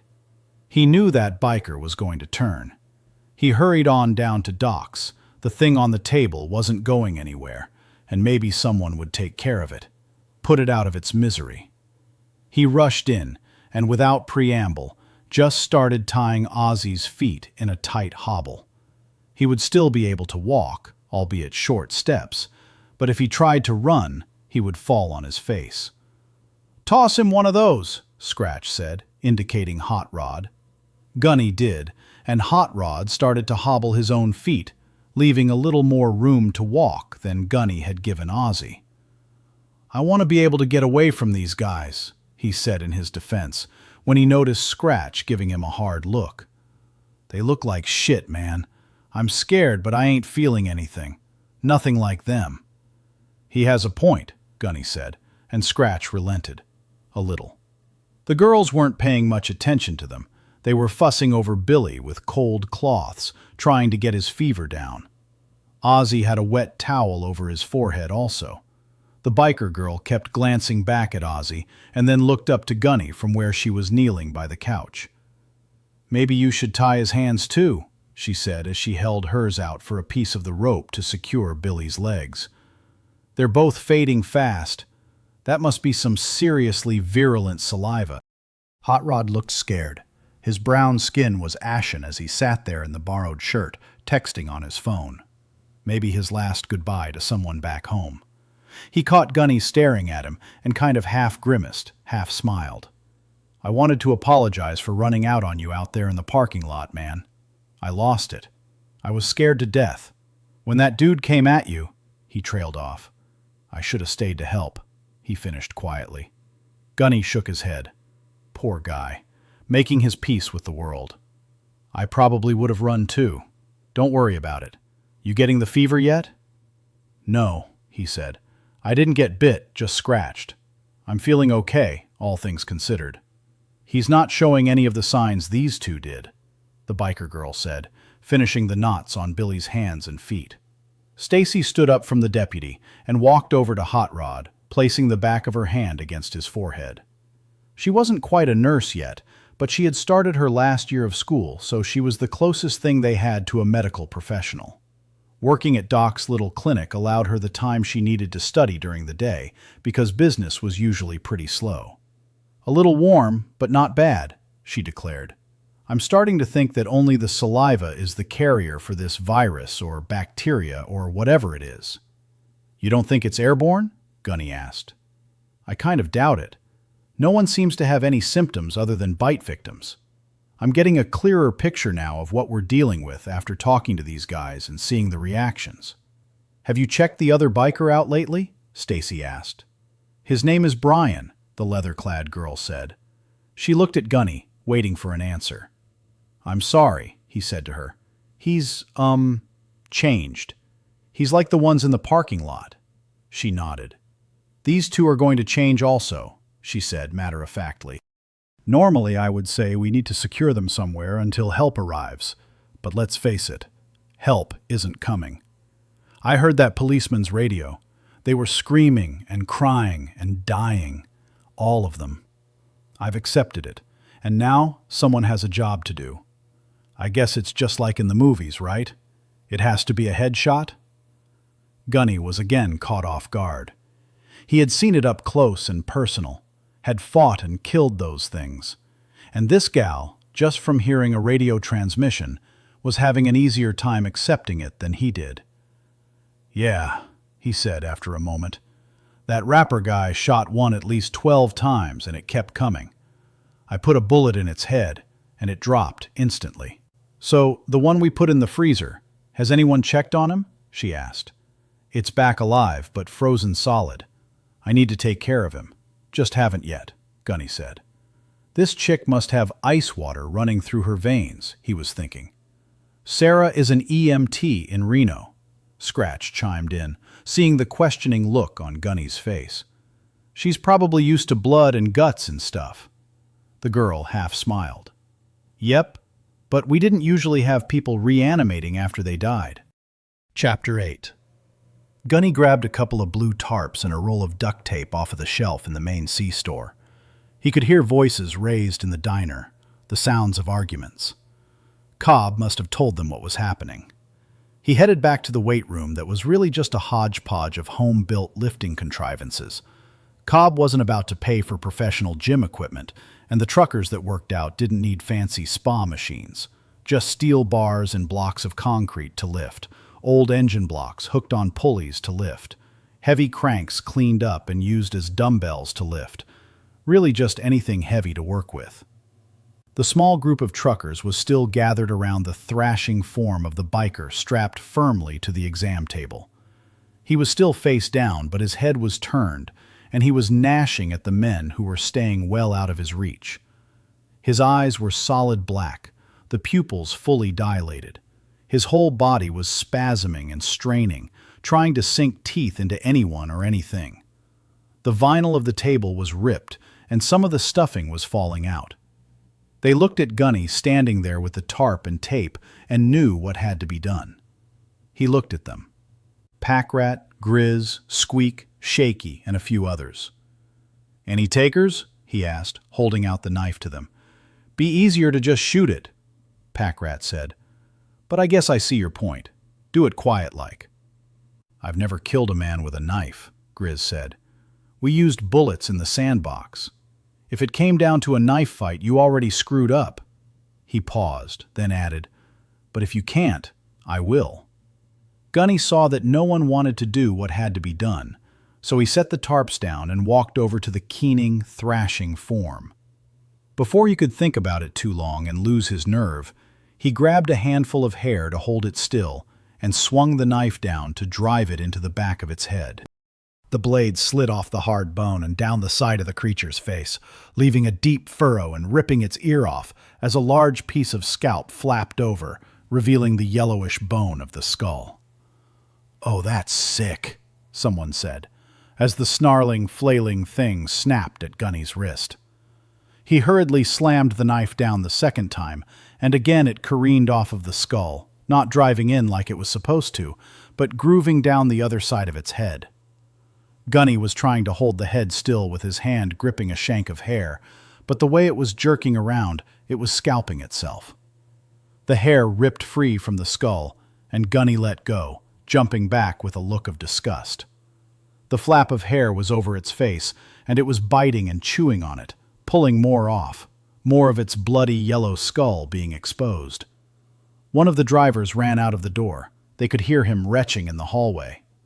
Gunny stood back, watching in horror as the thing ate itself, ripping its own face off in a frenzy with its incessantly biting teeth.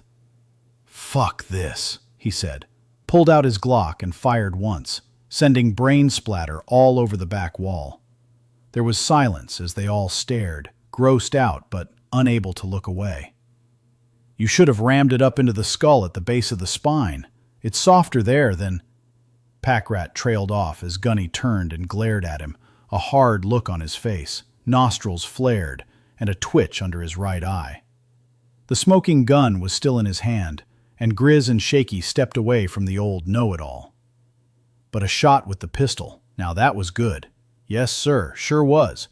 Here, let me help you with those tarps, he said, hurriedly reaching for them before Gunny decided to shoot him too.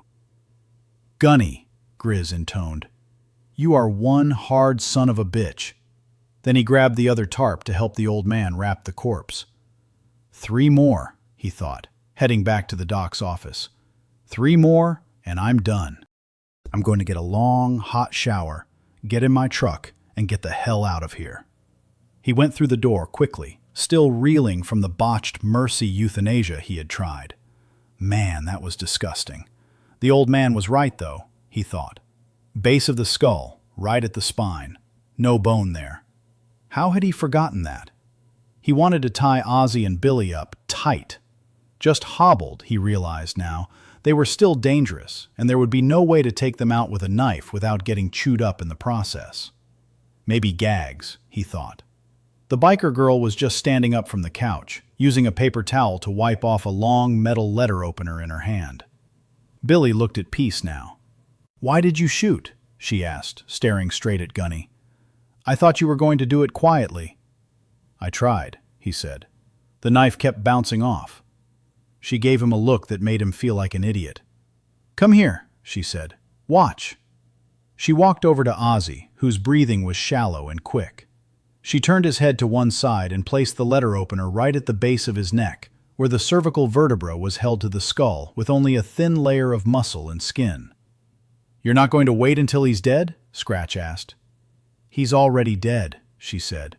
He was dead the second the bacteria from the bite was carried to his brain. There is nothing I can do.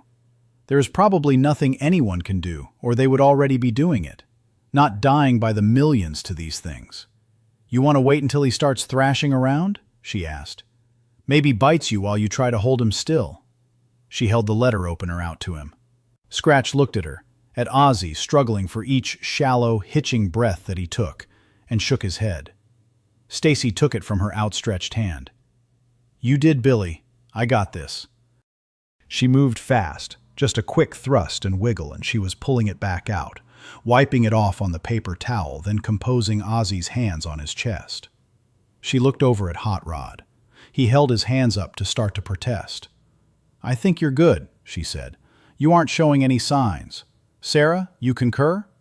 She did, but they all agreed that Hot Rod needed to remain visible, stay in the dining room, and everyone was going to be keeping an eye on him. He wasn't out of the woods yet. Maybe scratches were slow acting, whereas bites were a much faster way to death. Hot Rod agreed quickly, eyeing the cold-blooded women. One in a doctor's lab coat and one in leather, thinking he had just dodged a bullet. Scratch went after more tarps and tape, and Gunny went to talk to Tommy. After a quick discussion, they decided to bury the wrapped bodies at the back of the junkyard. The soil would be soft, and no one really wanted them stacked up in the freezer. Grizz grabbed a tire cart and easily stacked all 3 corpses on it, and took off towards the back with a handful of drivers carrying shovels. Packrat followed along, telling them all the best way to dig a grave. We'll have one more in a minute, Gunny called after them. I'll be back, Grizz said in his best Terminator voice. Gunny chuffed and shook his head. Even in the middle of a zombie apocalypse, these guys still hadn't lost their sense of humor. Probably because, as bad as this was, most of them had seen worse. War is an ugly and brutal business, and something about it pulls the survivors together in an unexplainable way. There are no bonds of brotherhood that are stronger than those of men who have fought together, killed together, and watched friends die together. All were glad when it was over, and hated it when it was happening. But there was a small part of them that craved the intensity of battle. After you had experienced it, every other sensation in life paled when compared to it. They were almost like junkies, dreading the war, but thriving on the adrenaline rush. Hello, darkness, my old friend. As Gunny was headed towards the C-store to get yet another tarp, hopefully the last one he would have to use, the biker girl and Stacy came out of the little clinic and fell in beside him. I'm Sarah, the leather-clad girl said. "The fellow with the prosthetic, you call him Scratch? He told you I'm an EMT, right?" "Yeah," Gunny said, not sure where this was going. "Before you euthanize this guy in the freezer, we want to run a few tests." Stacy picked up the conversation at Gunny's puzzled look. "If he's frozen, he won't be able to move around much. We need to find out a few things, like check for heartbeat and blood pressure, see if his pupils react to light." She held up a little medical flashlight and indicated her stethoscope. "When Billy died, when he stopped breathing, I had my scope to his chest when he opened his eyes. I didn't detect a heartbeat, but Sarah had the letter opener up into his brain almost instantly, so I really couldn't tell." Gunny didn't see what it mattered, but he didn't understand doctor things. Above his pay grade. But they were right. If the guy was frozen, they could check those things in relative safety.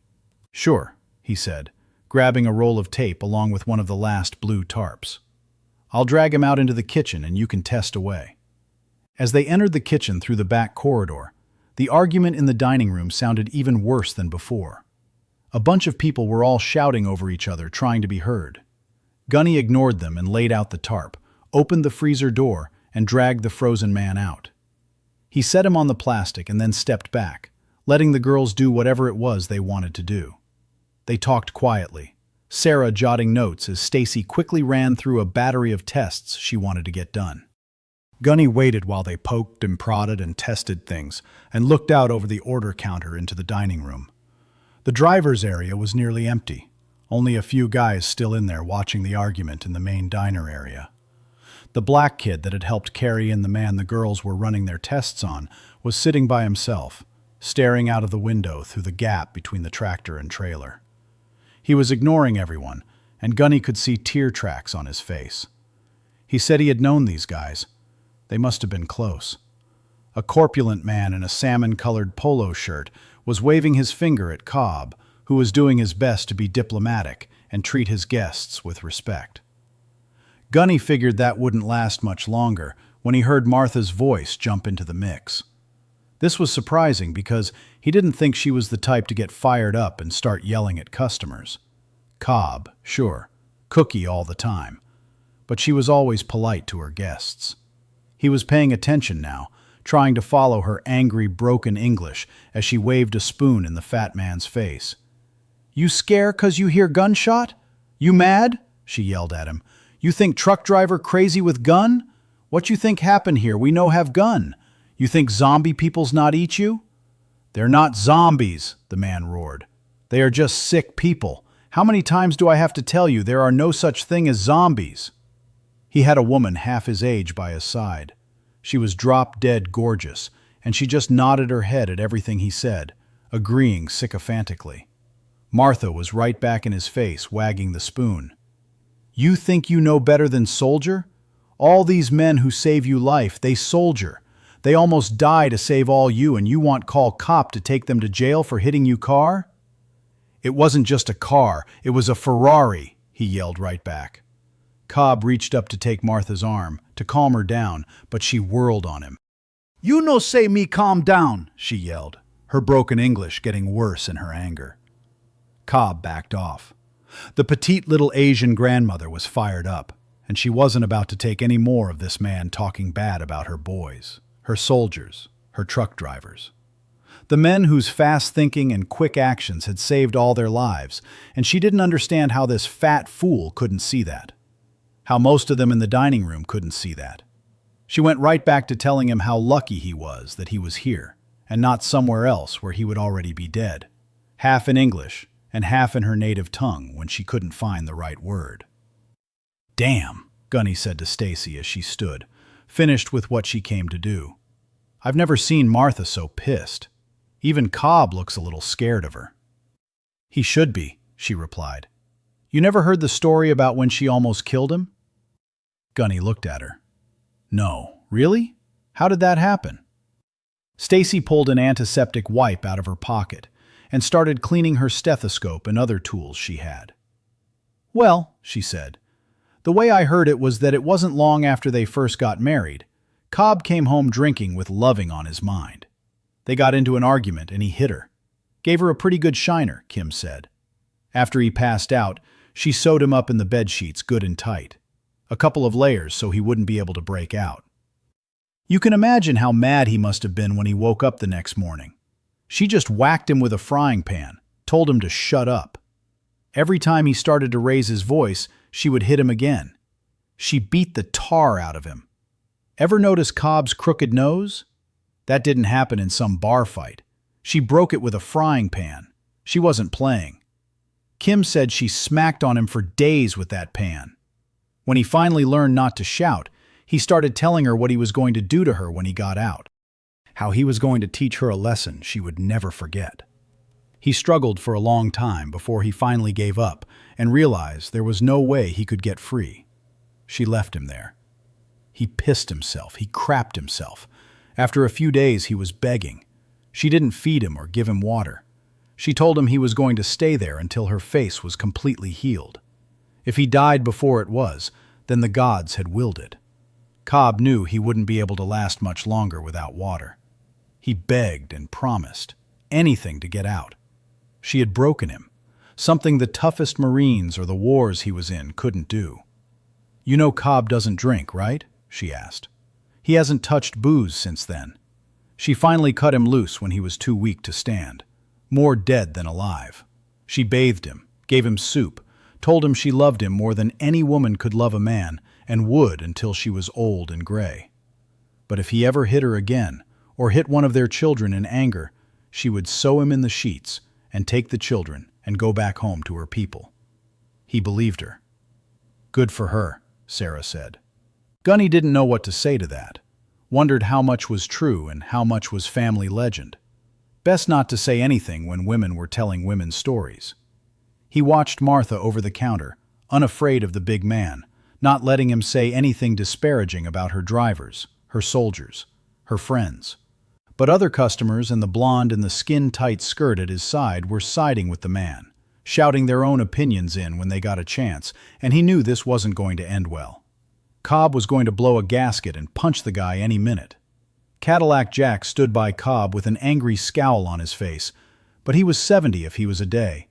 There were only a few drivers in there, mostly guys that had come in for a quick break. The rest were out doing what needed to be done. Digging holes in the ground and burying dead bodies, reinforcing the windows and walls, standing guard on the roof or patching the fence, establishing communications with other pockets of people and trying to figure out what was going on, trying to save the wounded and running tests on dead bodies to try to determine some way to help. And these spoiled, lazy bastards, sitting in the air-conditioned diner this whole time sipping coffee, were giving Martha and Cobb hell for doing what had to be done to save their sorry asses. He kept hearing the same mantra over and over from the people out there. "You are delusional. There are no such thing as zombies. This isn't a Hollywood movie set, and that truck driver right there killed 2 people. He smashed up a bunch of cars, and as soon as the phones were working, he'd be arrested for murder." Gunny was getting pissed. They were all experiencing cognitive dissonance. They were refusing to believe what was plainly self-evident, but it was too much for them to grasp. It would shatter their little world of make-believe they had created for themselves over the past few hours. They weren't helping do anything because then they would have to face the truth. They would just sit in here, reassuring everyone and themselves that it would all be just fine. Things would sort themselves out. The police or the government would get things under control shortly, and things can get back to normal. Help would be here soon. He heard a moan from the blinded painter, who had half of his face missing. He was thawing out. Gunny didn't think in his anger, just grabbed the edges of the tarp, wrapped it around the thawing corpse, and started dragging it through the kitchen and into the dining room. When they saw him coming through the doors, a few of them pointed at him. "There he is," he heard. The man in the pink polo shirt wasn't shy. He yelled right at him. "You killed 2 people. We saw you, and none of your trashy trucker friends can cover that up.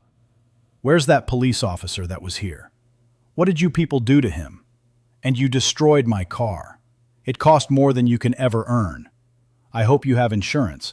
I'm going to sue you for every dime you have and every dime you will ever make." The blonde had her hand on his shoulder and bobbed her head up and down like an idiot bobblehead doll. There were other comments and shouts at him, but he ignored them all, just drug his struggling load wrapped in the tarp to the middle of the room near the man where they all could see, then dropped the ends he was holding. The room got quiet as the blinded thing inside pushed away the ends of the plastic and struggled to sit up, still half frozen. "He's been in a sub-zero freezer for the past couple of hours," Gunny said quietly. "That should have killed him." There were gasps and the scraping of chairs as everyone moved back a few steps when they realized what it was. Mr. Ferrari grabbed his girlfriend and pushed her in front of him as he backpedaled away. He was bitten in the neck, his jugular vein ripped wide open. That should have killed him.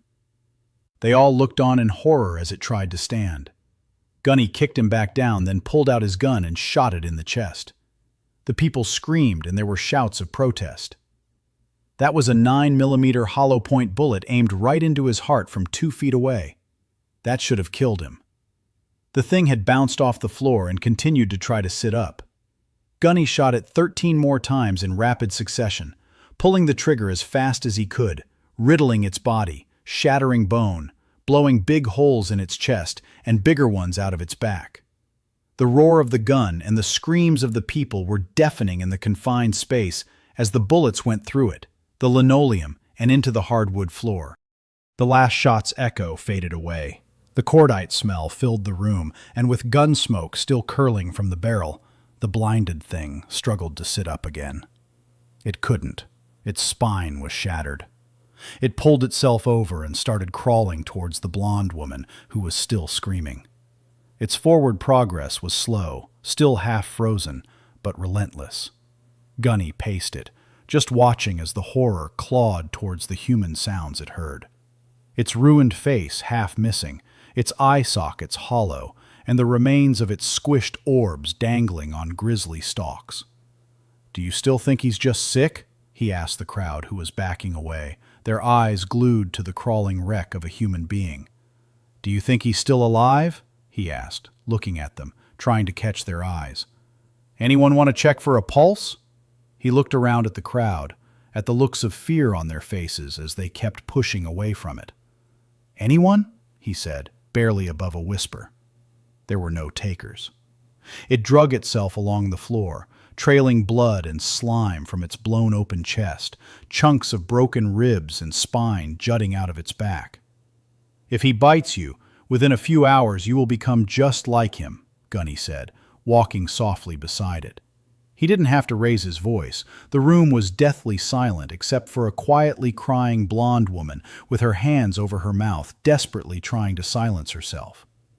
"He can hear you," Gunny whispered, and the gurgling sound coming from the crawling man's throat, the rasp of fingers and skin on the floor as it pulled itself along, seemed uncannily amplified.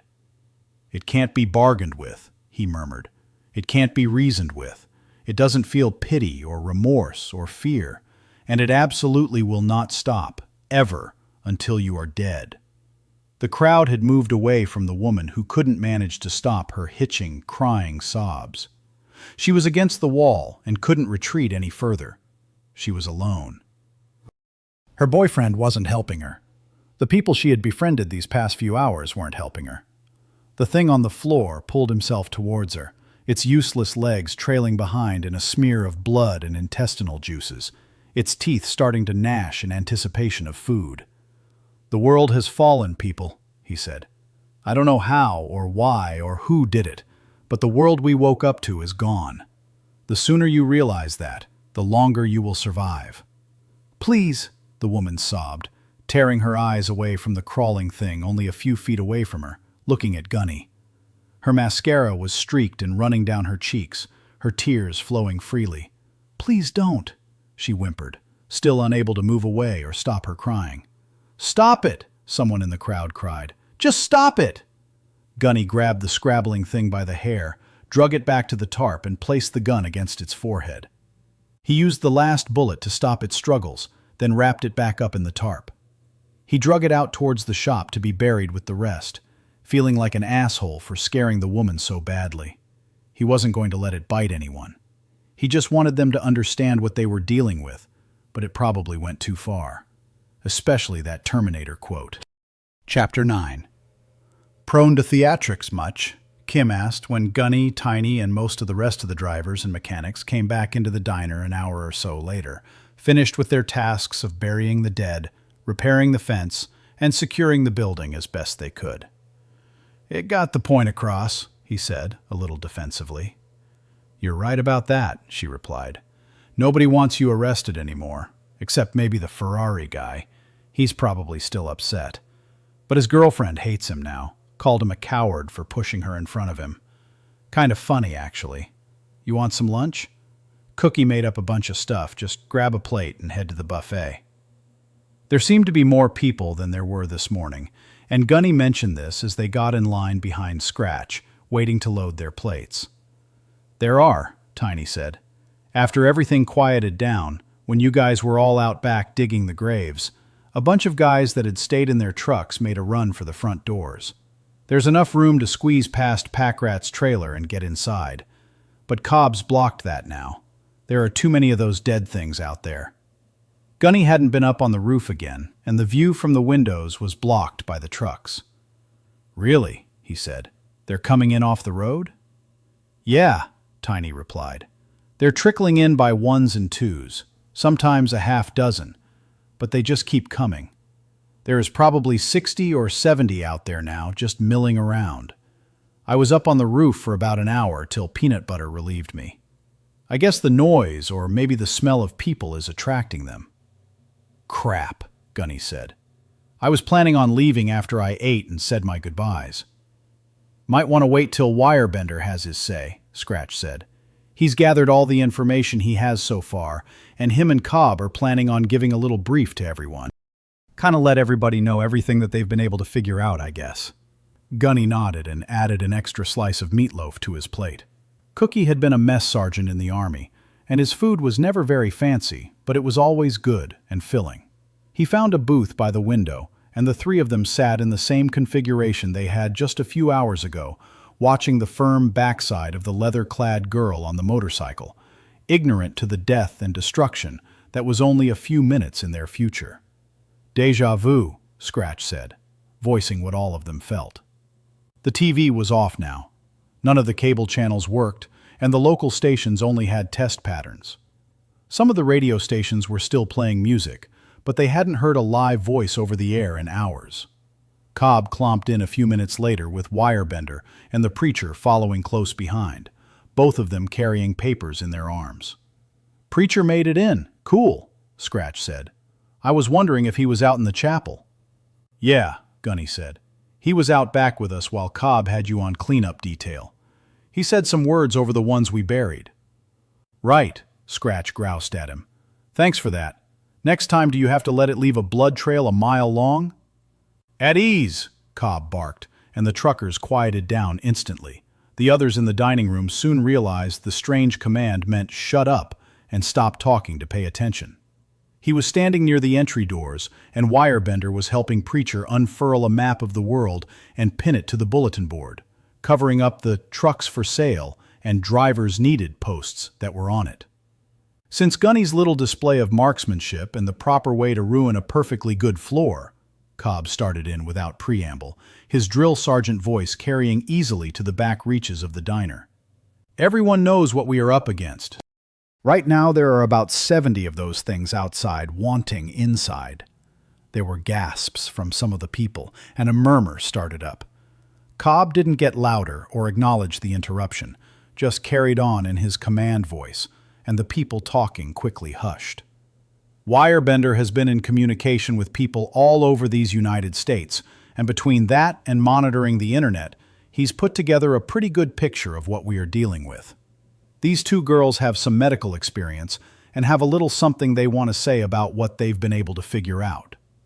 He pointed his chin at Sarah and Stacy to indicate them. The Padre here is going to say a little prayer, and then Wirebender will brief you on what we know. He moved aside and Preacher stepped up and asked for the people to bow their heads. If there were any atheists in the room, they didn't voice any complaints. Preacher was succinct in his prayer, mentioned the Bible passages that talked about the dead rising, asked for guidance, and when he finished, there was a hearty amen. Wirebender stepped up then, looking a little nervous at all the eyes on him. He started out hesitantly with many ums and ers, but once he got going, the facts and figures and numbers came fast and hard. He referenced the map, pointing out all of the cities he knew for certain were in utter chaos. He had highlighted them in red. They were all red. Paris, Berlin, Moscow, Tokyo, London, Seoul, Beijing, New Delhi, New York, Mexico City, Washington, D.C., Los Angeles, Atlanta, all of them. This contagion had spread so fast, no one could figure out the trigger that had caused it. From gleaning through all the news reports, he had determined that it started 2 days ago in limited areas, but today it had exploded worldwide, everywhere at once. There was something instigating it, some release mechanism no one had figured out yet, and it was following the path of the sun. The CDC scientists in Atlanta and the military had been frantically working all night, trying to determine the cause, but when the sun came up in America, our cities had gone the way of the rest of the world. As near as anyone could determine, it had started in Japan, spread to China and Russia, devastated Europe in a matter of hours, and started in North America around 6 a.m. Eastern Standard Time. Reports from South America were spotty, but from everything he had heard, they weren't spared either. As far as he knew, Hawaii, Australia, and the islands in the Pacific hadn't been affected. Maybe some of the Caribbean islands, but he didn't know for sure. There was stunned silence when he wound up his report. Nearly every city on the world map was red, overrun, dead, except for one glaring exception. "What about the Middle East?" Gunny asked. "Tehran, Cairo, Damascus, Riyadh? I don't see any red marks in any of those countries. Anything from Israel?" Wirebender looked back at the map like he was seeing it for the first time, seeing it clearly. He tilted his head, hand to chin, looking like he was deep in thought. "I never noticed," he started, then took off out of the diner, heading back to his shop. "He probably doesn't have any communications with them. He doesn't speak Muslim, does he?" someone asked. Most of the former soldiers snorted or laughed. Muslim wasn't a language, and every nation over in the Middle East had their own tongue. But they were right in their assumption. Wirebender probably didn't speak any of the languages from those countries. Stacy stepped up and gave a brief rundown of what happened to the deputy, Brian and Ozzy. How fast it attacked their respiratory system, how the fever spiked, then they died, and came back. All from one bite, all within a matter of hours. But based on what the drivers told her, if you die from blood loss or any other reason after being bitten, you came back almost instantly. Like a shot of heroin in the veins, the saliva was in your system as soon as it broke skin and got into your bloodstream. She told Hot Rod to stand up and explained about his scratches and how he was showing no symptoms, then briefly told about the few tests she could run on the painter that had been in the freezer. No pulse, no heartbeat, no change in pupils with white light stimulation, no blood pressure. The only way to kill them is to destroy the brain. It was alive somehow, and controlling the rest of the body. Kill the brain, kill the body. She stressed how important it was that if anyone was bitten, that they be isolated, even the smallest bite. Cobb came back up to squint at the map for a moment, then started in again with his drill instructor's voice. "People, we've made this place as secure as we can, and everyone here is welcome to stay as long as you want. By the same token, you're welcome to leave if you want to try to get back home. If any of you drivers have loads of food and you're planning on staying here, then plan on unloading the truck. Tommy is working on a way to safely get them in the bays."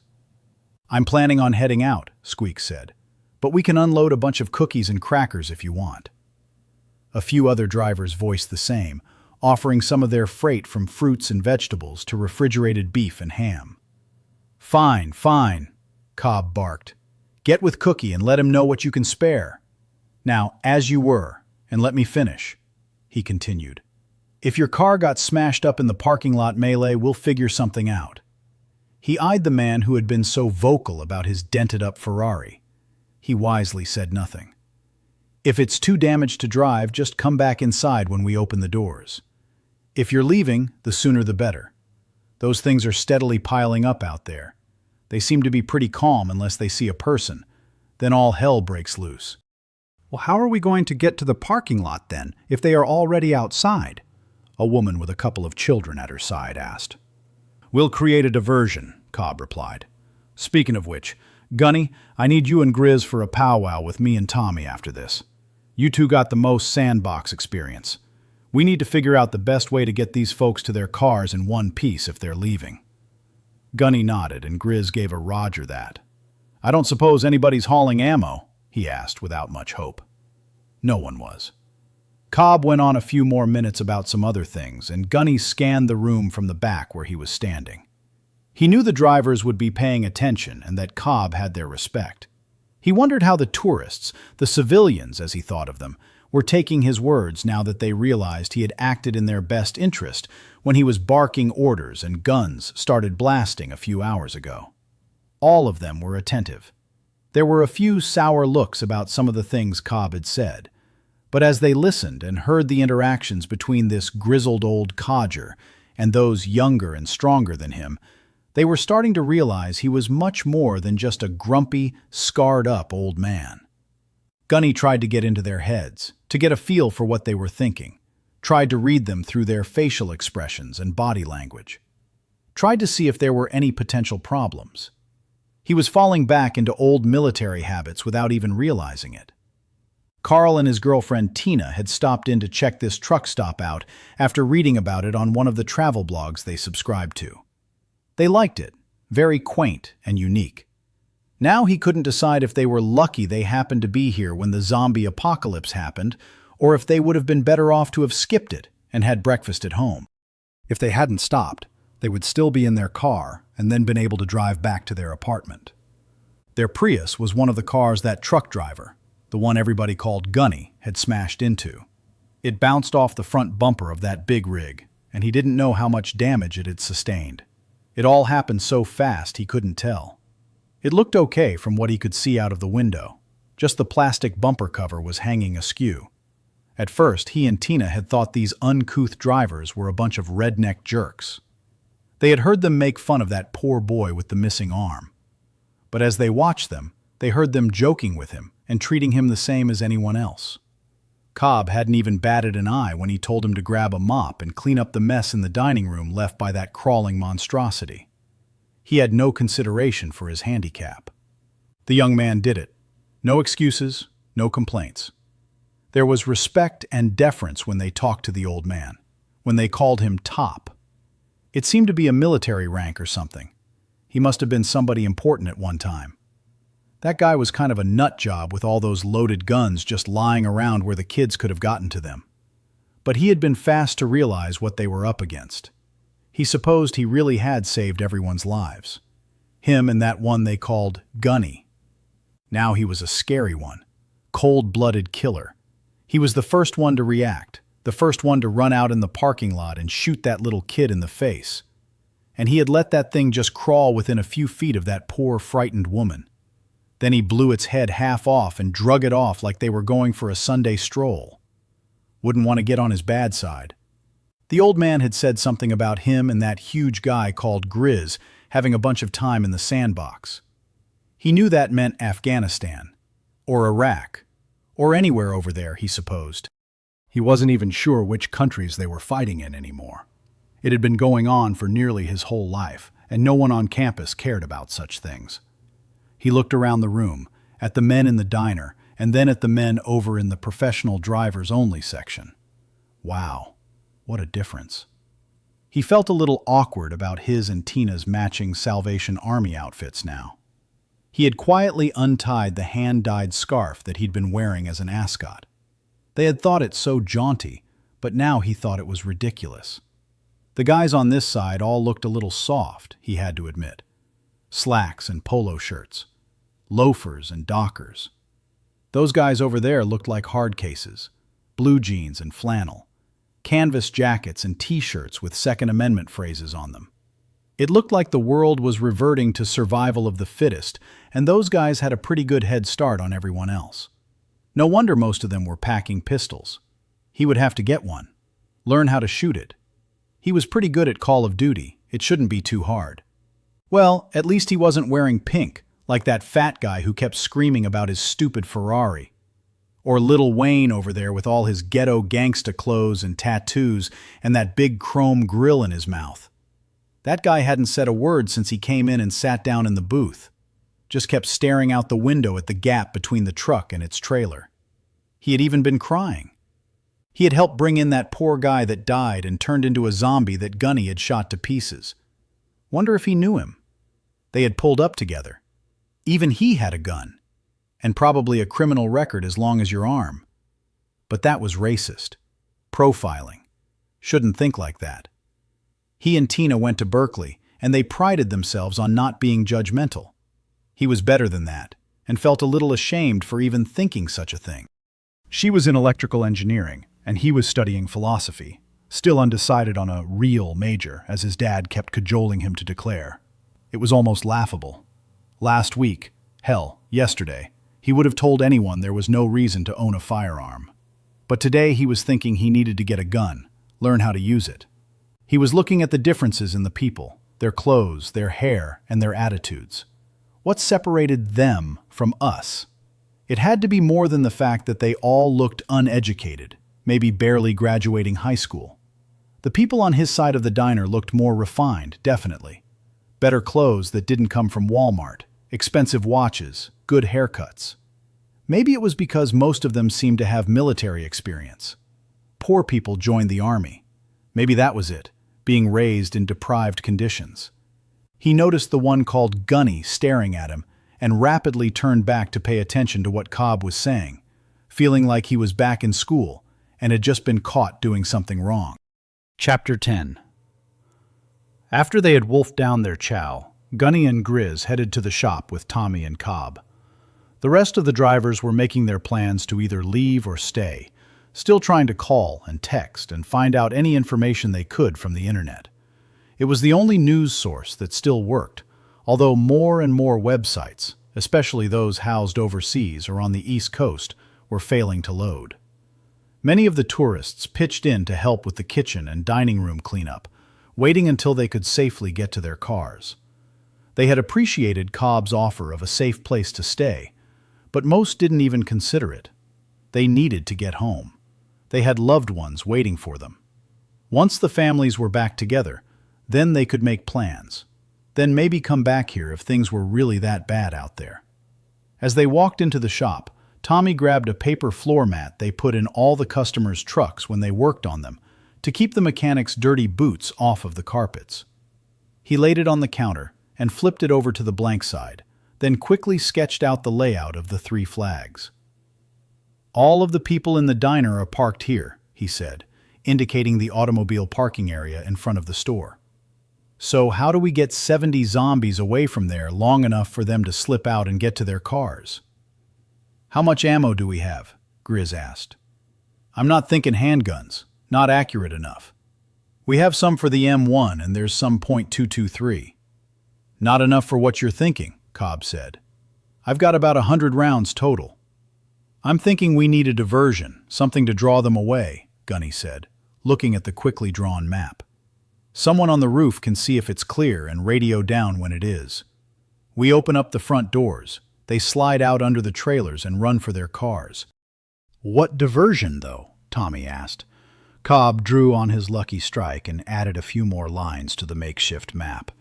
If we take the tow truck out of the back gate, he indicated the seldom-used junkyard gate behind the shop. We could bring it around to the front, hit the lights and air horns, and then drive off. They should chase it. Right, Gunny said.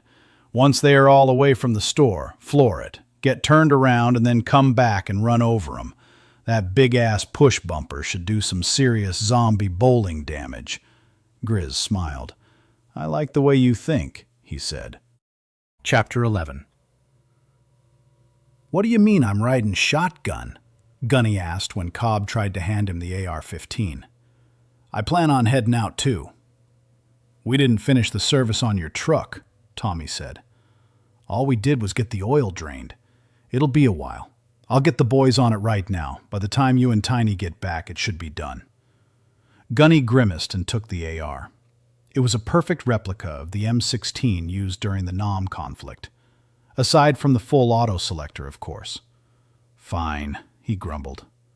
The shiny black Peterbilt heavy wrecker rumbled quietly at the back of the shop. It was an old 359 model from the 80s, but well maintained and gleamed in the early afternoon sun. Tommy kept it waxed and all the chrome polished to mirror finishes. Grizz and Hot Rod were standing by the back gate, ready to pull it open as soon as they got the signal from Scratch.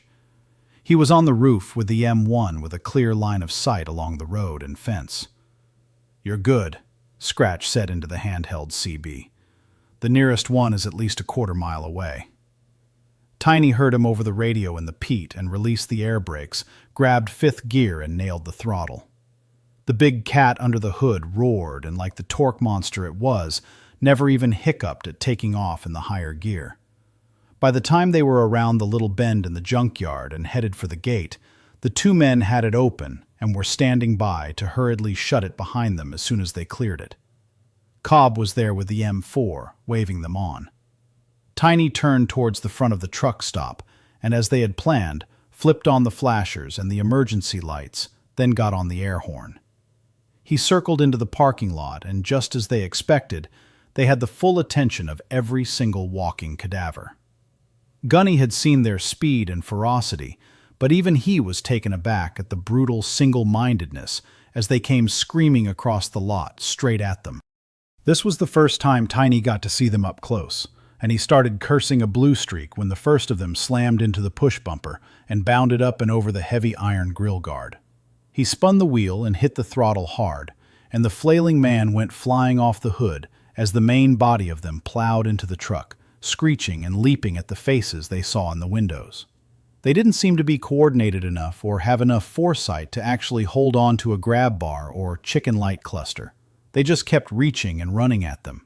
Tiny hadn't seen combat on the warship he was on during his stint in the Navy, but he'd trained just as hard as anyone else, and that training kicked in, overriding the natural instinct to panic. But he'd never seen anything like this. Those things had absolutely no sense of self-preservation. They were running headlong into 20 tons of accelerating steel, and it was pulverizing them under its wheels as they bounced over and through the crowd of zombies.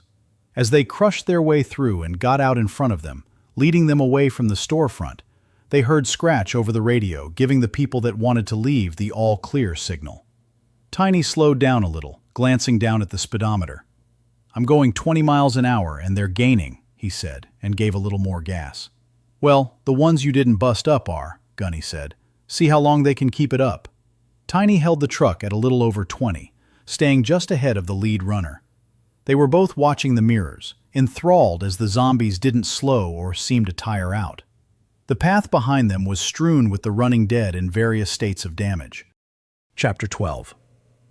Long Dog was standing by with the rest of the people that wanted to leave, to get back to family and loved ones. He wanted his Coke. He'd been in a daze these last few hours. He lost both his cousins and best friends here, and he wanted to get away. He'd heard what those truckers said about how bad it was out there, but he didn't really believe it. Those cowboys in their big bus said they were going to wait. The fat guy with no Ferrari was going to have to wait. A bunch of the truckers said they were just going to stay here and see what happens. All of the mechanics that worked here were going to get their families and bring them back. But most of the people that were lined up and ready to run out the doors were headed back down towards Reno, back to their homes. This shit wasn't that bad. Couldn't be. People were overreacting.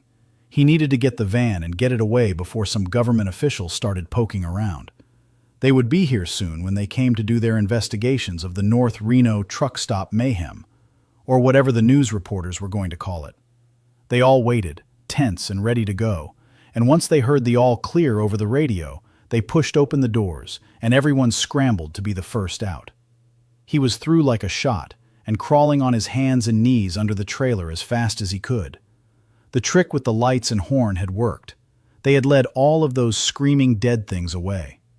He ran past his 300 still sitting at the pumps, straight for the van and jumped in, went to turn the keys. No keys. No, no, no! Had Mario put them in his pocket? Fool! This wasn't the hood. Nobody was going to jack your car here in the middle of nowhere. If he had, they'd been buried with him. Maybe Jimmy had them. He jumped out of the van and nearly got run down as all the cars were screeching out of the parking lot, fishtailing and squealing tires. He dodged the remaining ones and joined the sprint to the big truck parking area, falling in behind the few truckers who opted to leave. He saw Jimmy's body and ran up to it, nearly tripping over him as he slid in the gravel, dropping to his knees and frantically patting the pants pockets. "Don't look at him. Don't look at him," he kept telling himself, trying to feel the keys. Bingo was his name-o, he thought insanely, digging his hand in deep and pulling them out. He looked up as one of the semis dodged around him, spitting gravel and dust plumes from its tires. There was an old school bus sitting there that had been tucked in between the trucks. It was painted black and had writing on the side, probably some crappy band on tour, he thought. What tripped him out was that some ratty-haired guy was sitting in the driver's seat eating a bowl of cereal and watching him rifle through a dead man's pockets. He didn't have time for this. He started to run back towards the fuel pumps, his head on a swivel, looking for more of the zombs, and the big rigs who weren't obeying the 5 miles per hour in parking lot sign. He saw the couple that owned the Prius pulling on the plastic front bumper and tossing it aside, then climbing in. The fat guy's Ferrari was a total loss. He could see that from here. The whole front end was caved in, and one of the wheels was sitting askew. He jumped back into the van and started trying keys until he found the right one. The big wrecker had turned around and came flying by with a few of the zombies chasing after it before he could get the van out of the parking lot. He let them go. Better to be behind that crowd than in front of it, he reasoned. Tiny and Gunny were looking out of the mirrors and saw a line of cars screeching out of the parking lot, all of them heading back towards Reno, a couple nearly colliding as no one yielded and everyone floored it towards the exits. "Idiots," Gunny said. "Somebody's going to have a wreck driving like that." "Yep," Tiny agreed. "I guess we ought to follow them a little ways, make sure they at least get down to Reno. I'd like to see the road conditions anyway. That's the way I'm going as soon as they get some oil back in my truck." "Roger that," Tiny said. "I'll wait till you're ready to go and roll with you. I need to get back to Birmingham." Then he sped up towards a crossover so he could get turned around. "Sounds good," Gunny said. "Safety in numbers. Have to see if anyone else is rolling that way. Get us a little convoy going." Tiny spun it around and headed back towards town, pointing the nose of the truck at all the runners and stragglers still in pursuit. It wasn't hard. They all aimed themselves right at them. They passed a few of the big rigs headed to California by the back roads and tooted their horns. Probably a smart move, Gunny thought. Less traffic, less people, less trouble. By the time they went past the truck stop again, they had killed or seriously maimed most of the horde that had been chasing them. Gunny got on the radio, told them they were going to do a quick recon run down towards Reno, see how bad the freeway was. The road was wide open, zero traffic. Up ahead, they could see some cars crashed on the highway and a smattering of gimps struggling along the road, all heading in the same direction they were. Tiny grabbed another gear and started bouncing them off the front bumper, sending them flying off into the desert in mangled heaps. The big truck barely felt the shudder of impact while he dodged around the scattered cars that had been abandoned. "It's amazing how it happened so fast," Tiny said, still trying to take it all in. "I guess it only took one to run out into traffic and everybody stops or wrecks trying to avoid him." "Yeah," Gunny agreed. "Probably the same thing out in the subdivisions, too. It spreads like wildfire." They continued on for another few miles before the crowds on the road began to get thick. They weren't exactly starting to bog down, but the undead were attacking them now, turning and charging towards the sound of the big diesel. "I don't see how those cars made it through here," Tiny said. "They must have got off somewhere. Or all these things started chasing after them when they drove by," Gunny replied, bouncing in the seat as Tiny plowed over a pile that had fallen under the wheels. "There's no way this many were on the road before." Tiny's door shuddered as a particularly fast one crashed into it at full speed, vaulting over the already fallen bodies. He flinched away instinctively and dropped a gear as he slowed the truck, still hurtling through the masses of undead. Gunny fired up the CB and gave them a quick report. "Crowds are getting heavy down here, Wirebender. They're climbing all over the truck and no sign of any of the cars that left." "Man, this ain't good," Tiny said, fighting the wheel as he started trying to avoid the bigger clusters. "We run into a thick enough pile of them and we could get stuck." "Yeah," Gunny said. "Can you get turned around? Those poor bastards are on their own. They must have drawn this crowd as they drove by, or maybe they turned off. They sure as hell didn't drive through this." "I'm looking, man, I'm looking," Tiny said. "I don't want to slow down too much. They'll dogpile us. This thing will push down a building, but only if it has traction. I get in a pile of blood and guts and we'll be spinning in place." "Did you make it down to the interstate?" Wirebender came back. As Tiny manhandled the steering wheel, aiming for openings in the teeming masses and around the more frequent abandoned cars, he was scanning for a wide area to get turned. Gunny reached over and flipped in the inner axle lock, giving power to both rear axles. There was an emergency vehicle turnaround spot coming up. It was a place where the local Smokies would usually sit, shooting radar at unsuspecting motorists. It was full of the infected streaming over from the other side of the divided highway, running towards the noise of the screaming undead. Gunny keyed the mic and replied, "No way to get down that far, Wirebender. There's too many of them," Tiny yelled. "Take this one or try the next off-ramp." Take it, Gunny yelled right back, forgetting to let go of the talk button in the urgency of the situation. He could see an upcoming exit, and it was jammed with abandoned and wrecked cars. The mobs were getting thicker, more and more joining the hunt as they heard the sound of the motor revving. Tiny tried to keep the speed up as he downshifted, black diesel smoke rolling from the twin stacks. The turnaround wasn't very wide, a little over 2 car widths. He swung into it hard and fast, knocking screeching men and women out of the way like bowling pins, the steering wheel fighting him as he bounced over cadavers and fought the big truck into an 180-degree turn. He was sliding in the dirt, slowing down fast, and the horde of undead just kept piling on them, no concern for their own bodies being battered and bounced off of the rig. They were screaming and leaping, launching themselves relentlessly and repeatedly careening away, knocking others down in their wake to be ground under the tires. Tiny hadn't even gotten the truck straightened back out again, and he was grabbing another gear, trying to get a little speed back up. The nose of the truck was buried under the tidal wave of bodies, who were now scrambling over the tumbling, rolling mass of flesh in front of the bumper. Their vigor was renewed when they could actually see the frightened faces of fresh meat only a few feet away. A woman with bloody, matted hair and a pastel jogging outfit made it over the top of the push bar and radiator grill first, but others were soon following. She dove straight for Gunny, hands reaching, not understanding the concept of glass. Or maybe she did, somewhere deep in her reptilian brain, and just didn't care. Her face slammed into the windshield and it spiderwebbed. It didn't shatter, but she wasn't the only one. The pile of bodies built up against the front of the truck was making a rolling, seething ramp, and they were scrabbling up and over the fallen in their bloodlust for flesh.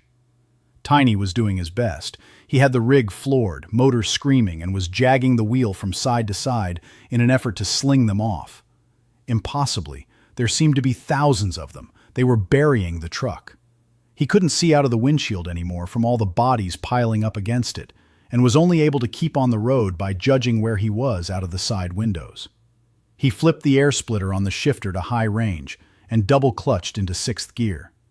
He kept slinging the steering wheel from side to side, and the bodies were starting to fly off now that he was building up speed, and the whipping movements were getting more effective. The truck shuddered and bounced as the last of the piled-up bodies in front of the push bumper were finally either drug under the rig or slung to the side, and the screaming masses were starting to fall behind. "I think we got this," Tiny grinned, when the last man trying to bite the glass in front of his face slid off the hood as he whipped the wheel one last time. "Watch out!" was all Gunny had time to shout before there was a bone-jarring crash. The big truck slammed into the concrete barrier that had been placed in the hammer lane, along with the left lane ends merge right sign. Tiny's big body went flying through the windshield that had withstood so much these last few minutes, but couldn't withstand 300 pounds at 40 miles an hour. Gunny bounced back against the seatbelt, the CB mic flying out of his hand. The big truck came to a complete stop when it hit the barrier, wrapping itself around the angled concrete. It drove the solid mass into the rest of barricades that protected the workers who would ordinarily be going about their business patching up the road. Normally, they probably would have just bounced off of it, but Tiny had the truck at a bad angle, trying to sling the zombies off of the hood. Normally, he would have seen the solid wall of concrete with their bright orange stripes and all of the signs warning him of the upcoming lane closure. But today was anything but normal. Clouds of steam hissed and billowed up from the punctured radiator as the engine ground to a shuddering silence. A dazed Tiny tried to push himself backward over the steering wheel and back into the cab. His big bald dome was split open and blood was running down his face in sheets. Gunny had his seatbelt off and grabbed the big man's belt and started pulling him back in as fast as he could. But the screaming, clawing mass had caught up. The ones in front could do nothing more than stretch for them, not tall enough to reach the top of the hood. The shuddering impacts of more and more bodies slamming into the dinner table started the pileup. Within a few seconds, the fastest of them were up and over the press of bodies and reaching for the freshly laid out main course. Gunny had him almost in. Tiny was pushing frantically with his hands when a teenage face clamped jaws down on his wrist. He bellowed in pain and rage and fear and slammed the meaty fist of his other arm against the side of the young man's head. But more reaching hands and biting mouths were there. Inertia was against them. Physics was against them. Gravity was against them. But they had raw strength and numbers, and they were pulling him back out of the window opening. Gunny couldn't hold him in, and Tiny couldn't fight them off. He was crushing faces with his mighty free hand, twisting in anger, trying to pull his other arm loose. Gunny let go and grabbed the AR, shooting directly into the crowd, hoping he didn't hit Tiny's flailing arm by mistake, but pulling the trigger anyway. He was splattering heads, blowing holes in chests, sending bullets tumbling through bones and dead flesh. Tiny still raged, still fought, but dozens of hands had him now and were pulling him over the edge of the hood, down into the feeding frenzy. He went over the side, bounced off the fender and landed on his feet, still screaming in pain and fury. Gunny leaned out of the empty windshield frame and ran the magazine dry, then grabbed for his 9. As he cleared the holster, he noticed the painter's van up the road, beyond the masses. He must have taken the previous exit. The black kid was there, his pistol in his hand and the door of the van open. He looked like he wanted to help, but there was no help. Gunny saw that now, saw it on the kid's face, heard it in the screams of Tiny and the thousands of undead rushing towards the feast. They were already 4 and 5 deep surrounding the wrecker with more on the way, rocking it, pushing towards the warm blood. He couldn't help Tiny. He couldn't jump down and run. He couldn't drive away. He couldn't keep them out of the truck with only 15 bullets. He waved to the young man, an acknowledgement of his willingness to help, a thank you, a "you better save yourself, goodbye" salute. He turned back to Tiny. He was still on his feet but no longer fighting. Too many of the undead had his arms, were taking great chunks of warm meat out of them. The only reason he didn't fall was the press of the bodies against him, battering and pulling him this way and that. Gunny put a bullet into the top of his head, then ducked back into the cab. He had 14 more rounds. 13 dead made permanently dead, and then 1 for himself. Easy math. He was calm now. Panic mode had subsided. Fearless. He knew the future, knew how it would end. Knew he had a minute, maybe 2. He wished things had turned out a little different, but they were what they were. He grieved for Tiny, but knew he did the right thing. Knew Tiny would have wanted him to. This wasn't the first time he had danced with Lady Death. Not the first time he had looked her square in the face and smiled, fully expecting to be in her cold embrace within the next few heartbeats.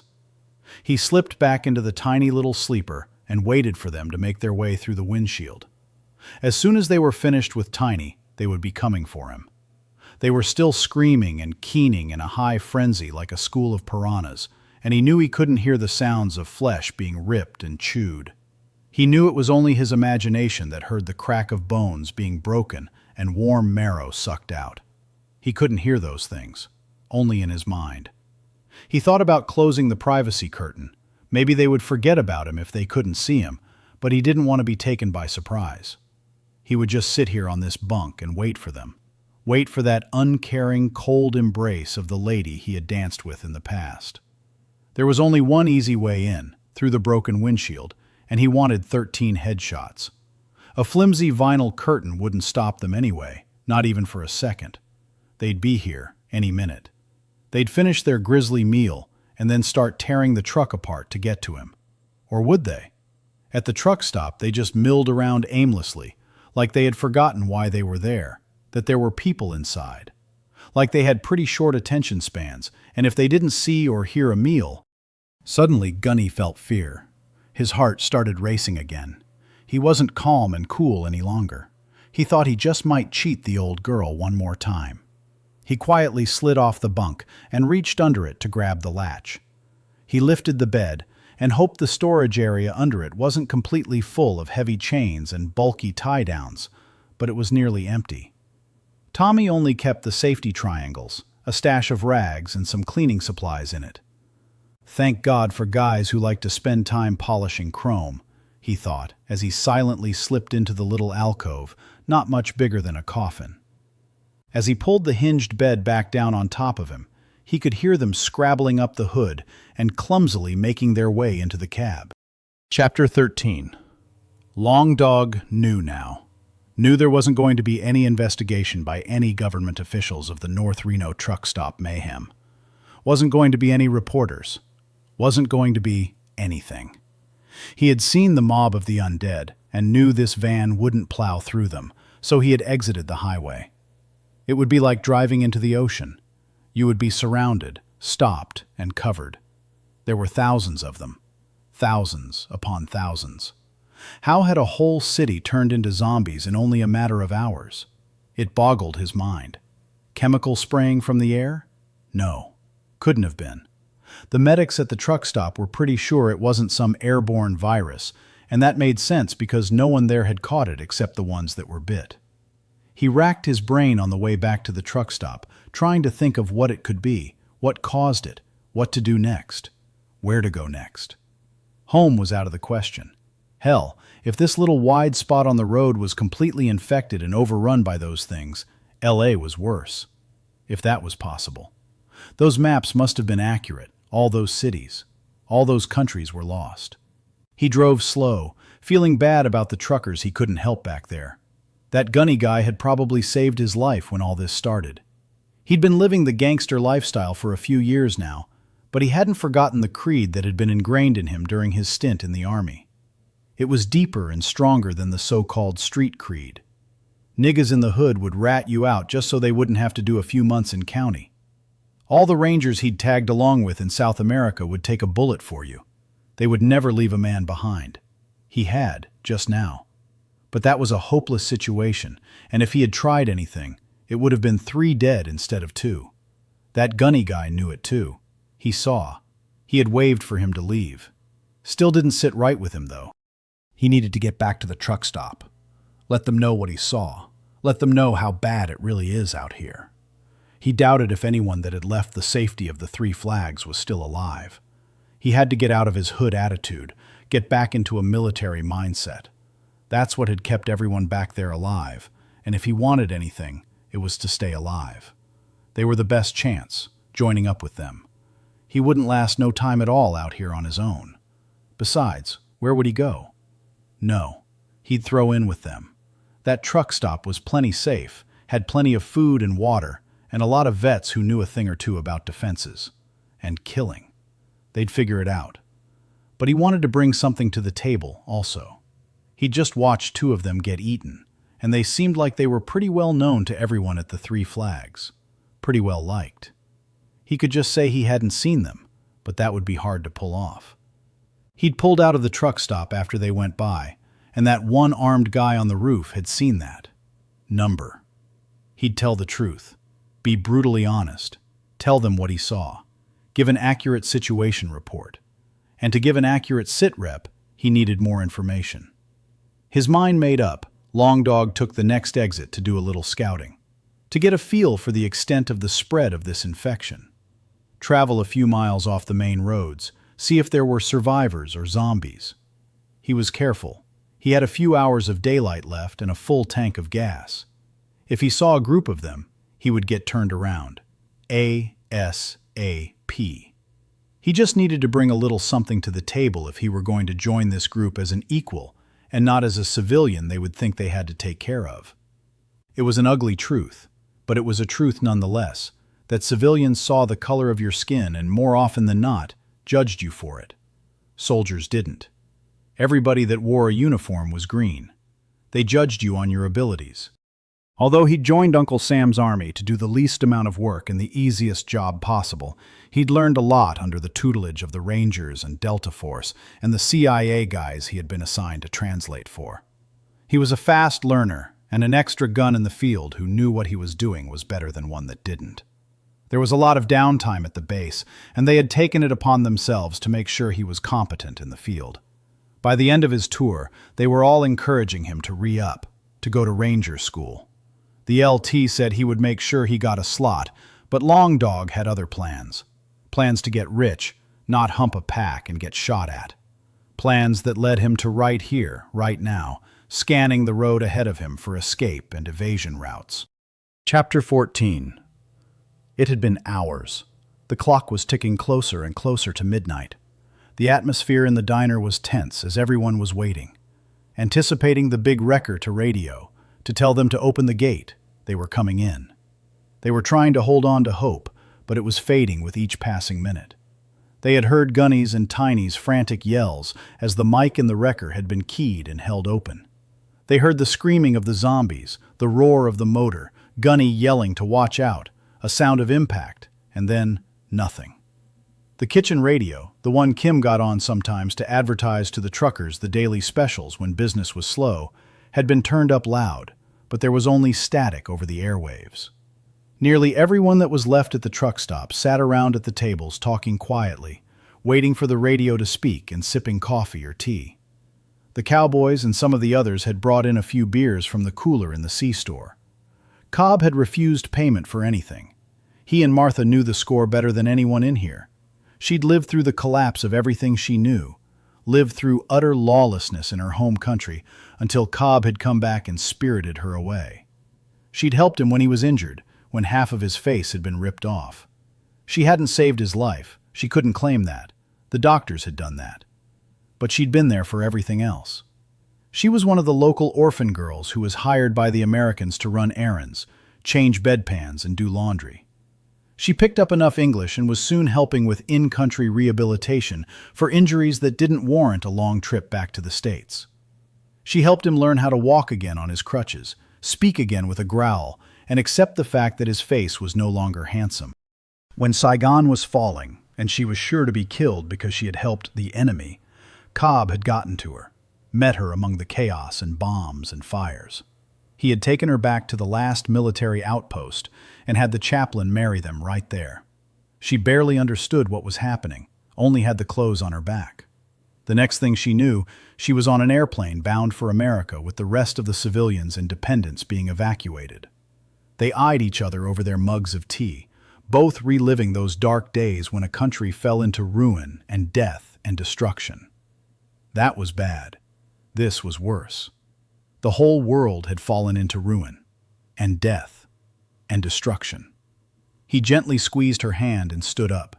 He wasn't one to sit around, and there were things to do. Things really were as bad can be. He needed to start figuring out a long-term plan. Not just a week or month-long plan, a years-long plan. He stomped into Wirebender's shop, shoved between Grizz and Hot Rod leaning on the counter, and dropped an armful of USB sticks he had gathered out of the store. "Still got internet?" he growled. "Yeah, but only from the satellite feeds, and it's going fast. Local access is down," said Wirebender. "Start downloading everything you can about survival stuff," Cobb said. "Blacksmithing, seed saving, repair manuals, solar and wind power stuff. I don't know. Anything you can think of before it's all gone. Save it. Make backups." Wirebender's eyes went big and his mouth dropped open a little. "Close your gob," Cobb grumbled as he clomped out of the room.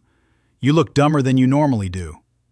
Cobb made his rounds, checking on security, talking to the men that had been posted around different areas. There wasn't much happening, just the occasional infected showing up now and then. They seem to know we're in here, but as long as they don't see us, they're pretty calm. "Just kind of wander around and bump into things, but always stay nearby," Scratch said, when Cobb joined him on the catwalk. Kim was up there with him, watching the glow of the lights of Reno that was visible over the horizon. "Hard to believe it's only been less than a day, Pawpaw," she said.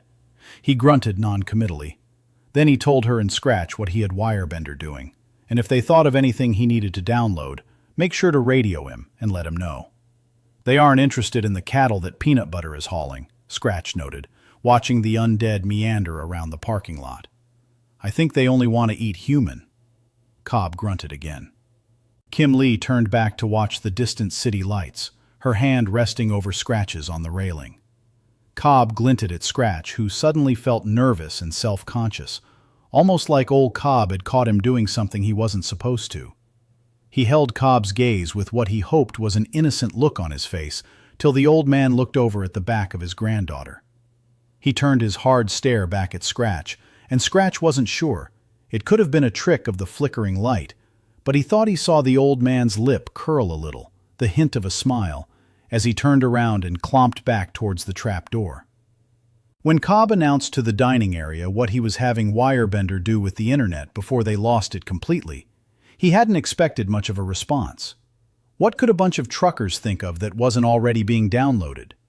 But Sarah and Stacy both jumped up, nearly spilling their herbal teas with a chorus of, "Oh my God!" and they both ran for the door, rattling things off to each other as they went. Surgery, pediatrics, dentistry, alternative medicines, herbal remedies, until they were out of earshot. Cookie mentioned something about preserving foods without refrigeration and canning and some other stuff as he headed out of the back of the kitchen. Cobb looked at the rest of the group still sitting at their tables. "Sure you don't need to know how to drive a space shuttle or something?" he asked, a bit of menace in his voice. "It really is the end of the world?" Buttercup asked. She was only in her 20s, and Cobb could tell she'd been crying but seemed to have it under control now. "I think so," he said, softening his growl a little. "Well, we better get some things on livestock care and animal husbandry then." Peanut Butter nodded, and they both stood to leave. "We know horses, but cattle and sheep are something else entirely. And we need to either set the cattle free that we have in the trailer or start butchering them tomorrow," Buttercup said. "They can't last another day without water." "We have incoming. It looks like the painter van is coming back." Scratch blasted over the kitchen's CB from the handheld he had on the roof. "And some guy from the parking lot is making a run for it too. Get the front doors open." Cobb and most of the truckers were on their feet and running for the C-store. They had guns drawn and were ready to lend fire support if needed. Grizz came charging up the aisle from the CB shop where he'd been hanging out, his Colt .45 at the ready. They could hear the sounds of bodies thumping against metal and the screams of the undead starting to chase after the fresh meat. As soon as they got the doors open, they crouched to look under the trailer blocking the entrance and could see the van leading the zombies away from the storefront again. He had made a quick pass in, ran into a few of them, and was leading the rest back out after him on a merry chase. "Smart," said Grizz, and all agreed. The van led them out onto the main road, then did a quick U-turn and came flying back in, plowing into as many as he could, sending them flying in all directions. There had only been about a dozen milling around, and he had effectively cut their numbers in half. The broken and maimed ones were still a danger, but a gimping, limping, broken-down zombie was nowhere near as dangerous as a screaming runner who could leap 20 feet and had 2 good arms to shred you with.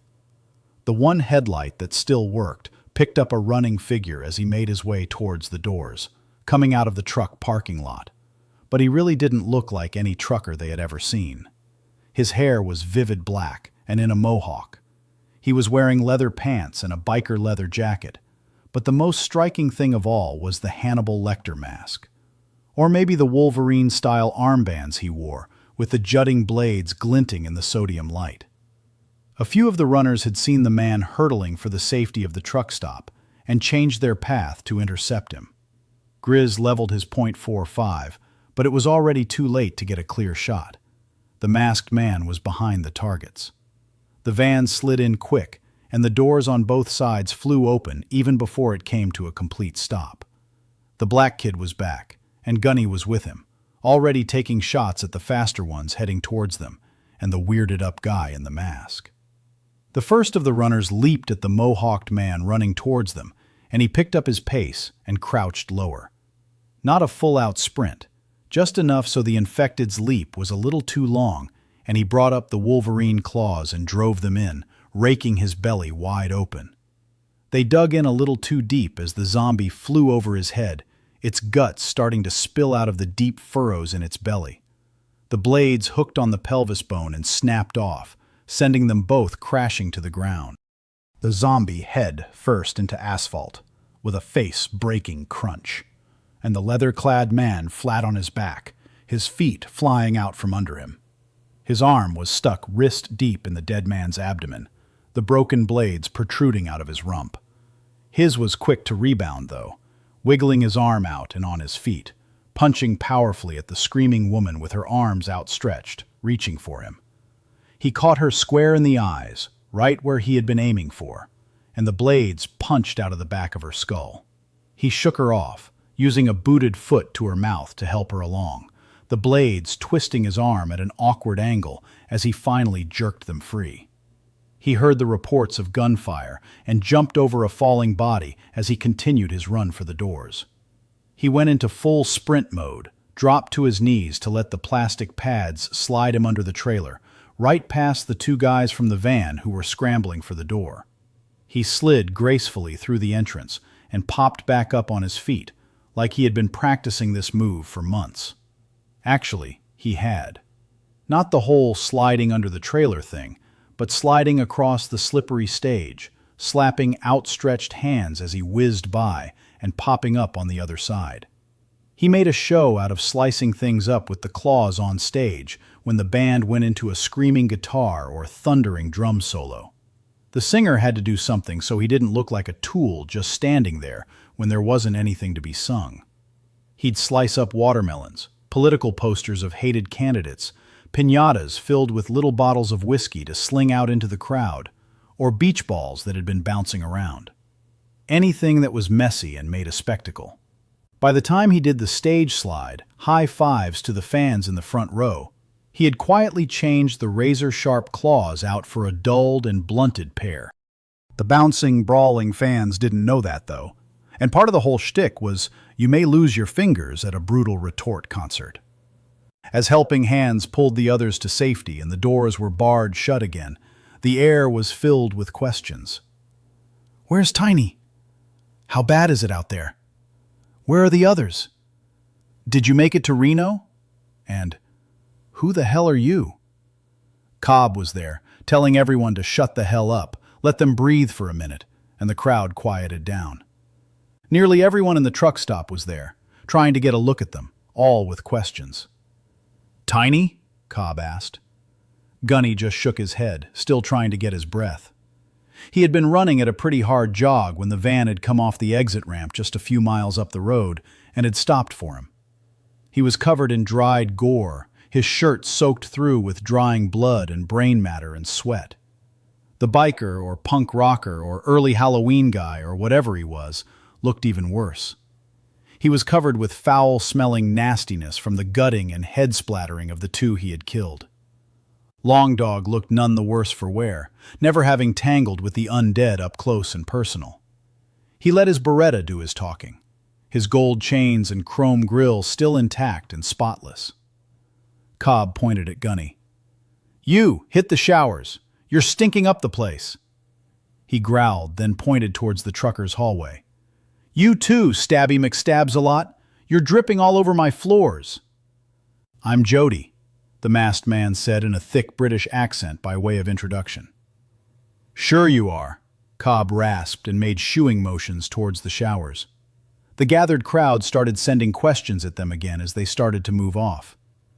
There will be plenty of time to tell stories after they've been checked out and when they ain't stinking up the place." Cobb raised his voice to be heard over the crowd again. Gunny looked at the newcomer, who had slipped the mask up on his head. "Come on, Stabby," he said, and the crowd parted quickly to let them by, not wanting to come in contact with anything that was dripping off of them. Sarah and Stacy were on their heels. "Where are you going?" Gunny asked when he realized they were being followed. "Anybody that comes in looking like you two gets checked for bites," Stacy replied. "That's right," Cobb said. "We've come up with a few rules while you were out goofing off. That's the main one. Nobody comes back inside if they've had contact unless they are checked out. Nobody. If you don't like it, there's the door." He jerked his thumb behind him. "So, you want me to get naked?" Gunny asked, a half grin on his face. "I had your junk in my hands for the hernia check last time you came in for a physical," Stacy retorted. "If I remember right, I won't be getting too excited." There were hoots of laughter from the drivers, and he was saved from trying to come up with a witty one-liner by the British guy. "You come with me then, love. Maybe I got something you can get excited about." She just rolled her eyes as they started for the shower area again. Chapter 15. Gunny didn't dawdle in the shower, just cranked the water up as hot as he could stand it, and stepped in, fully clothed except for his boots. He didn't have to get naked for Stacy, after all. She made him pull his shirt off, but there were no tears in his pants, no seeping blood stains, so she pronounced him good. She left, clucking to herself at the crisscrossing of old battle wounds scarring his back and chest. He scrubbed mercilessly at the crusted gore, watching the drain water circle red as he stripped off, cleaning the worst of it out of his clothes as he went. While in the shower, he reflected back on the past several hours. He had waited in the cramped area under the bunk, hoping the milling horde would forget about him and leave. A few of them had managed to climb or fall into the cab and couldn't figure out how to get back out. He was afraid they would smell him or hear his pounding heart, but they never reacted, never suspected there was a 200-pound dinner just for them only a foot away. They just kept bumping into each other and half falling over the shifter from the sounds of it. The horde outside of the truck calmed down after their meal was finished and just bumped around, milling about from what he could make out. They stayed for a long time, hours. Gunny kept waiting for something to draw them away, hoping there would be a noise somewhere, but knew if there was, that meant this mob would be chasing down some other poor soul. He was afraid to sleep, to even doze for a second. He was prone to snore, and, if he did, even once. He kept going over what he knew about his wife and son. She was probably safe with the group in the building she was in, but for how long? His son was at school. Maybe he was safe, locked away in detention. Maybe he had been one of the ones that were infected. What had caused the infection anyway? What could turn the whole world into mindless killing machines in a single day? It followed the path of the sun, that he knew. But what was the trigger? Chemtrails? A passing comet full of deadly bacteria from the other side of the universe? Aliens clearing the planet so they could have it?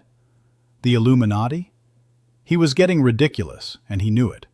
All those things had been in movies he'd seen over the years. That wasn't it, though. It was something a little closer to home, he thought. Some man-made bug. He racked his brain, trying to remember. Just what was the trigger in all the zombie movies he had seen? This was life imitating art. Or had the governments of the world had this particularly nasty virus, and art had been imitating life? The movies and books usually blamed it on the CDC having a security breach, or the Russians or the Chinese. They would blame an infected vaccine or a cabal of the super-rich wanting to eliminate all the useless eaters, or some mad genocidal maniac deciding the planet would be better off without humans. The whole world fell in a day, except possibly some islands, and the Middle East, if Wirebender was right. Could the Muslims have done this? They had the desire. The crazy ones did anyway, but that was as far-fetched as the aliens doing it. He had known a lot of decent people he met during his time in country. Muslims that hated the extremists even more than he did. They would have never let something like this happen. Anyway, how could they?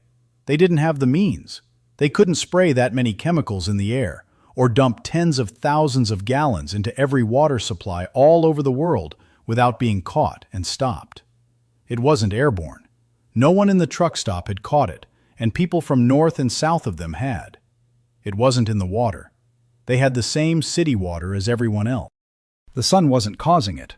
Plenty of them had been out in it. But it was a trigger. Sun came up, people went mad. All around them, but not them. No one there had been infected except by being bitten from someone who hadn't been at the Three Flags. Divine intervention? Gunny believed in God, but didn't think he would destroy the world except for a slightly run-down truck stop in an out-of-the-way part of Nevada. Maybe the globalists. He'd been to the Georgia Guidestones since they moved to Atlanta.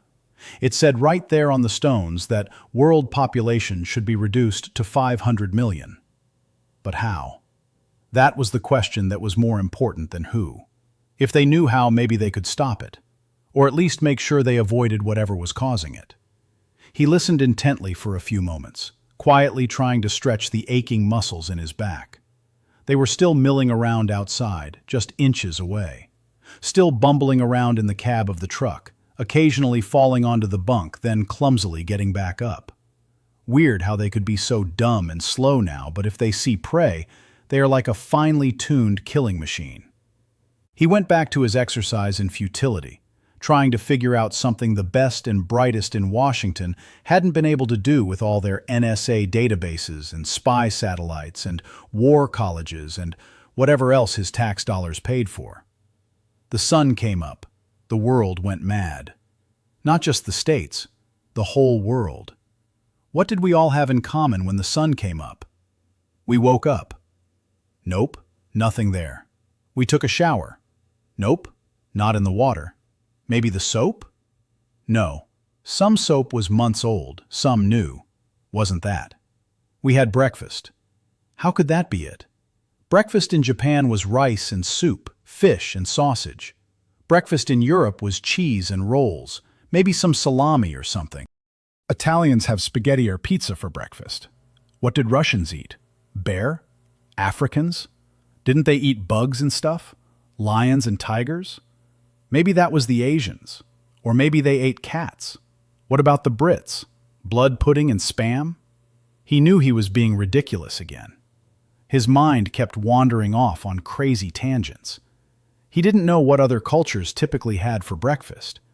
He knew an American breakfast was anything from biscuits and gravy to sausage and eggs, bacon and eggs, ham and eggs, green eggs and ham. Common denominator? There was none. Maybe eggs. Those are eaten all over the world. Somebody spike all the chickens with zombie virus? Meat. That was pretty universal, he thought. More so in America, but most countries usually had some type of meat available. The Indians, dot, not feather, didn't eat beef, but they ate pork and goat and chicken. Zombies ate long pork. He groaned to himself. Geez, you are one sick bastard. The Middle Eastern countries certainly didn't eat pig. Probably a death by stoning if they caught you eating a ham sandwich. But none of the Middle Eastern countries were infected if Wirebender's map was right. And they didn't eat pork. The rest of the world did. Haji bacon, Scratch had called it. You think Paw would serve that here? Kim had asked. Gunny's heart seemed to stop in his chest. His mind reeled at the implications. The Muslim countries had formed a coalition and had used massive amounts of their oil money to buy up meatpacking plants. It had been all over the news. They were starting a new era of peacefulness. They were going to show the world they could adapt and blend into the modern age, no longer holding to centuries-old customs. They had begun producing all manner of pork products and shipping them all over the world. Today was the first day they were supposed to be used, although all had been delivered and were selling in stores yesterday evening. The day before the attacks had started happening sporadically around the world. Today there had been all kinds of breakfast festivities of friendship planned, with free products, and everything on the store shelves had been reduced to costs so low the company was losing billions. The CEO had said they would make up the difference in sales later. They had given every school, every military post, every government cafeteria free samples, in hopes they would consider buying their products in the future. He couldn't believe it, wouldn't believe it. It was too monstrous, too evil. No one would do that, he told himself. But now that he had thought it, he couldn't unthink it. He needed more information. That little bit he had heard when he was listening to the traffic reports in the different cities wasn't enough. The news had been playing while he was waiting for Helicopter Bob or Janie at the traffic desk, but he hadn't been paying attention, just waiting to hear which way was the best way to go. But it all came back now, the news he had been ignoring. The president praising an end to hostilities soon. The helicopters flying in fresh salam products to the Navy ships at sea. The thankful clips of city officials telling the reporters how many homeless and low-income families they would be able to feed with the generous gifts from the new Muslim alliance of nations. Peace and goodwill to men. The world without conflict by Christmas. He had to be wrong, had to be. But the pieces all fit. Of course there would be no more war. They had won. He felt sick. Were there really army safe zones for refugees like his wife had said they were going to? From what he'd seen and heard today, he doubted it. He bet the military got hit the hardest. They were the earliest to rise, and they always had bacon and sausage for breakfast. He understood now why the government didn't have some kind of warnings out to shoot on sight anyone acting strangely. They had seen Europe fall, knew it would be here when the sun came up over the eastern seaboard. They were probably scrambling everybody that drew a government check to try to find a way to stop it. Hunched over keyboards, testing air and water samples, measuring gamma radiation or whatever NASA did. As they ate their bacon and egg biscuit, the military had surely been on red alert. All soldiers report for duty, calling trees initiated, all passes denied, all leave canceled, all hands on deck. Now have a hearty breakfast while we wait for orders. Gunny had been so lost in his thoughts. The sudden screaming of the horde as they sensed some new prey made him start, bumping his head against the bottom of the bunk lid above him. He heard the two, or was it three, inside the cab of the wrecker keening and scrambling to get out, heard them bashing themselves against the windows and clawing at one another. Now or never, he thought, while they were distracted and making too much noise to hear him. He didn't want them to stay trapped in the cab and then go back to their aimless bumping around. He gave it a few seconds until he heard the last of the horde outside disappearing down the road and slowly opened the lid just enough to see out. They were at the driver's window, trying to go through it, but one of them had climbed up on the dash and seemed to realize he could just go back out the way he came in. There were only two, and he had the Gerber pulled out of his leg sheath and in his hand. Hopefully this time he could hit the soft part of the skull, through an eye or ear if not at the base of the spine. It hadn't gone as planned. They had heard or sensed him and both came at him, forcing him back into the sleeper and just stabbing frantically at faces and chests and arms, barely keeping their teeth off of him, using the pillow on the bed as a shield. It was nasty, gruesome work, with blood and guts and all manner of disgusting body fluids splattering everywhere. By the time he finally killed them with lucky stabs, they both had been cut wide open and must have had 50 gaping wounds in them. It had been simple after that. He had opened the door and started running towards the truck stop, the horde having disappeared in the other direction. The water running off of him and his clothes on the tile floor of the shower was clean finally. The gray matter and black blood all washed away. Chapter 16. Gunny came out of the shower wrapped in a towel and carrying his wet clothes and boots. He walked down to his truck that was still in the shop and grabbed a fresh pair of jeans and t-shirt, draping his wet ones over the mirrors to dry. He wanted to get with Wirebender, run his theory of how all this happened by him, see if he could dig anything up to either corroborate it or to let him know he was way off base. As he neared the shop, he heard raised voices coming from the diner again. He was going to ignore them. Wasn't his problem. But he heard someone say, "Your fault, boy." He couldn't place the voice, but he knew they had to be talking to the ghetto kid. None of the black drivers he knew would let that slide if it were said in anger, and he didn't hear the sound of someone's nose breaking. He didn't even know the kid's name, but he knew he had tried to help him at the wreck, and he'd been out scouting the rural areas. He'd picked him up on the road when he was pretty much done in from all the running he had been doing. He dressed like some rapper gangster from the hood, but he had a calmness about him, a good head on his shoulders. He was more than he seemed to be. Gunny didn't hesitate. He opened the door to the CB shop and yelled in, "The Muslims did it! They spiked all the meat they were selling. They sent it out with the zombie virus. See if that checks out." He didn't wait for an answer. He just lengthened his stride, heading straight for the commotion. When he came through the doors, he stopped and just watched the little drama play out for a moment. Shaky was in the kid's face, red-faced and angry about something. He looked sweaty even though the air conditioning was working fine. He was pointing his finger, poking it in the kid's chest, punctuating each word. Shaky was a big man, but big as in he'd let himself go over the years. Too many buffets, too many bags of chips and sodas driving down the road, and not enough exercise. He had been in the military, but he was always a little vague on specifics. Gunny had seen him around over the years, but only had a passing acquaintance with him. He held his tongue for the moment. He didn't want to fight another man's fight, but if push came to shove, he'd be there. The kid had more balls than Shaky did. Old Shaky hadn't been outside the safety of the truck stop all day, and that kid had been scouting alternative escape routes if they needed them. If you hadn't been playing that jungle music at full volume, they wouldn't have come in the parking lot in the first place. It's your fault Gumball and Ozzy got bit, and it's your fault the deputy is dead, boy.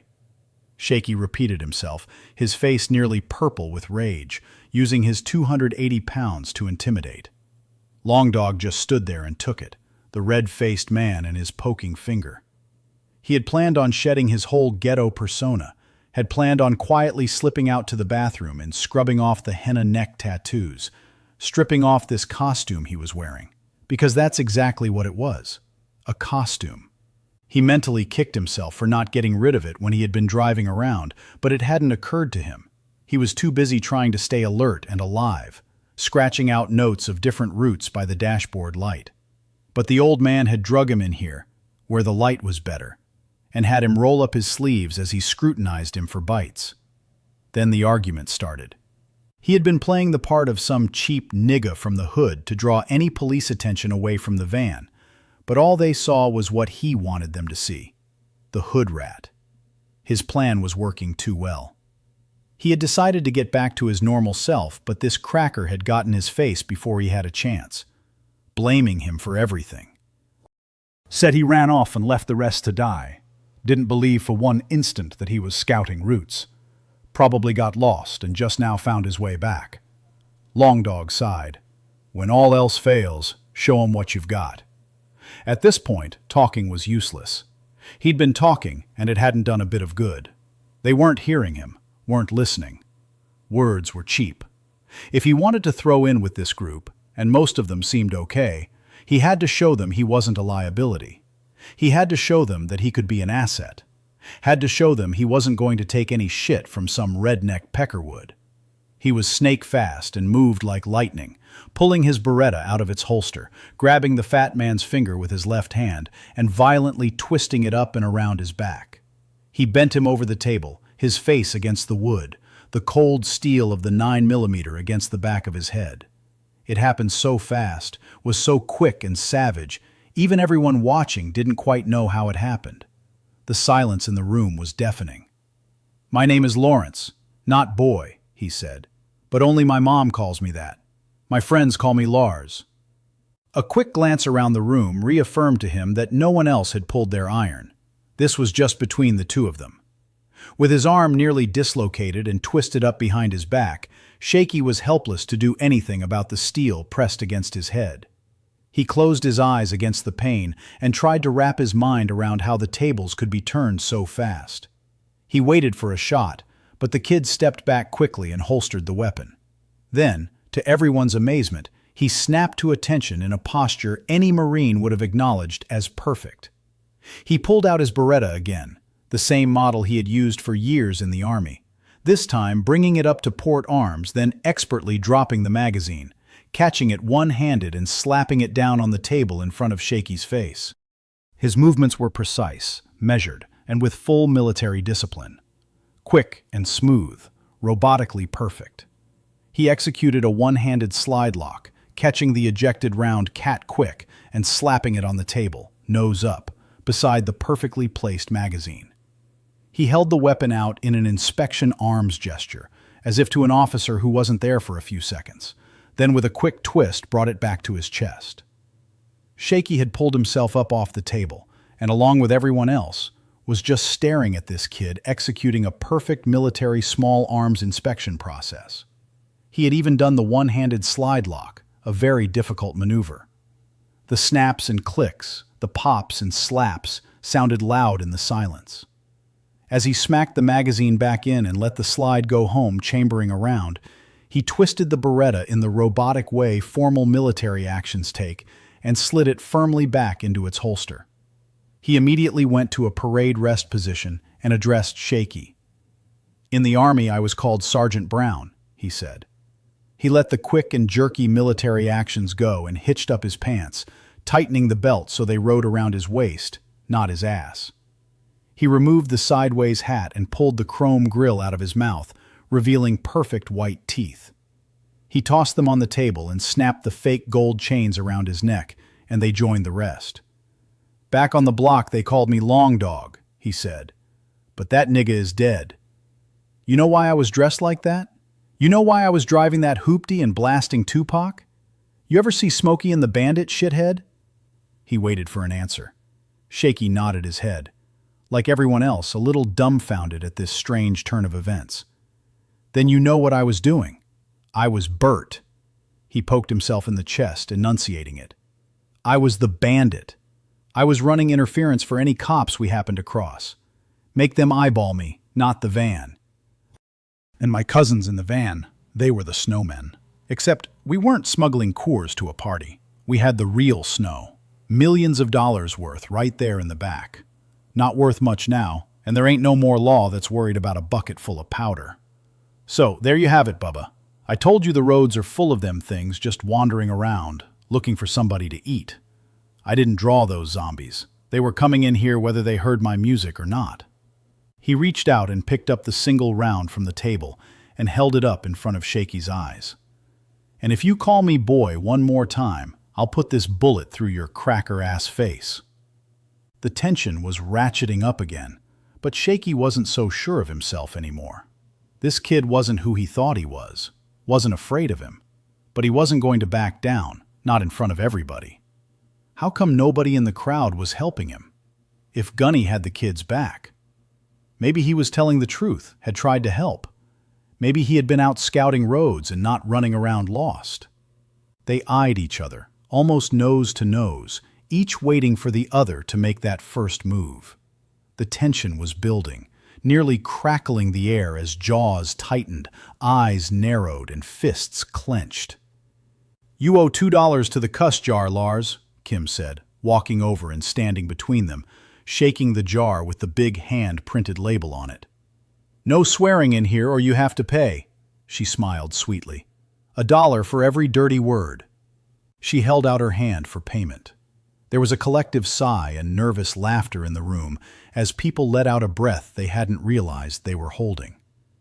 "Them's the rules," Shaky said, and laughed with the rest of them.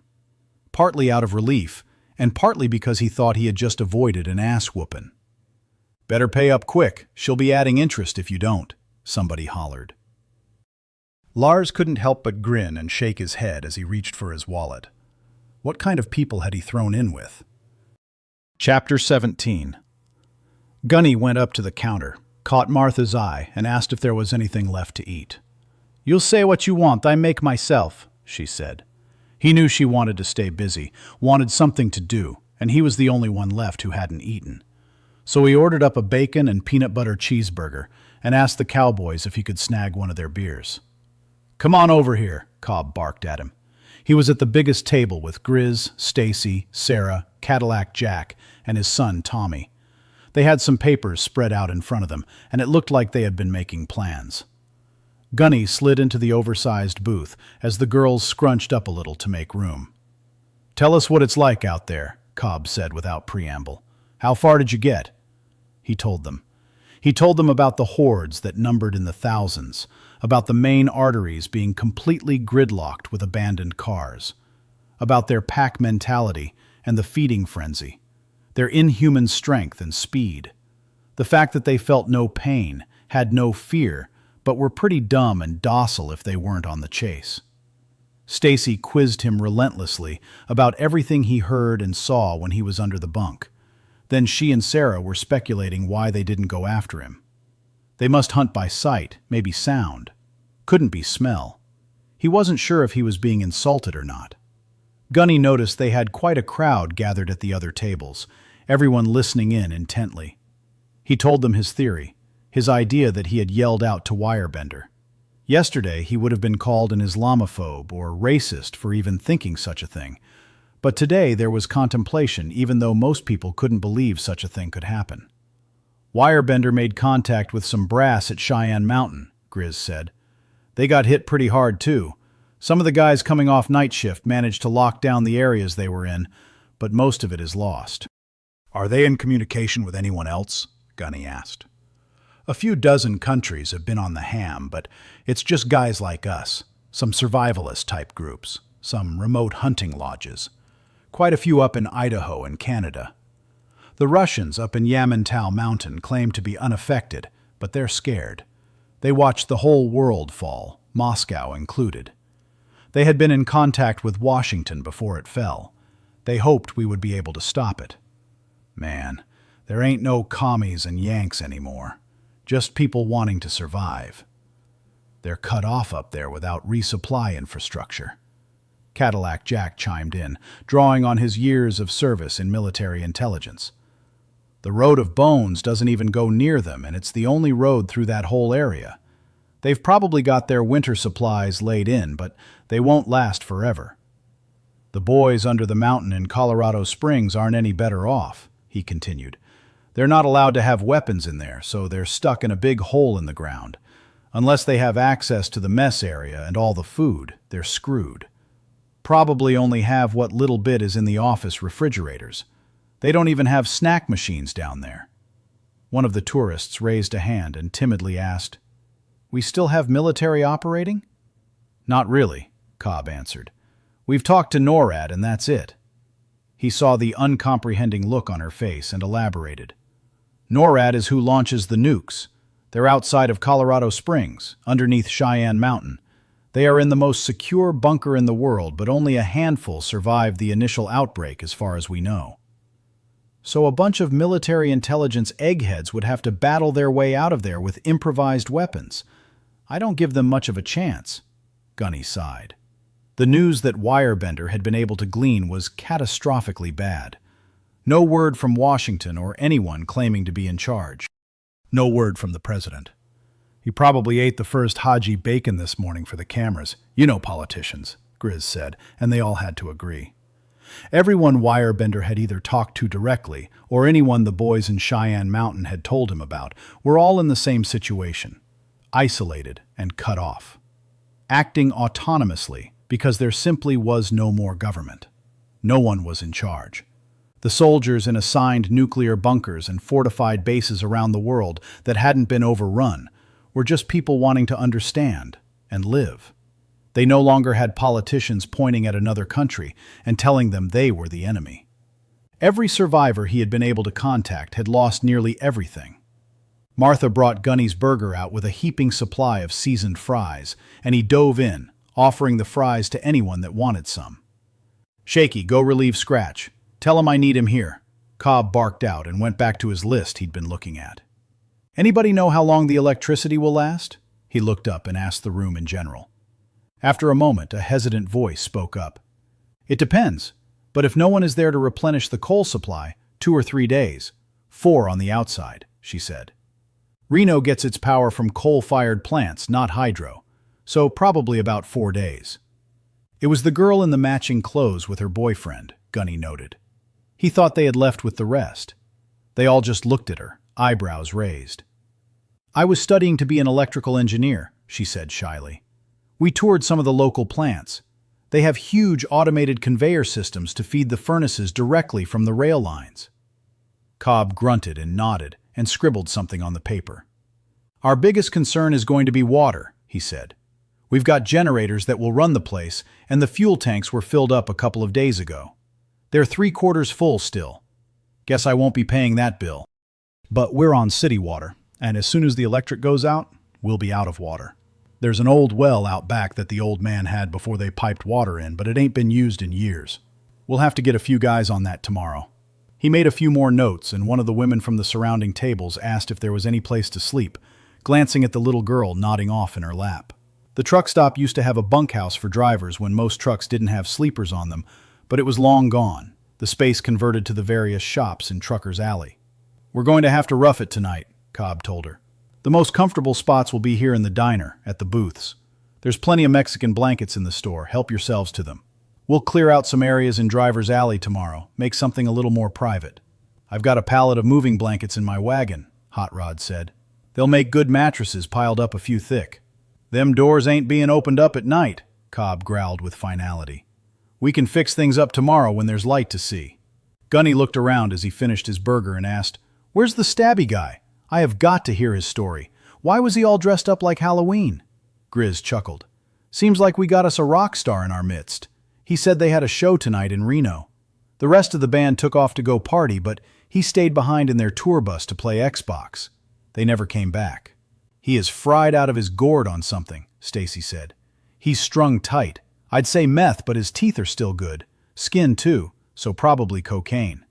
"Probably coked up," Sarah agreed. "We see it a lot." "Well, it's not booze," Gunny said. "You see the way he took those two out? Like watching a blood ballet. Even when he got knocked on his ass, he bounced up like it was a Michael Jackson dance move."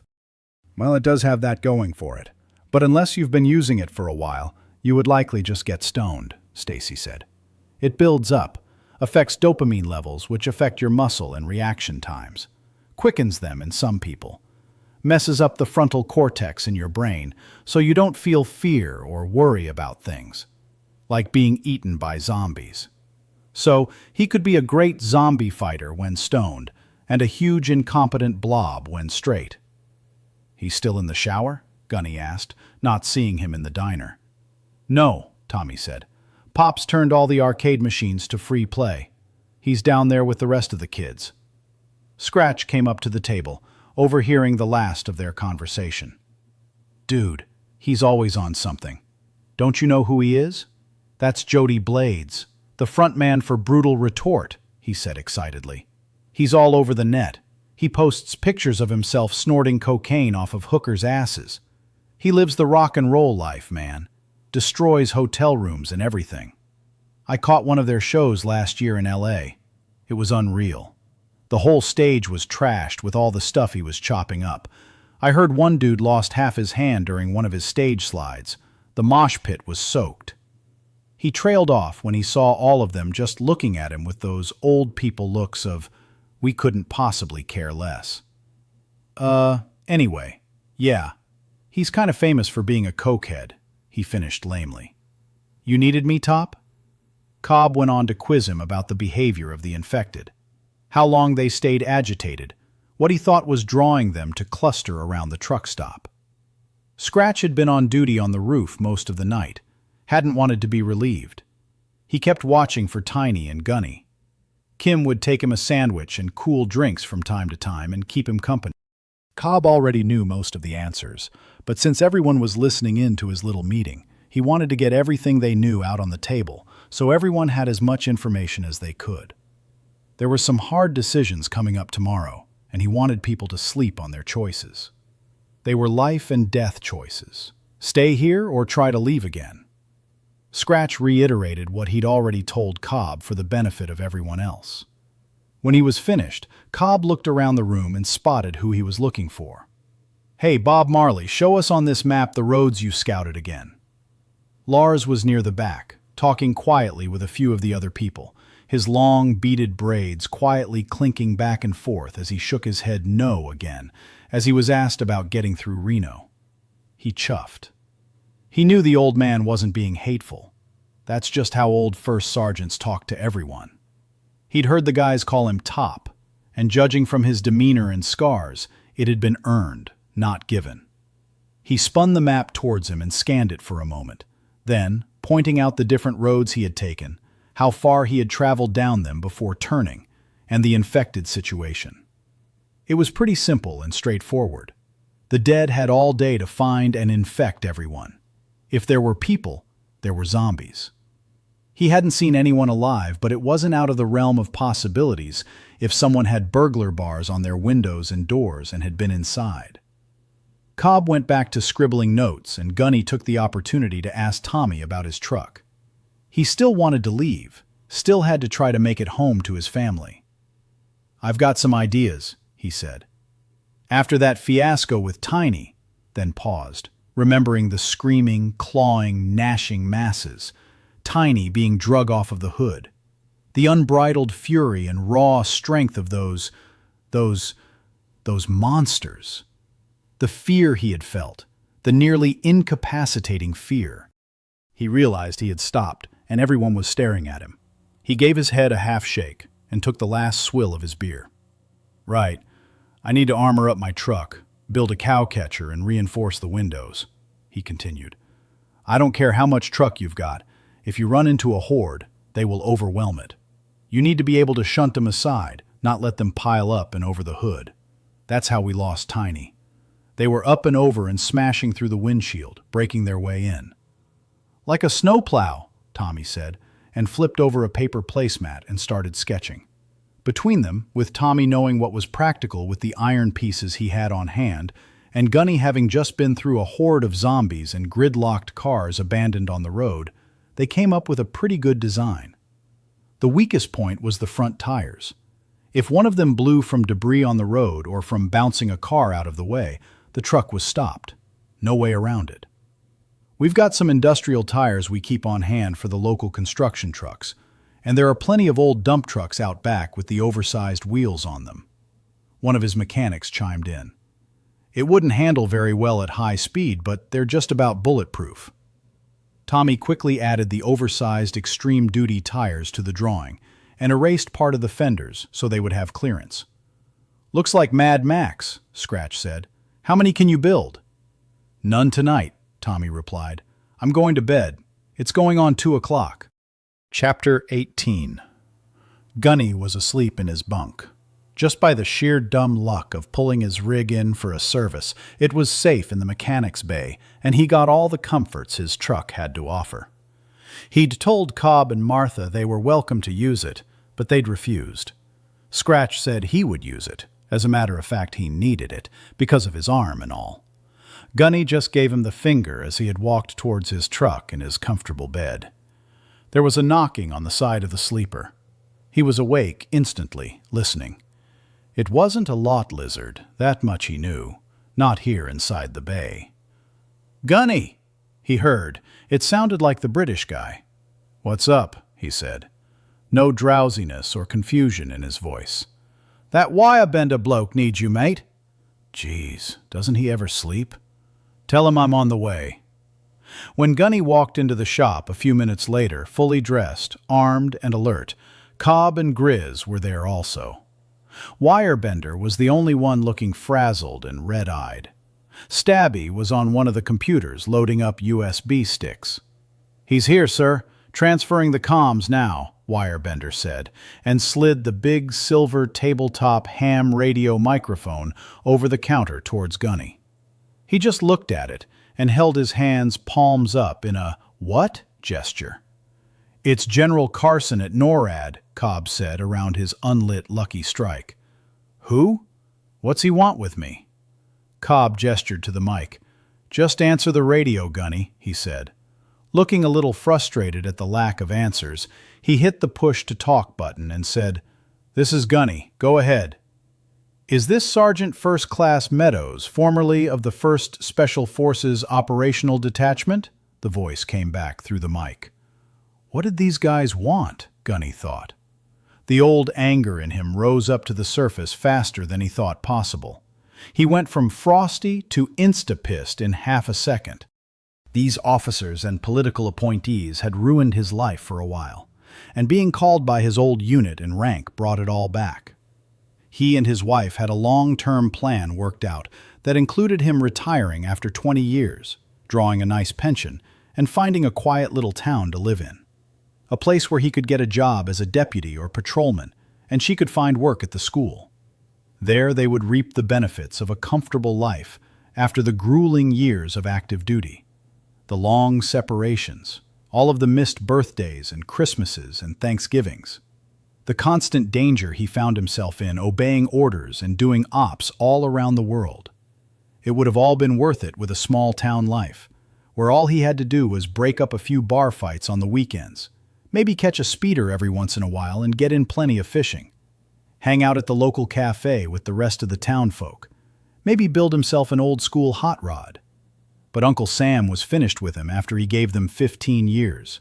No benefits, no retirement, no medical, just dishonorable walking papers. They had very little savings, and it went quickly. Lacey had finally landed a good job in Atlanta while he floundered.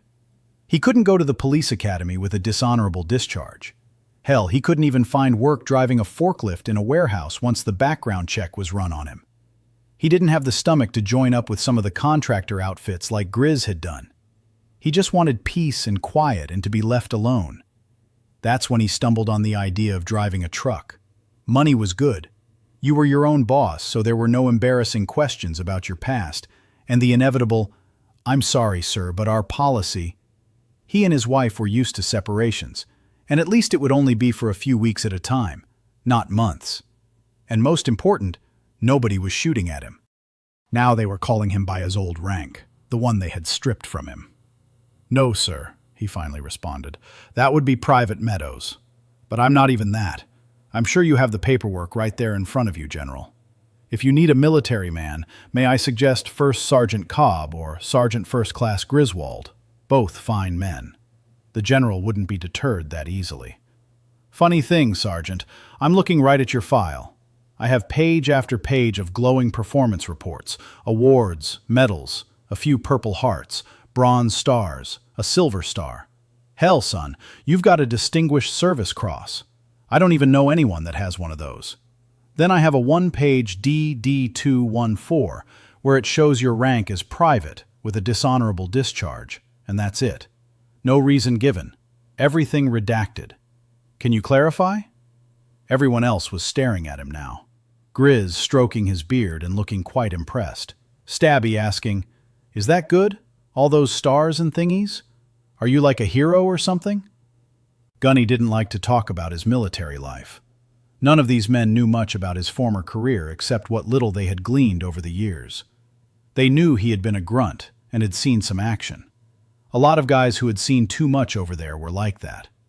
Quiet, observant, rarely talked about their tours. They knew not to pry. Everyone had secrets, some darker than others. "I punched a general," Gunny said and released the button. That ought to shut him up, he thought. There was laughter in the background when the microphone came back to life.